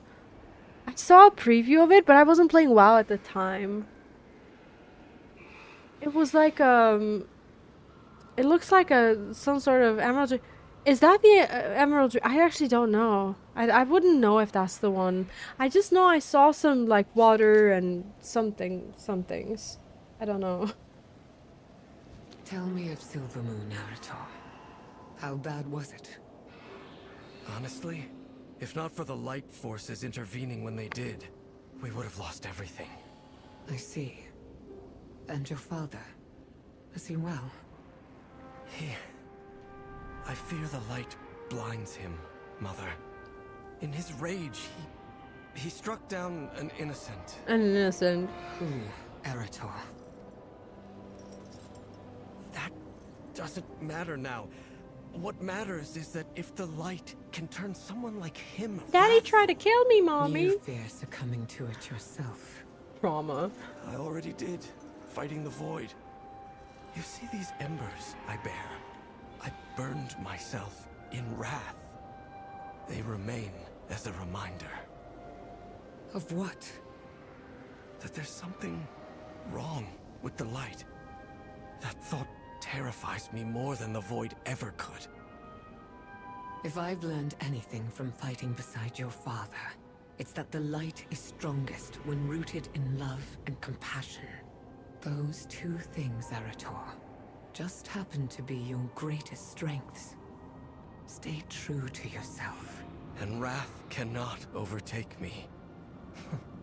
Your counsel is comforting, Mother. Well, I have had 1,000 years of practice, kid. Emerald Dream. Dream.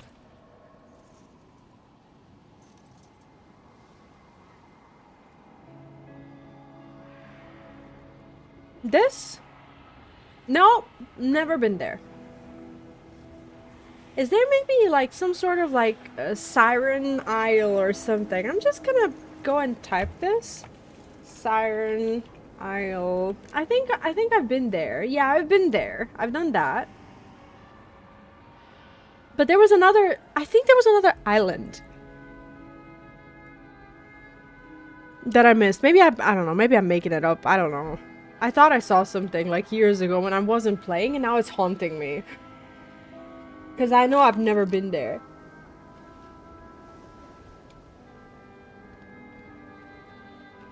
Well, if it isn't my favorite little monster. I haven't expected such an uncouth behavior from a guest since... Well, I shouldn't say. I know when I'm beaten. Let's be civilized now. Why, we Dominar are simply creatures of evil and darkness, as your Lightforged friend so aptly points out. Certainly, there's no more to us than our desire to devour every delicious drop of suffering your mortal heart elicits. That is beyond our wicked hearts to craft sophisticated structures, tend to splendid gardens, or regale each other with tales of the distant worlds to which we venture.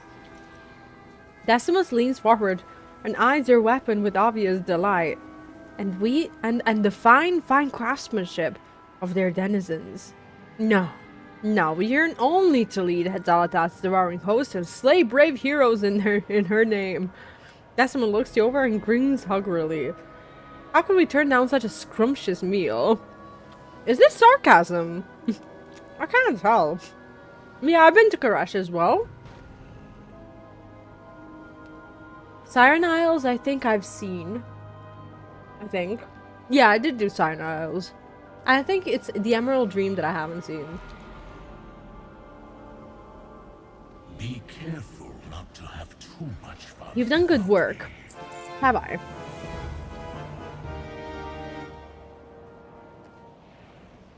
No. The Rendori scout reports a familiar enemy upon this world, ethereals. Wretched scavengers and bandits that plague every corner of the great dark beyond. The Shadow Guard are the worst of them. We'll handle them. This thing we've taken prisoner must know what they're doing here, and much else. Press the Void secret from it. See that it is convinced to share what it knows, or I will employ my own methods. Remain, you will tell us how to break the storm, Voidstorm. So I have 2 expansions to catch up. And I've done the base story for them. And I've done the patches for the War Within. I haven't done side quests though.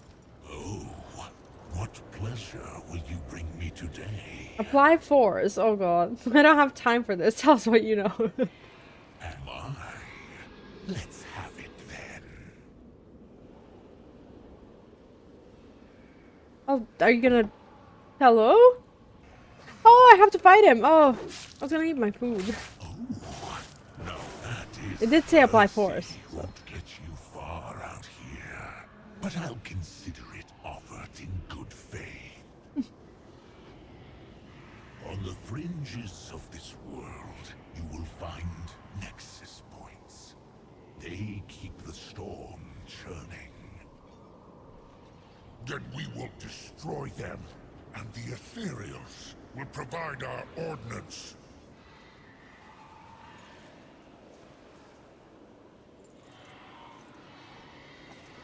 I'll be honest with you, Dragonflight confuses the fuck out of me. Not Dragonflight. Yes, Dragonflight. So these are all the achievements that I have. In Dragonflight. Stories. That's it. This is what I have. Waking Hope. And Azure Spanner. Whatever that is. And I have the Harbinger storyline. And that's that. I don't know how to, like, start the next part of the campaign. Yeah, I'm just eating slowly. But I will eat, like, all of the stuff that I made, because, I want to finish eating at some point soon. And I have to finish my coffee as well, because I made one.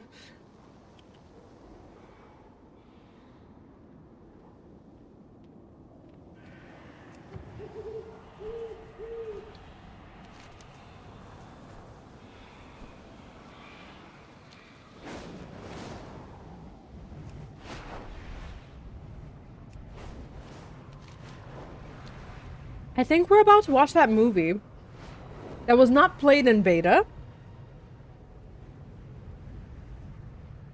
But we're about to see it now. I think. Ah, the Ethereals. It was not so long ago that Zalatath brought them into the fold.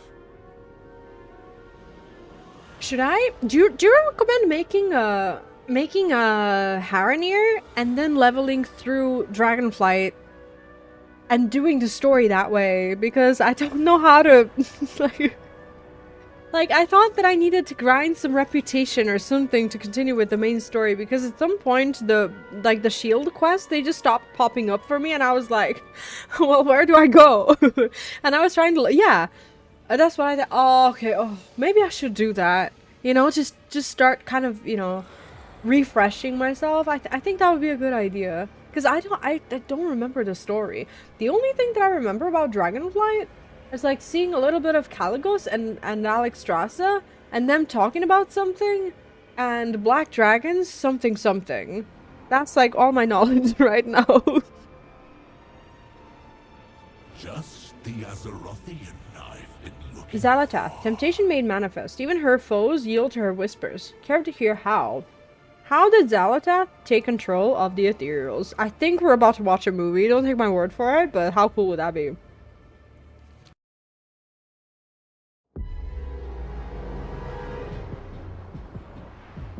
Neon, this might be spoilers for you. This is the movie that I reacted to that you haven't seen. But Nexus King. Zalatath is supreme. Join us. Or be consumed. My Ethereals will never be found again. Zalatath, be damned!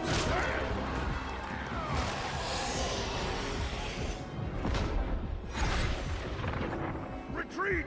Run now!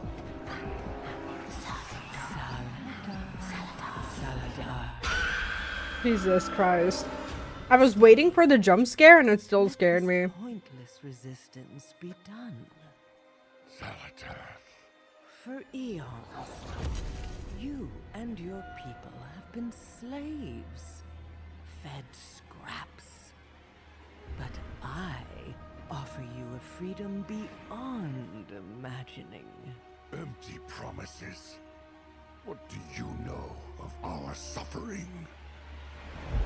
They say that I am the harbinger of the void. That I am the blade of the Black Empire that was. There have been many tales told about me. But I'll tell you the truth no one living has heard. Once, long ago. No, these cutscenes are so good. Mortal, like you.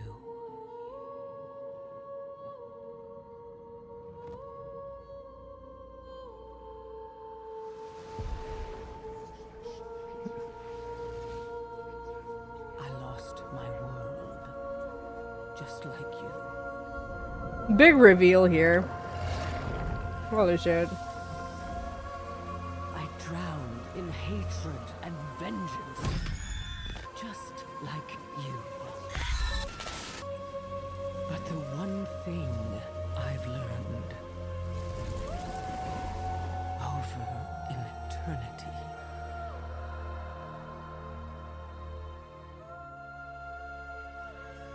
is that survival is all that matters.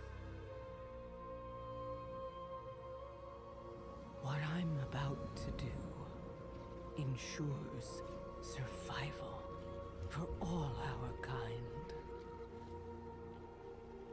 Our kind? You are one of us.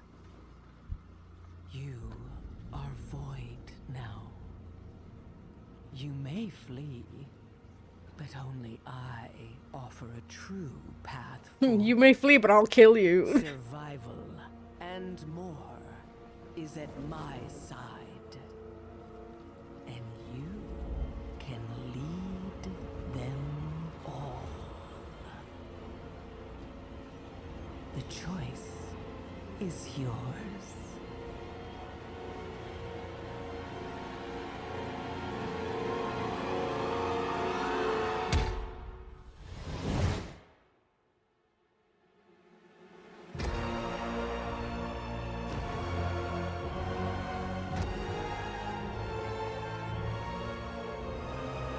Miss Commander. Midnight shall fall upon Azeroth. Fucking hell, she's OP. And now they trick you into thinking this is the intro.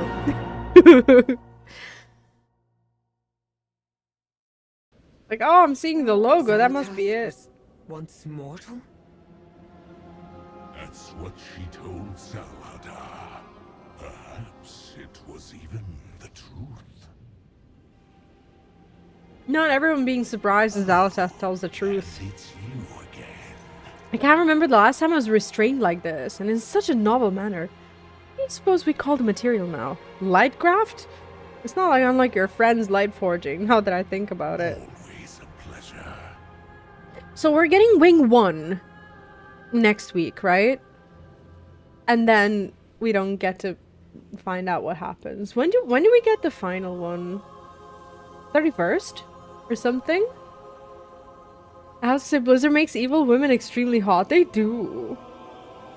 As a StarCraft player, they had no reason making a woman who wanted to wipe out humanity that good looking. She is, she's such a good character as well. Like, holy shit.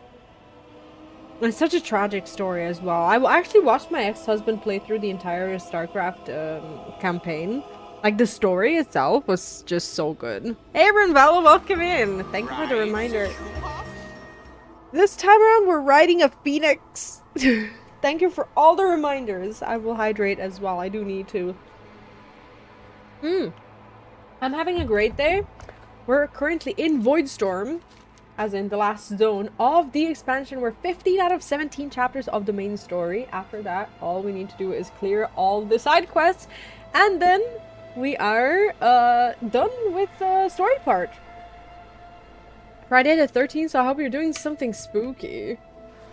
Oh, we're Voidstorm quests. Do they count? And we just had a jump scare from Zalatath.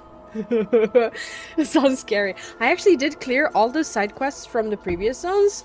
I'm missing like one in Zulaman and one in Eversong, which is stopping me from getting the Sojourner. But I can do them in like 5 minutes. They've just been locked until I hit level 90 and I haven't come back yet. So I've pretty much completed all of them. Oh, the story's so good. Like, they had no business making it this good. And now I've been in the mood of just doing all the quests in games that I play, and it just feels good. Even though I don't do completion in a sense of like doing all the achievements for no reason, I do like to do all story. How are you? What's the plans for the weekend? Do you know what? I discovered a very scary fact today.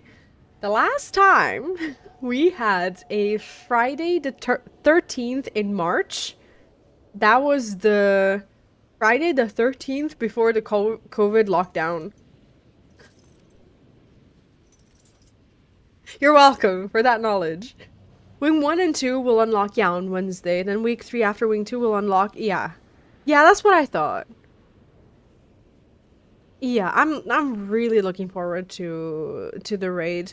Not sure if there's gonna be any item requirements. I think for normal there won't be, because that's like a it's like a group thing, right? Let me remind myself of how it works. Why is this glowing? Not yet available. Is it gonna be in pre-made, or would it be? Yeah, it would be in the pre-made group raids midnight, right? Is that how we're gonna do the raid? Or is this going to open a normal raid experience? It's not, right? We have to look for a group. Normal will be gated by other players. Huh. So should I gear up? I mean, I'm trying. I'm at 216. I'm not exactly leveled up, but I have been doing heroics, and I have one gear item that I've leveled up.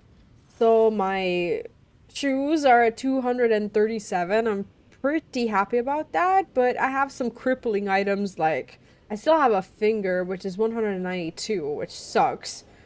Trinkets I can level up because I got the trinkets in my bag, but I've just been wearing these for no reason.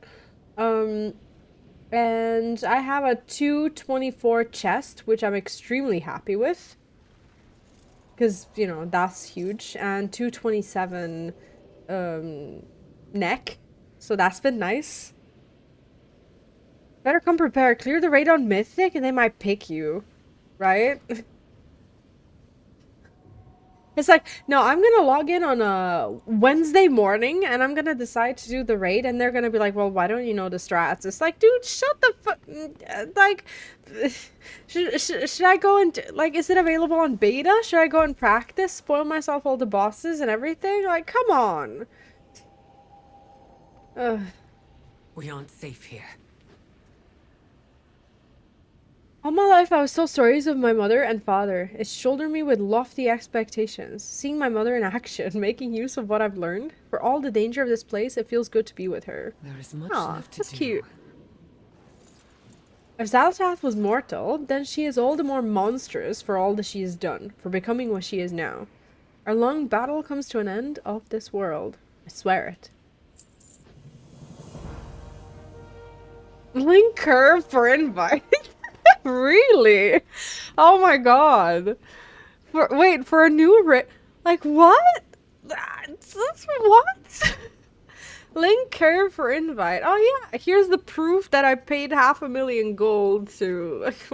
Like, can I link my Shadowbringers curve? Because that's the last curve I got.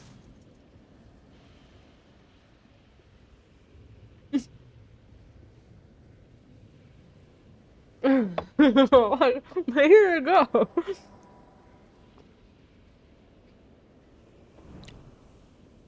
Fucking hell. It's unnormal.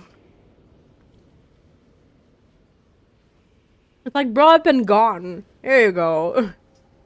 Yeah, that's gonna be Wednesday morning. People asking you to link the... Yeah, what's, like... Can't.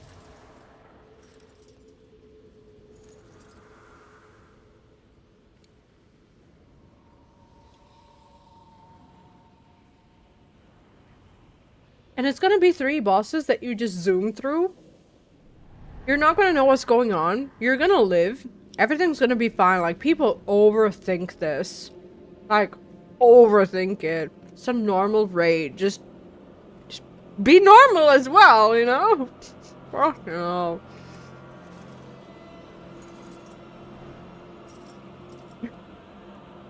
Oh my god, I love that gif.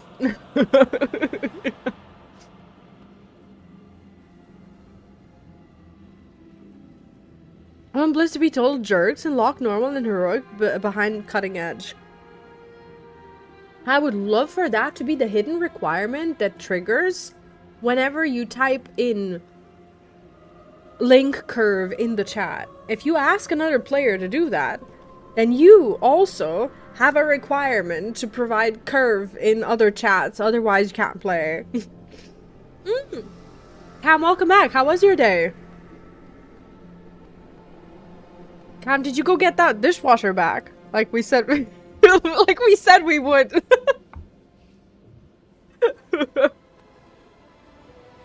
She doesn't deserve it.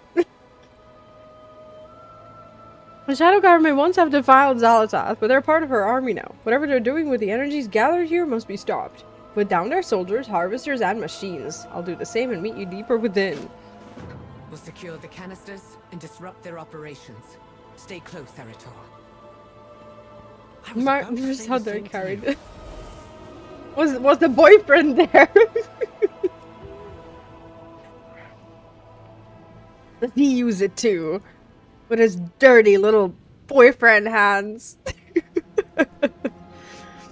Link cutting edge to demand curve, right? It's only fair.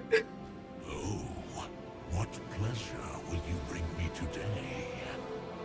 Ages ago, on a dismal world of swamp, I led the army of the light to a demon-infested mana forge obscured by vines and fog. My soldiers left that world in a haze of flame and smoke, the scent of burning mana and victory in the air. We will do now as we did then. We'll begin by collecting the empty canisters they use to hold and transport fuel. The ethereals and especially their automations will have them. Doesn't even let him use it. Well, good. At least some things are sacred. Glory to the light. I don't know you, her, or the boyfriend, but now I want the boyfriend gone. You know? Because you bought her that dishwasher. Earn your keep. Tell us more. But of course, it is the right of the victor to take from the defeated on this world and on every other. You stand upon a land ruled by predation. Here, the strong thrive, and the weak sustain them. The recent arrival of Xalatath was, for a time, an entertaining shakeup. But the fact that he runs around. Dude, there's a rare. All of our cosmos is terribly dull. Darkness. Endless, yawning, monotonous darkness. Stop jumping. Who is this? Stop. She brought you to heal. Can't look at him. Unlike the endless armies of the void to suffer from disorder. Too true. I prefer the thrash and struggle, the delights of stark contrast. Stop it! There Stop! is no foe so thrilling as once. I can't hear when he's jumping. Belief is our strength. You believe in nothing. We embrace a unity you could never understand. Oh, so pious. You are a curious creature, aren't you? Anathrazim all wreathed in gold. Must be quite the story. I became worthy of the light. Such strength of will is beyond you. So aggressive. This world suits you, Lothraxian. Stop jumping.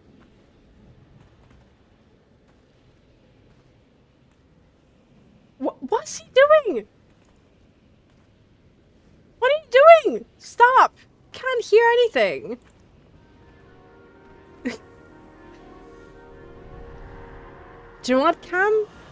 Even if nothing ever happens between you and your friend, the fact that you bought her a dishwasher is a perpetual slap in the face to her boyfriend. Because he has to live with the knowledge that there is a man who gave his girl something that he never will. something that only she uses and that she takes great pleasure in using, and it does not come from him. So no matter what happens, that is the knowledge that you take with you. Once went into a dungeon, I was like, oh wait, people are dying because I'm healing. I was a little distracted and remember, wait, I'm DPS, oh god. Yeah, that kind of thing, that kicks you out of a WoW group, honestly. I'm always so scared in a dungeon. Like, I've done a few heroics off stream and I'm like, they're gonna kick me out. Like, I don't even know why, but yeah, I'm on Voidstorm. We finished all of the quests in the Harandar, and I got the Sojourner. This is my first Sojourner. I'm missing one quest in Eversong and one quest in Zul'Aman for the both of those. But yeah, we're making good progress. He took her to New York and she was happy with the dishwasher. It was so funny. He was gutted. Honestly. Such a slap in the face, though. Does he like you? Or does he like, or do you feel like disliked? How's that work? Ones are easier as DPS. Yeah, kind of are. It takes a long time to get the Q, but definitely easier. Harandar is level 81. Are you playing on Alliance or Horde?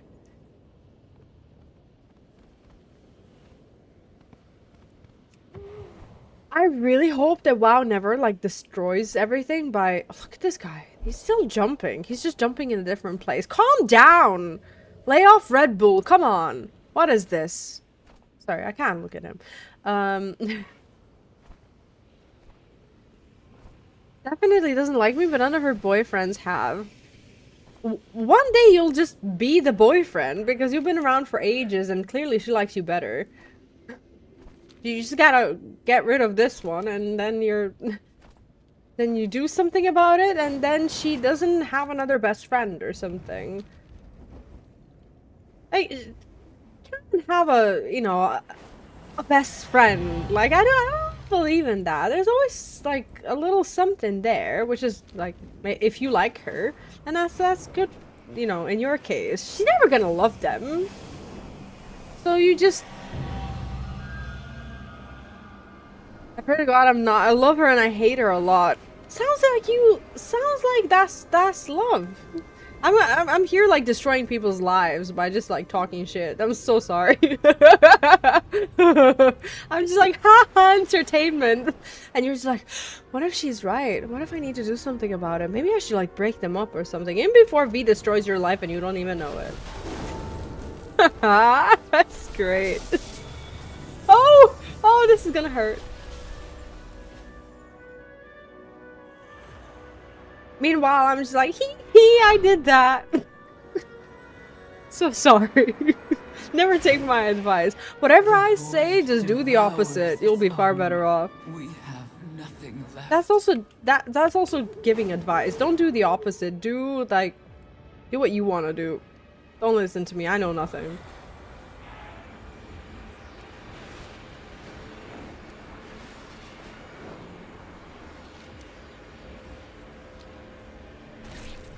That's the thing though. If you do that though, one day you'll miss like a really good piece of advice because I made myself sound untrustworthy. And then it would be like, well, V would have been right here. Huh? Maybe I'm just like smart for other people, but not for myself. I'm not. Don't listen to me. I'm never taking your advice from a safe. Good. Honestly, best decision. Best decision, without a doubt. Like, never ask yourself that question. Like, what would V do? Probably destroy everything. Not many great things, that's for sure.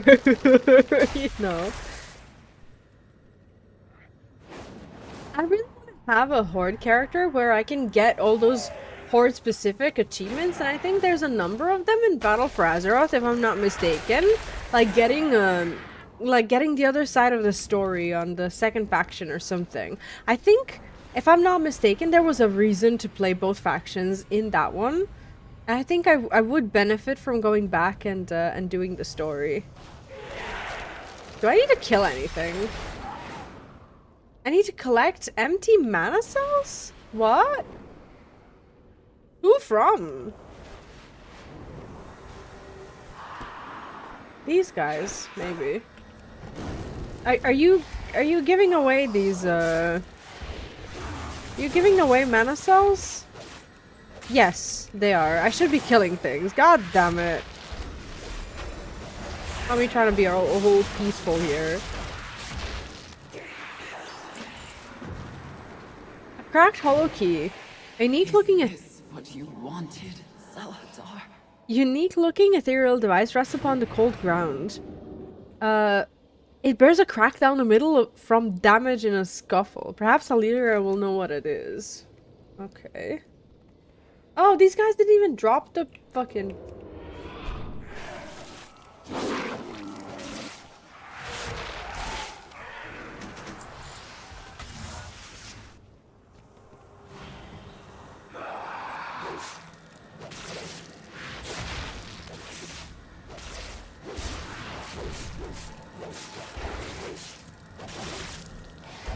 Going to Ireland for a month, but I hope it works out.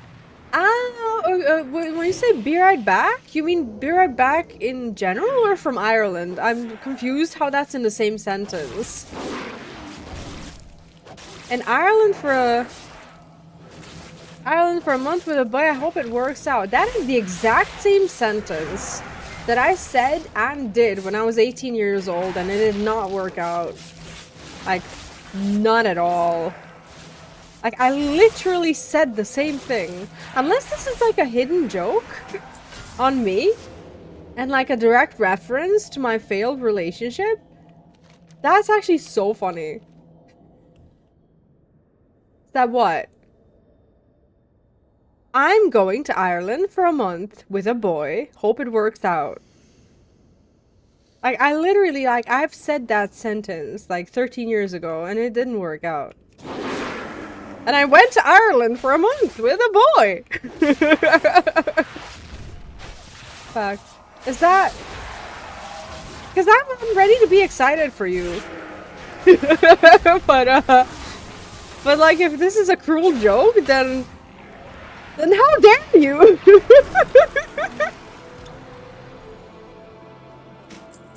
Because like, jokes sometimes, they like, you know how they go over my head? No, it was 100% a cruel joke. Oh, motherfucker! Piece of... Wow! Not me just going like, okay, that's a shift in perspective, but I'm ready to be excited for you. You... Unbelievable. I was like, do you know what? It took me like a hot minute to realize that I had the same experience. Like, dude, that sounds just like me. No! Like, I did not catch on it. I was like, oh, I'm excited. Are you gonna be right back from Ireland or like in general, or...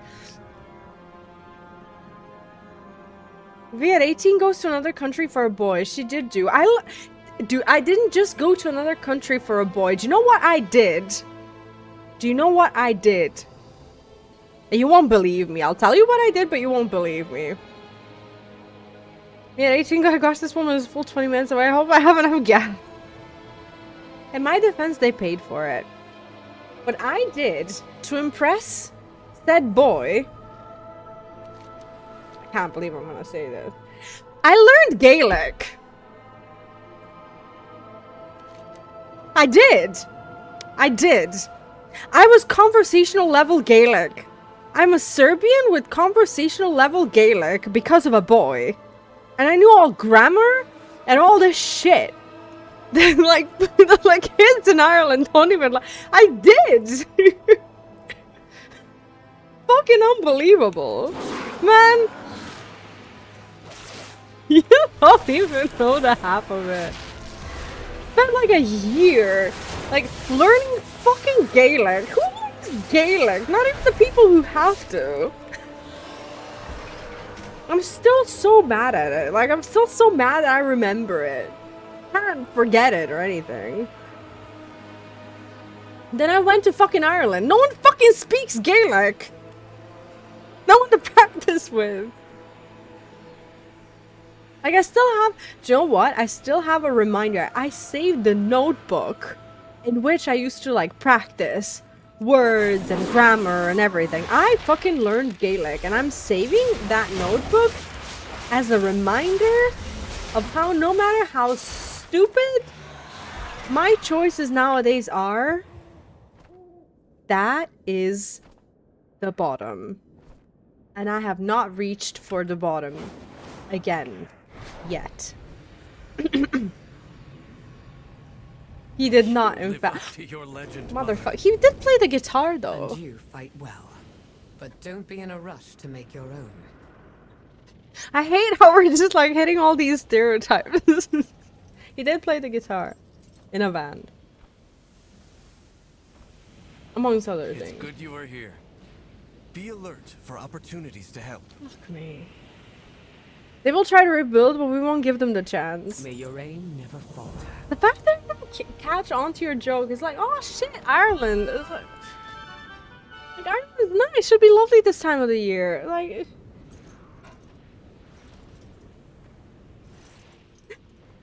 love it. That's how 90% of stories start, that end with, and they were never seen again.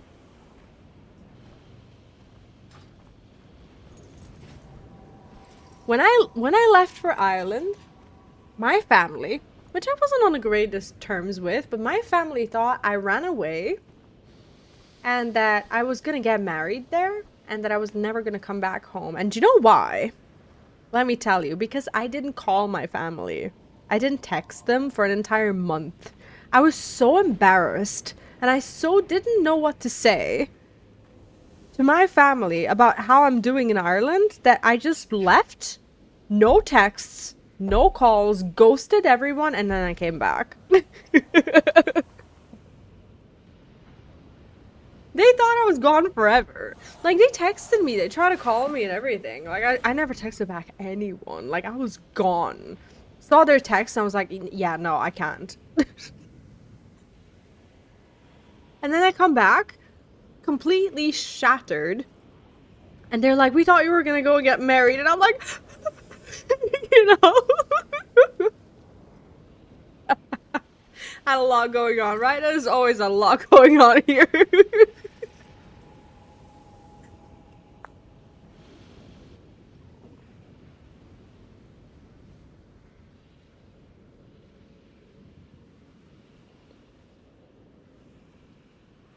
Maybe they're nice overseas, because in America people snatch each other up like Pokemon.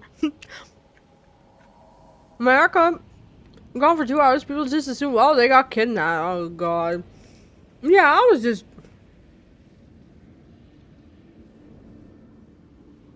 I just did not talk to anyone. Did not, ever. During that time. When I came back, obviously they saw me, but...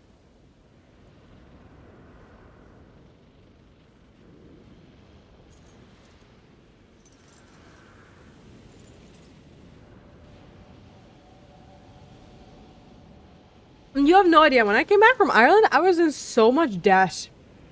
Like, I was so poor. I was in debt like this. That was the biggest debt that I've ever been in was after Ireland. Holy shit. I will never forget.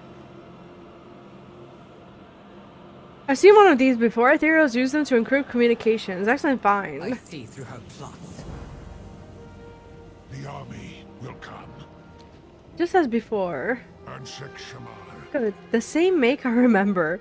Now the catalyst.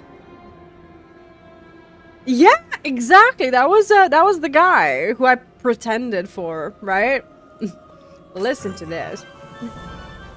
I was on very poor terms with my mother at the time.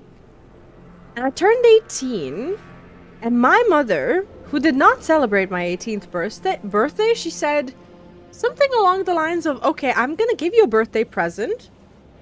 I'm gonna get you your driving lessons, right? I'm gonna pay for them.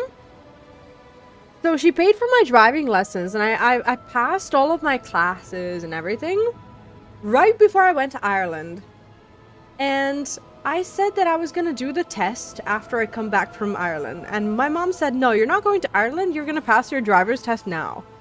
And I said, no, actually I have tickets booked and I'll do that later.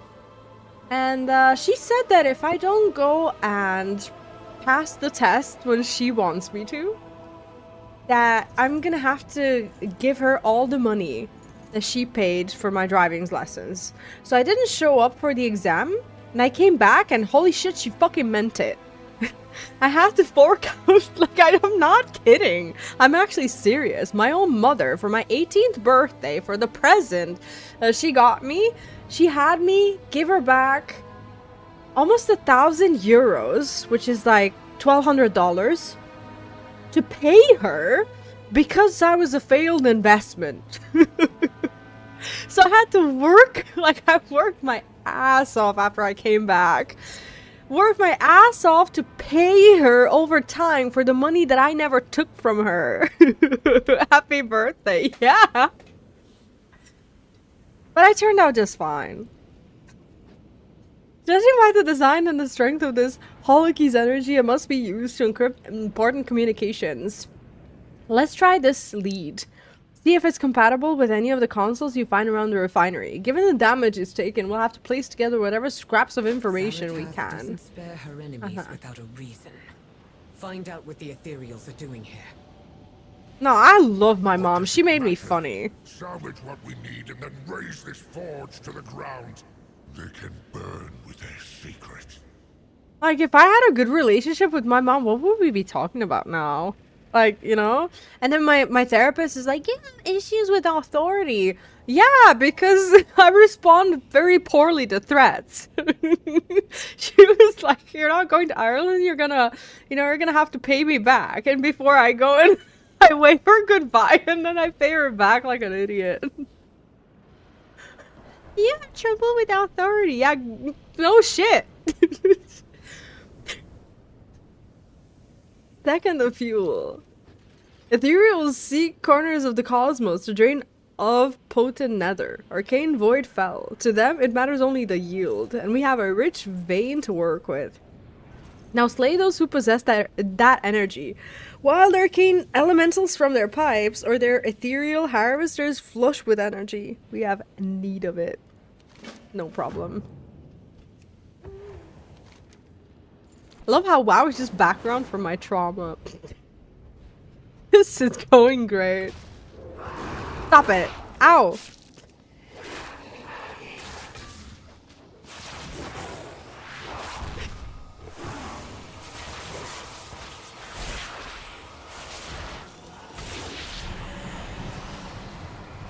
But yeah, spoilers. To this day, I don't have a driver's license. This is not what I was promised.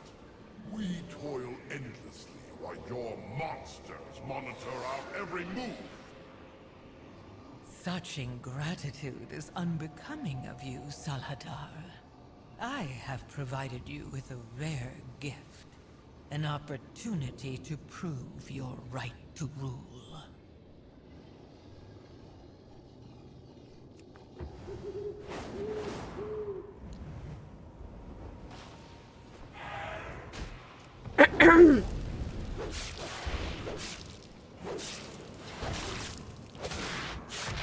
We're actually making really good progress. I trash talk a lot, but we're making good progress through Voidstorm, which I'm honestly shocked at.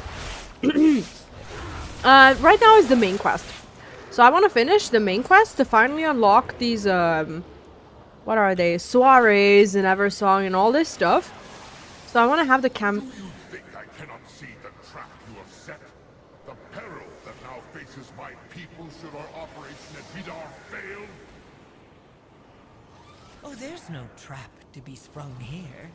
You need merely succeed at your task, and all will be well. For both you and your people. I need to unlock world quests. You know, for both gear and pretty much everything else. And I'll do that with the campaign. Then I can, you know, play on my own time. And finish the side quest together. But right now I'm just pushing the campaign because holy shit, I have nothing unlocked. And like half of these systems, they unlock at endgame. I'm just sat there, leveled up, almost geared up, with nothing to do. I almost forgot that there's like events to do. Cause I haven't finished this fucking story. People are done with this day one. Guard risk everything to strengthen the devouring host. Should Windrunner discover what we are doing, Then it would be in your best interest to eliminate her, wouldn't it? You've let her scurry around for far too long as it is.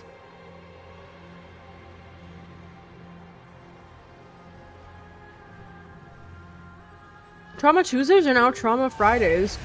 They're just trauma every days. I want to believe that sometimes someone walks out of my stream and they're like, damn, you don't have it bad at all. Like if I make your day a little better and you appreciate your, you know, any aspect of your life, I've done my duty.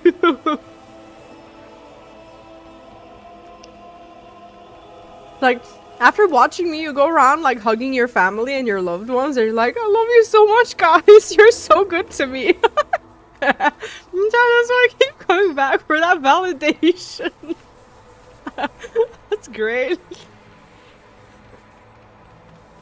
Can I go in here? No.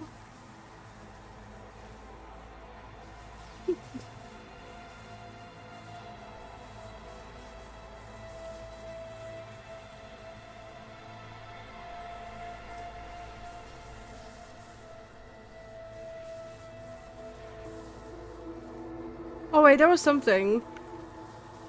Ooh, okay, we need to kill things, right.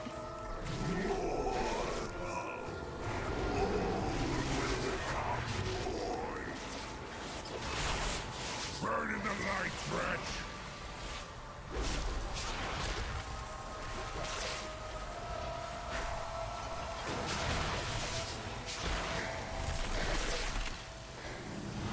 I think I accidentally interrupted my own convoke. Idiot. The light prevails. I expect Decimals puts up even less of a fight. Where does this come from? 2 out of 50 fragments. What? Can we find them outside as well? Wouldn't that be great? Oh, just kill things, V. Just kill things. This is fine.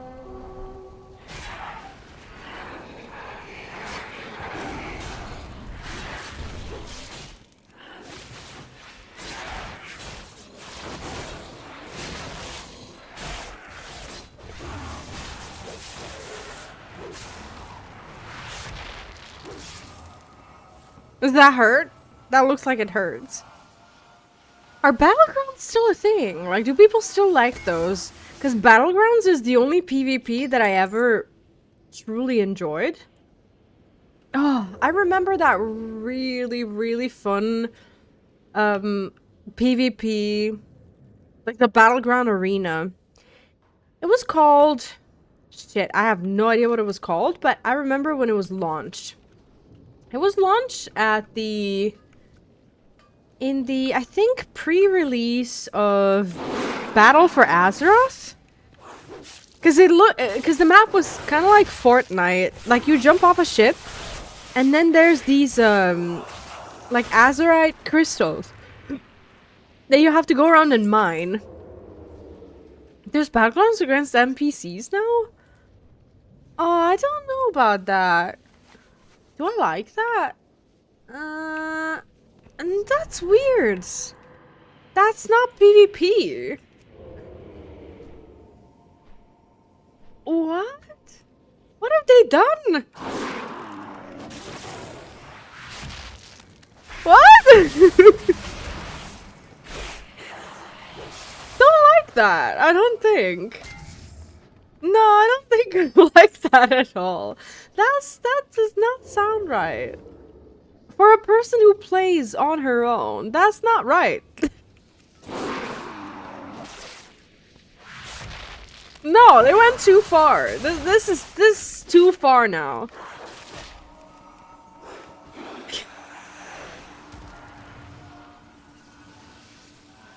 Okay, since I missed it. I missed the tea. Now you're gonna give me the tea. How was the public verdict at the time? See, I don't often, like, you know, complain. But I would complain at that. I complain about one thing in World of Warcraft publicly. What do you think I ever ranted about? One big rant, and let's not talk about like the breast milk situation. That's different. Forget about the scandal and the breast milk situation. One thing about in-game. What do you think I'm mad about?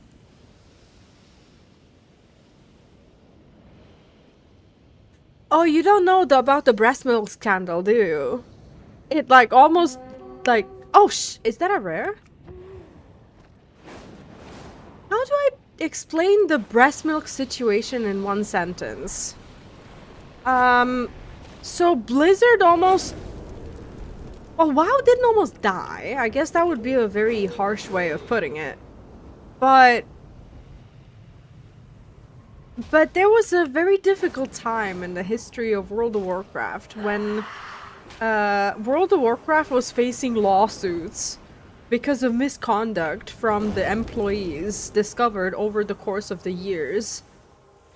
And there have been allegations, confirmed and not confirmed, of harassment and different things in their offices and out of offices and everything.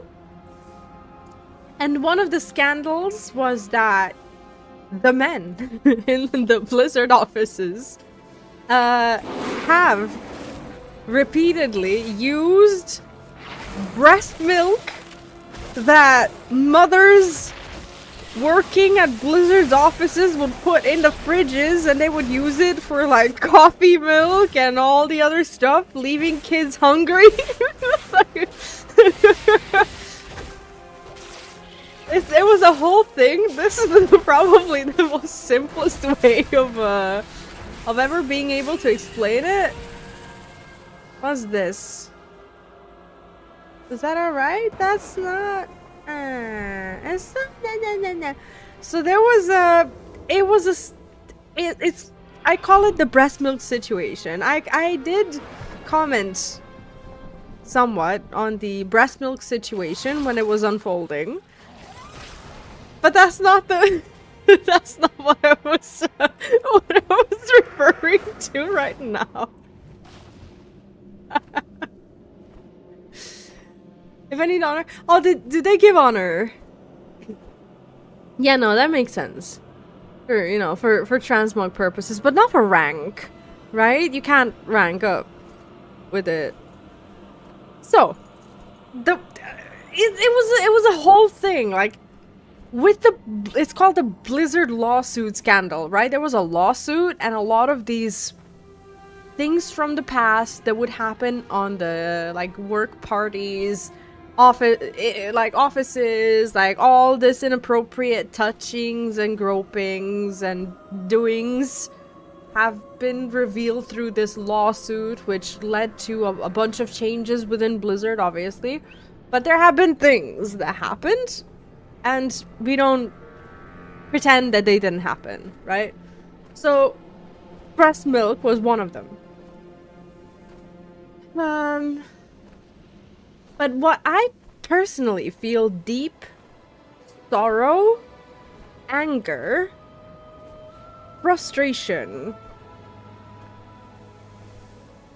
exasperation about is the fact that Blizzard, with all their situations and even failings with creating mobile apps, never ever chose to take pet battles on a different level and make a mobile app so that we can play with our pets, with our companions. Our companions have stats. There's a PvP mode for pets. Look, they have abilities, they have stats, they have health. You can battle in the open world, you can battle in the PvP mode. Look, matches you against a player of similar skill in a pet battle. Why there isn't a pet battle app or something where you can use your pets is fucking beyond me.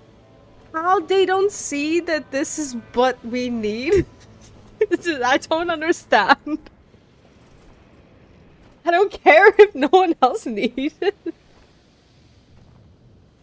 But that is my one greatest pet peeve in the entirety of this game. I'm very sensitive to that. You've done Master Halls where you get emblems and then fight a league at the end, right? Scott the Sweet, welcome in. How are you doing today? How's the family? How's the little one? What's the plans for the weekend? I shouldn't even ask that. You're a newborn parent. There's no plans for the weekend. Just survival. Forget I said that. Ah, I love Blobby. He's so fucking terrifying.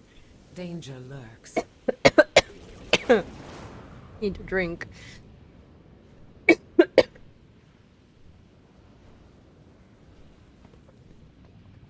Still little, huh?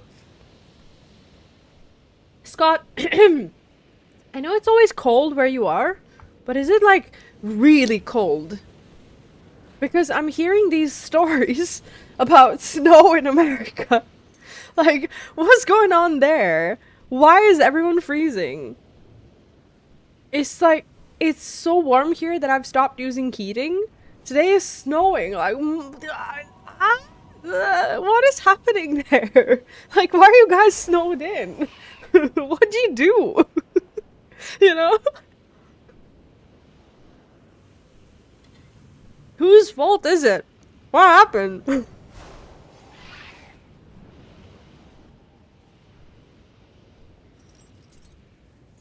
It's 28 overnight, so like -4 or 5. Like, we had that 2 or 3 years ago. And then... Spring. Where's spring? Fucking hell. Like... Whoever's doing that, stop doing that. You know?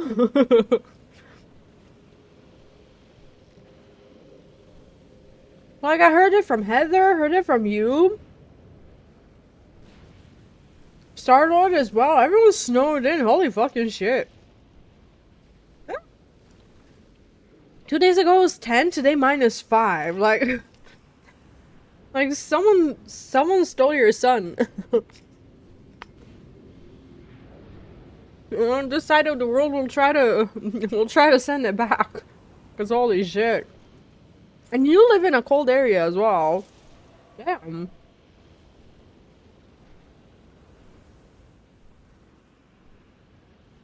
Let's see the final message. Did we ever get to see the final message here? I don't know. I don't think so. She will not escape me. I don't know. We did. Prevent me from turning the Naru to the void. I will claim the power I was promised. They've taken a Naru prisoner?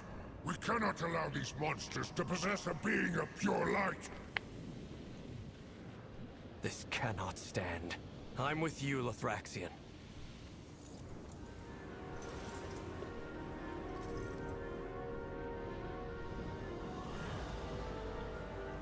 I actually would mind snow, cause my current heat, like I do all the heating systems and ways all year round because none of them are consistent or good enough to heat up the whole house. I fucking manage. So right now I'm using aircon as a source of heating, which wasn't really functioning up until a few days ago. Because for some reason, it bugged itself. And when I would try to turn it on, it would like blink. and then I discovered why. Like, there was something with the system or something, and I needed to unplug it for like half an hour and then plug it back in. So I solved that. So now I'm using that as a heater, but I can do that because the temperature doesn't go under like -1, 2 or something. Like at night, it's like 5 degrees, 6 degrees Celsius. But I'm out of logs. Like, I get logs for during the winter. So I use those, but I don't expect any more snow because if we get snow, then I'm fucked. Yeah, we went from winter to summer in like 2 days. It's lovely outside. Like cherry blossoms, flowers, and everything. It's really nice. And, well, I shouldn't have said and, I should have said but. About 2 years ago, I discovered that I do in fact have a degree of like spring allergies. So it's already like feeling mildly uncomfortable. But I'd rather have that than issues with like heating and everything. The reason why I struggle with heating, this is like a long-winded story, but in one sentence. The house that I'm renting, it's owned by my landlord, but the gas line that was meant to be installed in the house, it was owned by his brother, or it was signed by his brother. He was the one who was, you know, who installed it and everything. And the brother went MIA and left a huge debt. So he was in a court process because of the debt, and the entire gas line was frozen. not like frozen like heat-wise, but like they couldn't uninstall it and install a new one. They couldn't sign it over to the landlord or whatever.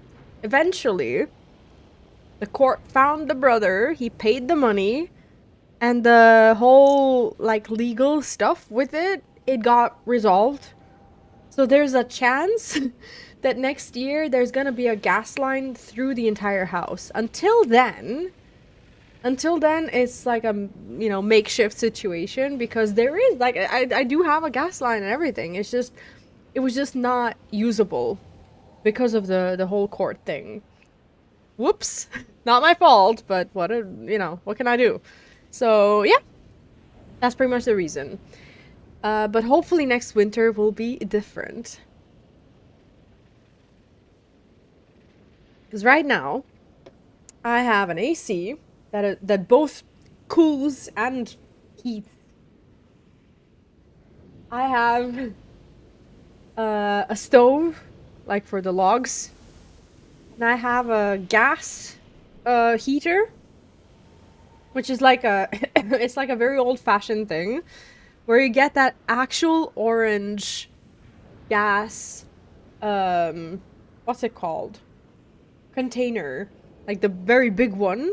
You stick it in, you connect it, and then you use it until the gas runs out. And then you have to get a new big container and you put it in, or you refill this one. Anyway, I have those three and an electric heater. They're all mobile, so I manage. What can you do? Glory to the light. Tell us about the Naru. The Naru are born of light, beacons of hope and strength for the weak hearts of mortals. They are gods among men, above you and I. I know not from where the ethereals or devouring host captured a Naru, stolen from a far-flung world, or perhaps taken prisoner from a millennia-old Draenei splinter faction. Damnable renegades.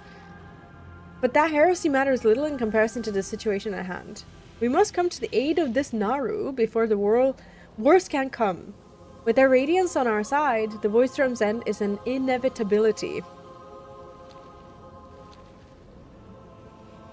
So Naru are basically like godlike creatures. That's all you need to know. They're made of light. But they can be corrupted by the void. The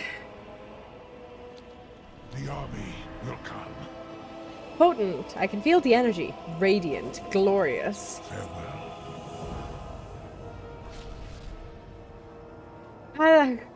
Gosh, I was always scared it will blow up. I'm scared every day. I know. But you know, it's either be scared or be cold. What do you want to be?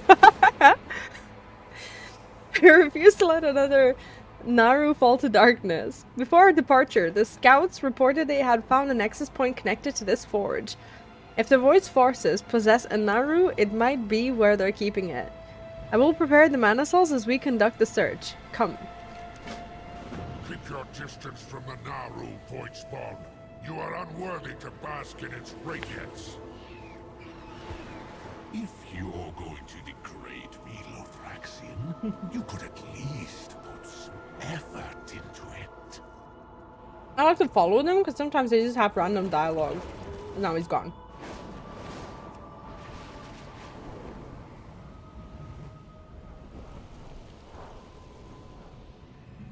There, imprisoned within that shield.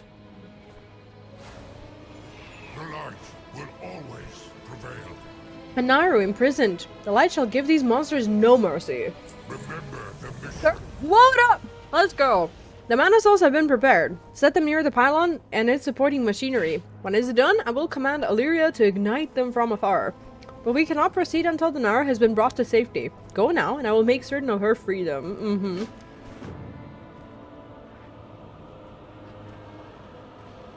Tell me more about Nexus King Salahar. Right, the dude who was in the memory. Nexus King Salahar rules what remains of the Shadow Guard, ethereals who recklessly wield the Void. He was one of Dimensius' most loyal followers. When we defeated him in Manaforge Omega, Xal'atath stole him away to some distant realm. He and his ethereals broke away for a time, but soon rejoined their forces willingly. Salahar may have once styled himself a conqueror, but now he's little more than Xal'atath's beaten pawn. When that shield goes down, Xal'atath's forces will be upon us in droves. If I'm going to detonate those mana cells from afar, I'll need an opening. Then the devouring host of their strongest and the rest of Xal'atath's lackeys will be easier to fight off. We will make sure the shield goes down in the meantime. Good luck.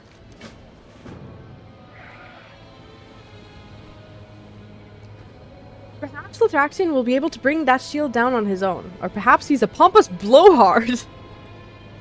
Blowhard, is that not a bad word? The devouring host offers his trusted soldiers fragments of a relic that can override any ethereal device, including that shield. You'll need to carve quite a swath through their forces to recover enough shards. But what do I know? A merely unworthy void spawn.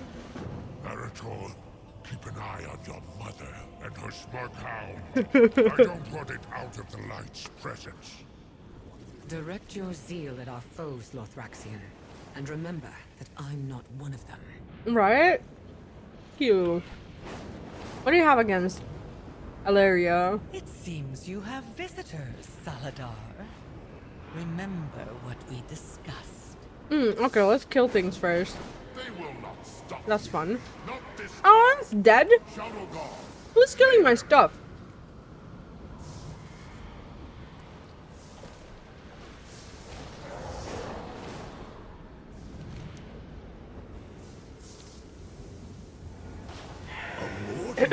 No! Soul shall renew my creation. Oh, there's no one there. I thought it was, in my defense, I thought someone damaged it. I was like, no, don't kill it. No one here. No, I'll kill you for Just paranoid V. really. At last. No loot? No loot.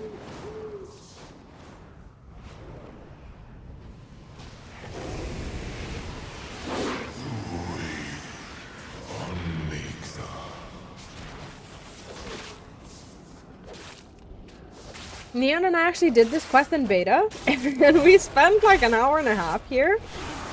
Because the beta was bugging out a little bit with phasing. If you're in the party. So, there was an issue with finishing the Naru quest.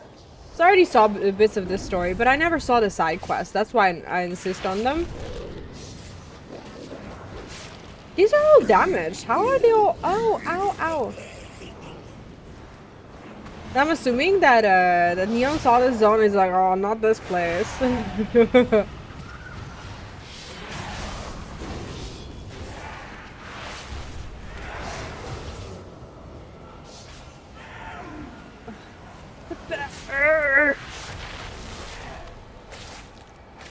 one here. There's no one here. Like, what are they dying from? What the hell? I can't wait to start looking for pets and stuff here.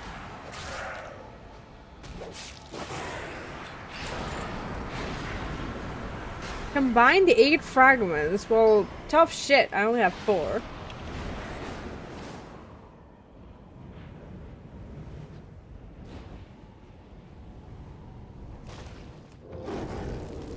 Why is that optional? It says combined fragments. It's like, why do I, what? Oh, no, I needed another... No, I didn't. Place overcharged mana cell. Where? Huh.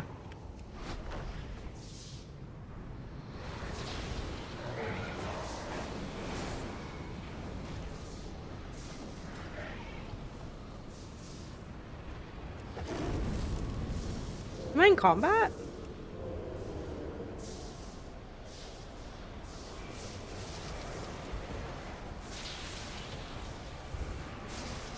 I'm gonna try not to cause any problems here. Alleria has to die. Her Dark Naru would make a far more effective weapon than this one. If only your Shadow Guard had captured it before she claimed its power all those years ago. So, spoilers, Alleria also has a Naru, like the deity within herself. But it's not a light Naru, like this captured one, it's a dark Naru. Which is really dangerous. So basically Alleria, at all times, is like a ticking time bomb. I love that for her.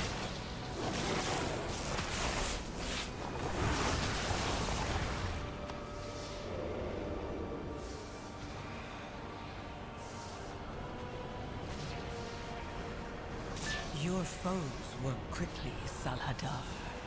You had best redouble your efforts to turn the Naru before it's too late. Again. Enough of your failed threats, Zalatar. You will have your Did I not place it? and I will have what I am owed.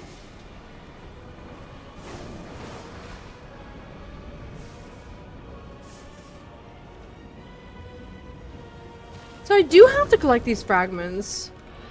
That's weird.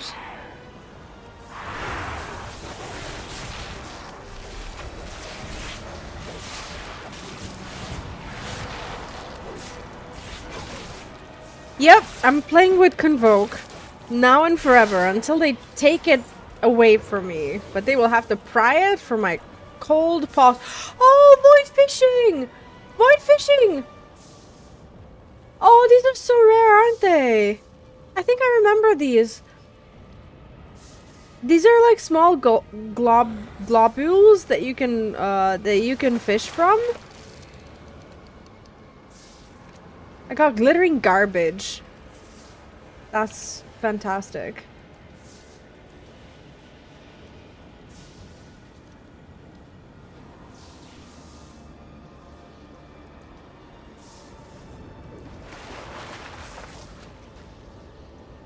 Hey, Austin, welcome in. How are you doing today? What's up? What's the plans for the weekend?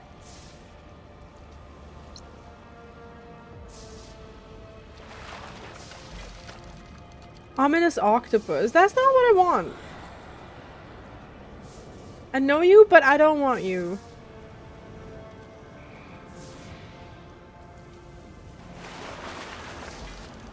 What's this?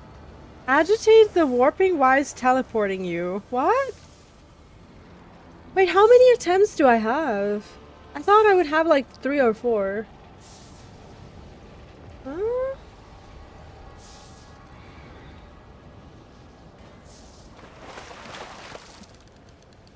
Damp washcloth.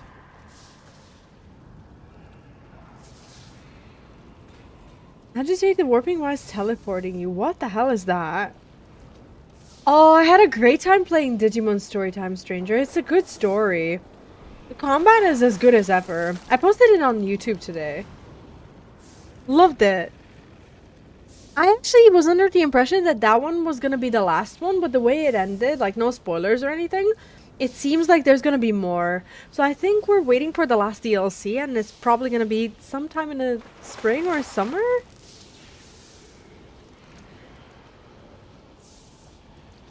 Void fishing is extremely rare, isn't it?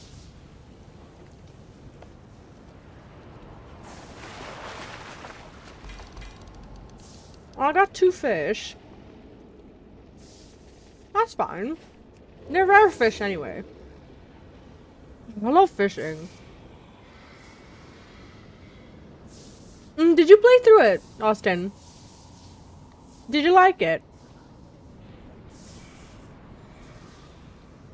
What was my quest? Aberrations.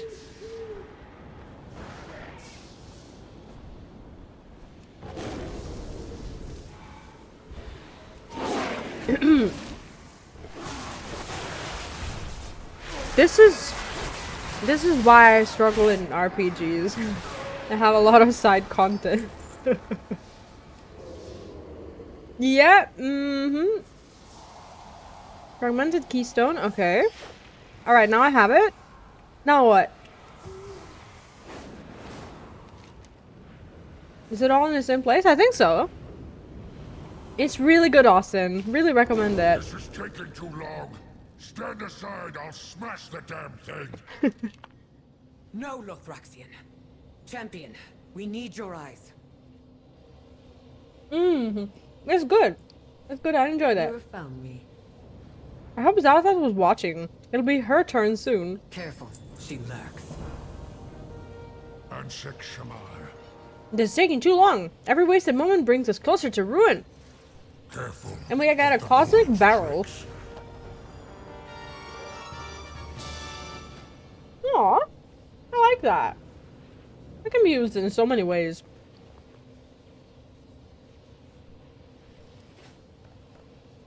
Well, if it isn't my favorite little monster. I like how he calls me my favorite little monster. It's almost like...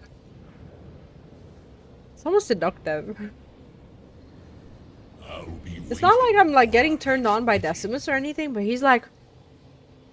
If it isn't my favorite little monster... It's like that's kind of goals.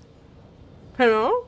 Like you want to have a partner who's gonna be like, hey my little monster. It's like, that's cute. What the hell? Why is it so cute? Decimus glances sideways at you. Immortal, receptive to outside ideas.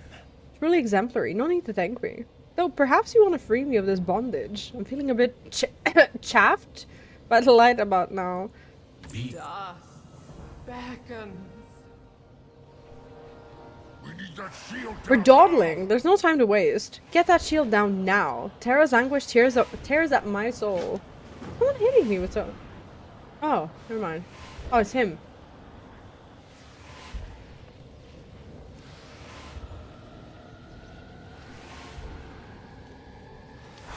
Complete your task and return to the Voidspire, Saladar.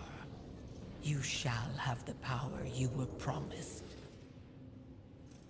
So long as you remain gracious in accepting it, of course. Naru has fallen. All this power pledged to Saladar. No, I haven't played, but I bought it. Even now, in my moment of victory. That's my next Digimon game. I had to buy it.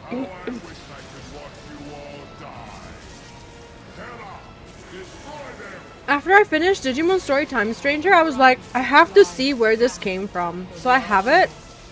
And hopefully soon I get to play it as well. Have you played it?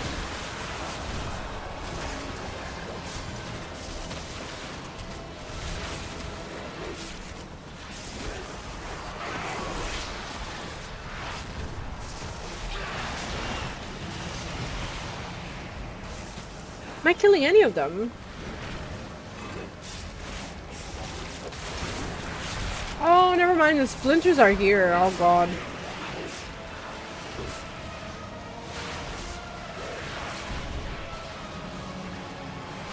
Great soundtrack here. Very loud, though. Sorry about that.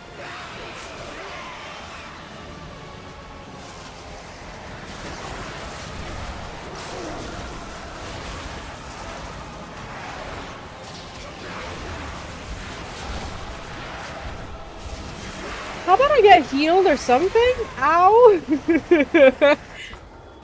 Ow! This is still hard. Oh, thanks for the reminder. Yeah, I was not paying attention to posture. But yeah, Cyber Sleuth is meant to be obviously a little less advanced than Time Stranger, but I'm very looking forward to it. Too many dialogues? Ah, I see. Is it only in Japanese, right? Because I figured I would just record it and post it on YouTube rather than streaming it, because I don't like to stream games that are dubbed, because I feel like it's anti-lurk. Oh yeah, thanks Neon. Yeah, it's 8 o'clock soon. I should be having dinner soon or something. Update on my on my eating. I actually did have lunch today, which is always good, right? And I decided that instead of you know, essentially cleansing once a month, I decided to try and eat for only 8 hours within a day. So basically it's called like 16-8. Basically it has you skip breakfast and you eat during like the 8 hours. So I started eating at like 12:30 or something, so I should be done eating within like within an hour or so. Yeah, I was actually just talking about when we were doing this quest. Don't know if you were here. But I was just saying how we were actually struggling here.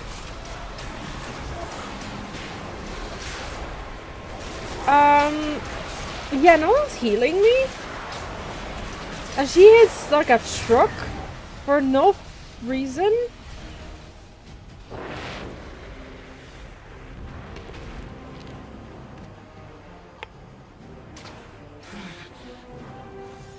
He will see the monster you are, and you will drag him into the darkness. I never wanted you to see this.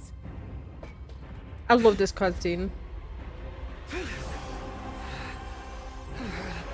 There she is. Fucking badass.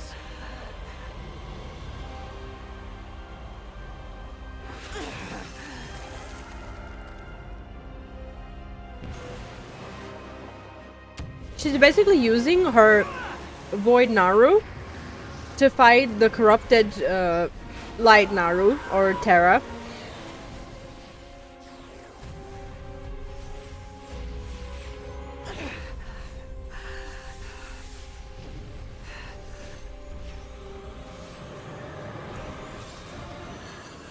How cute is this?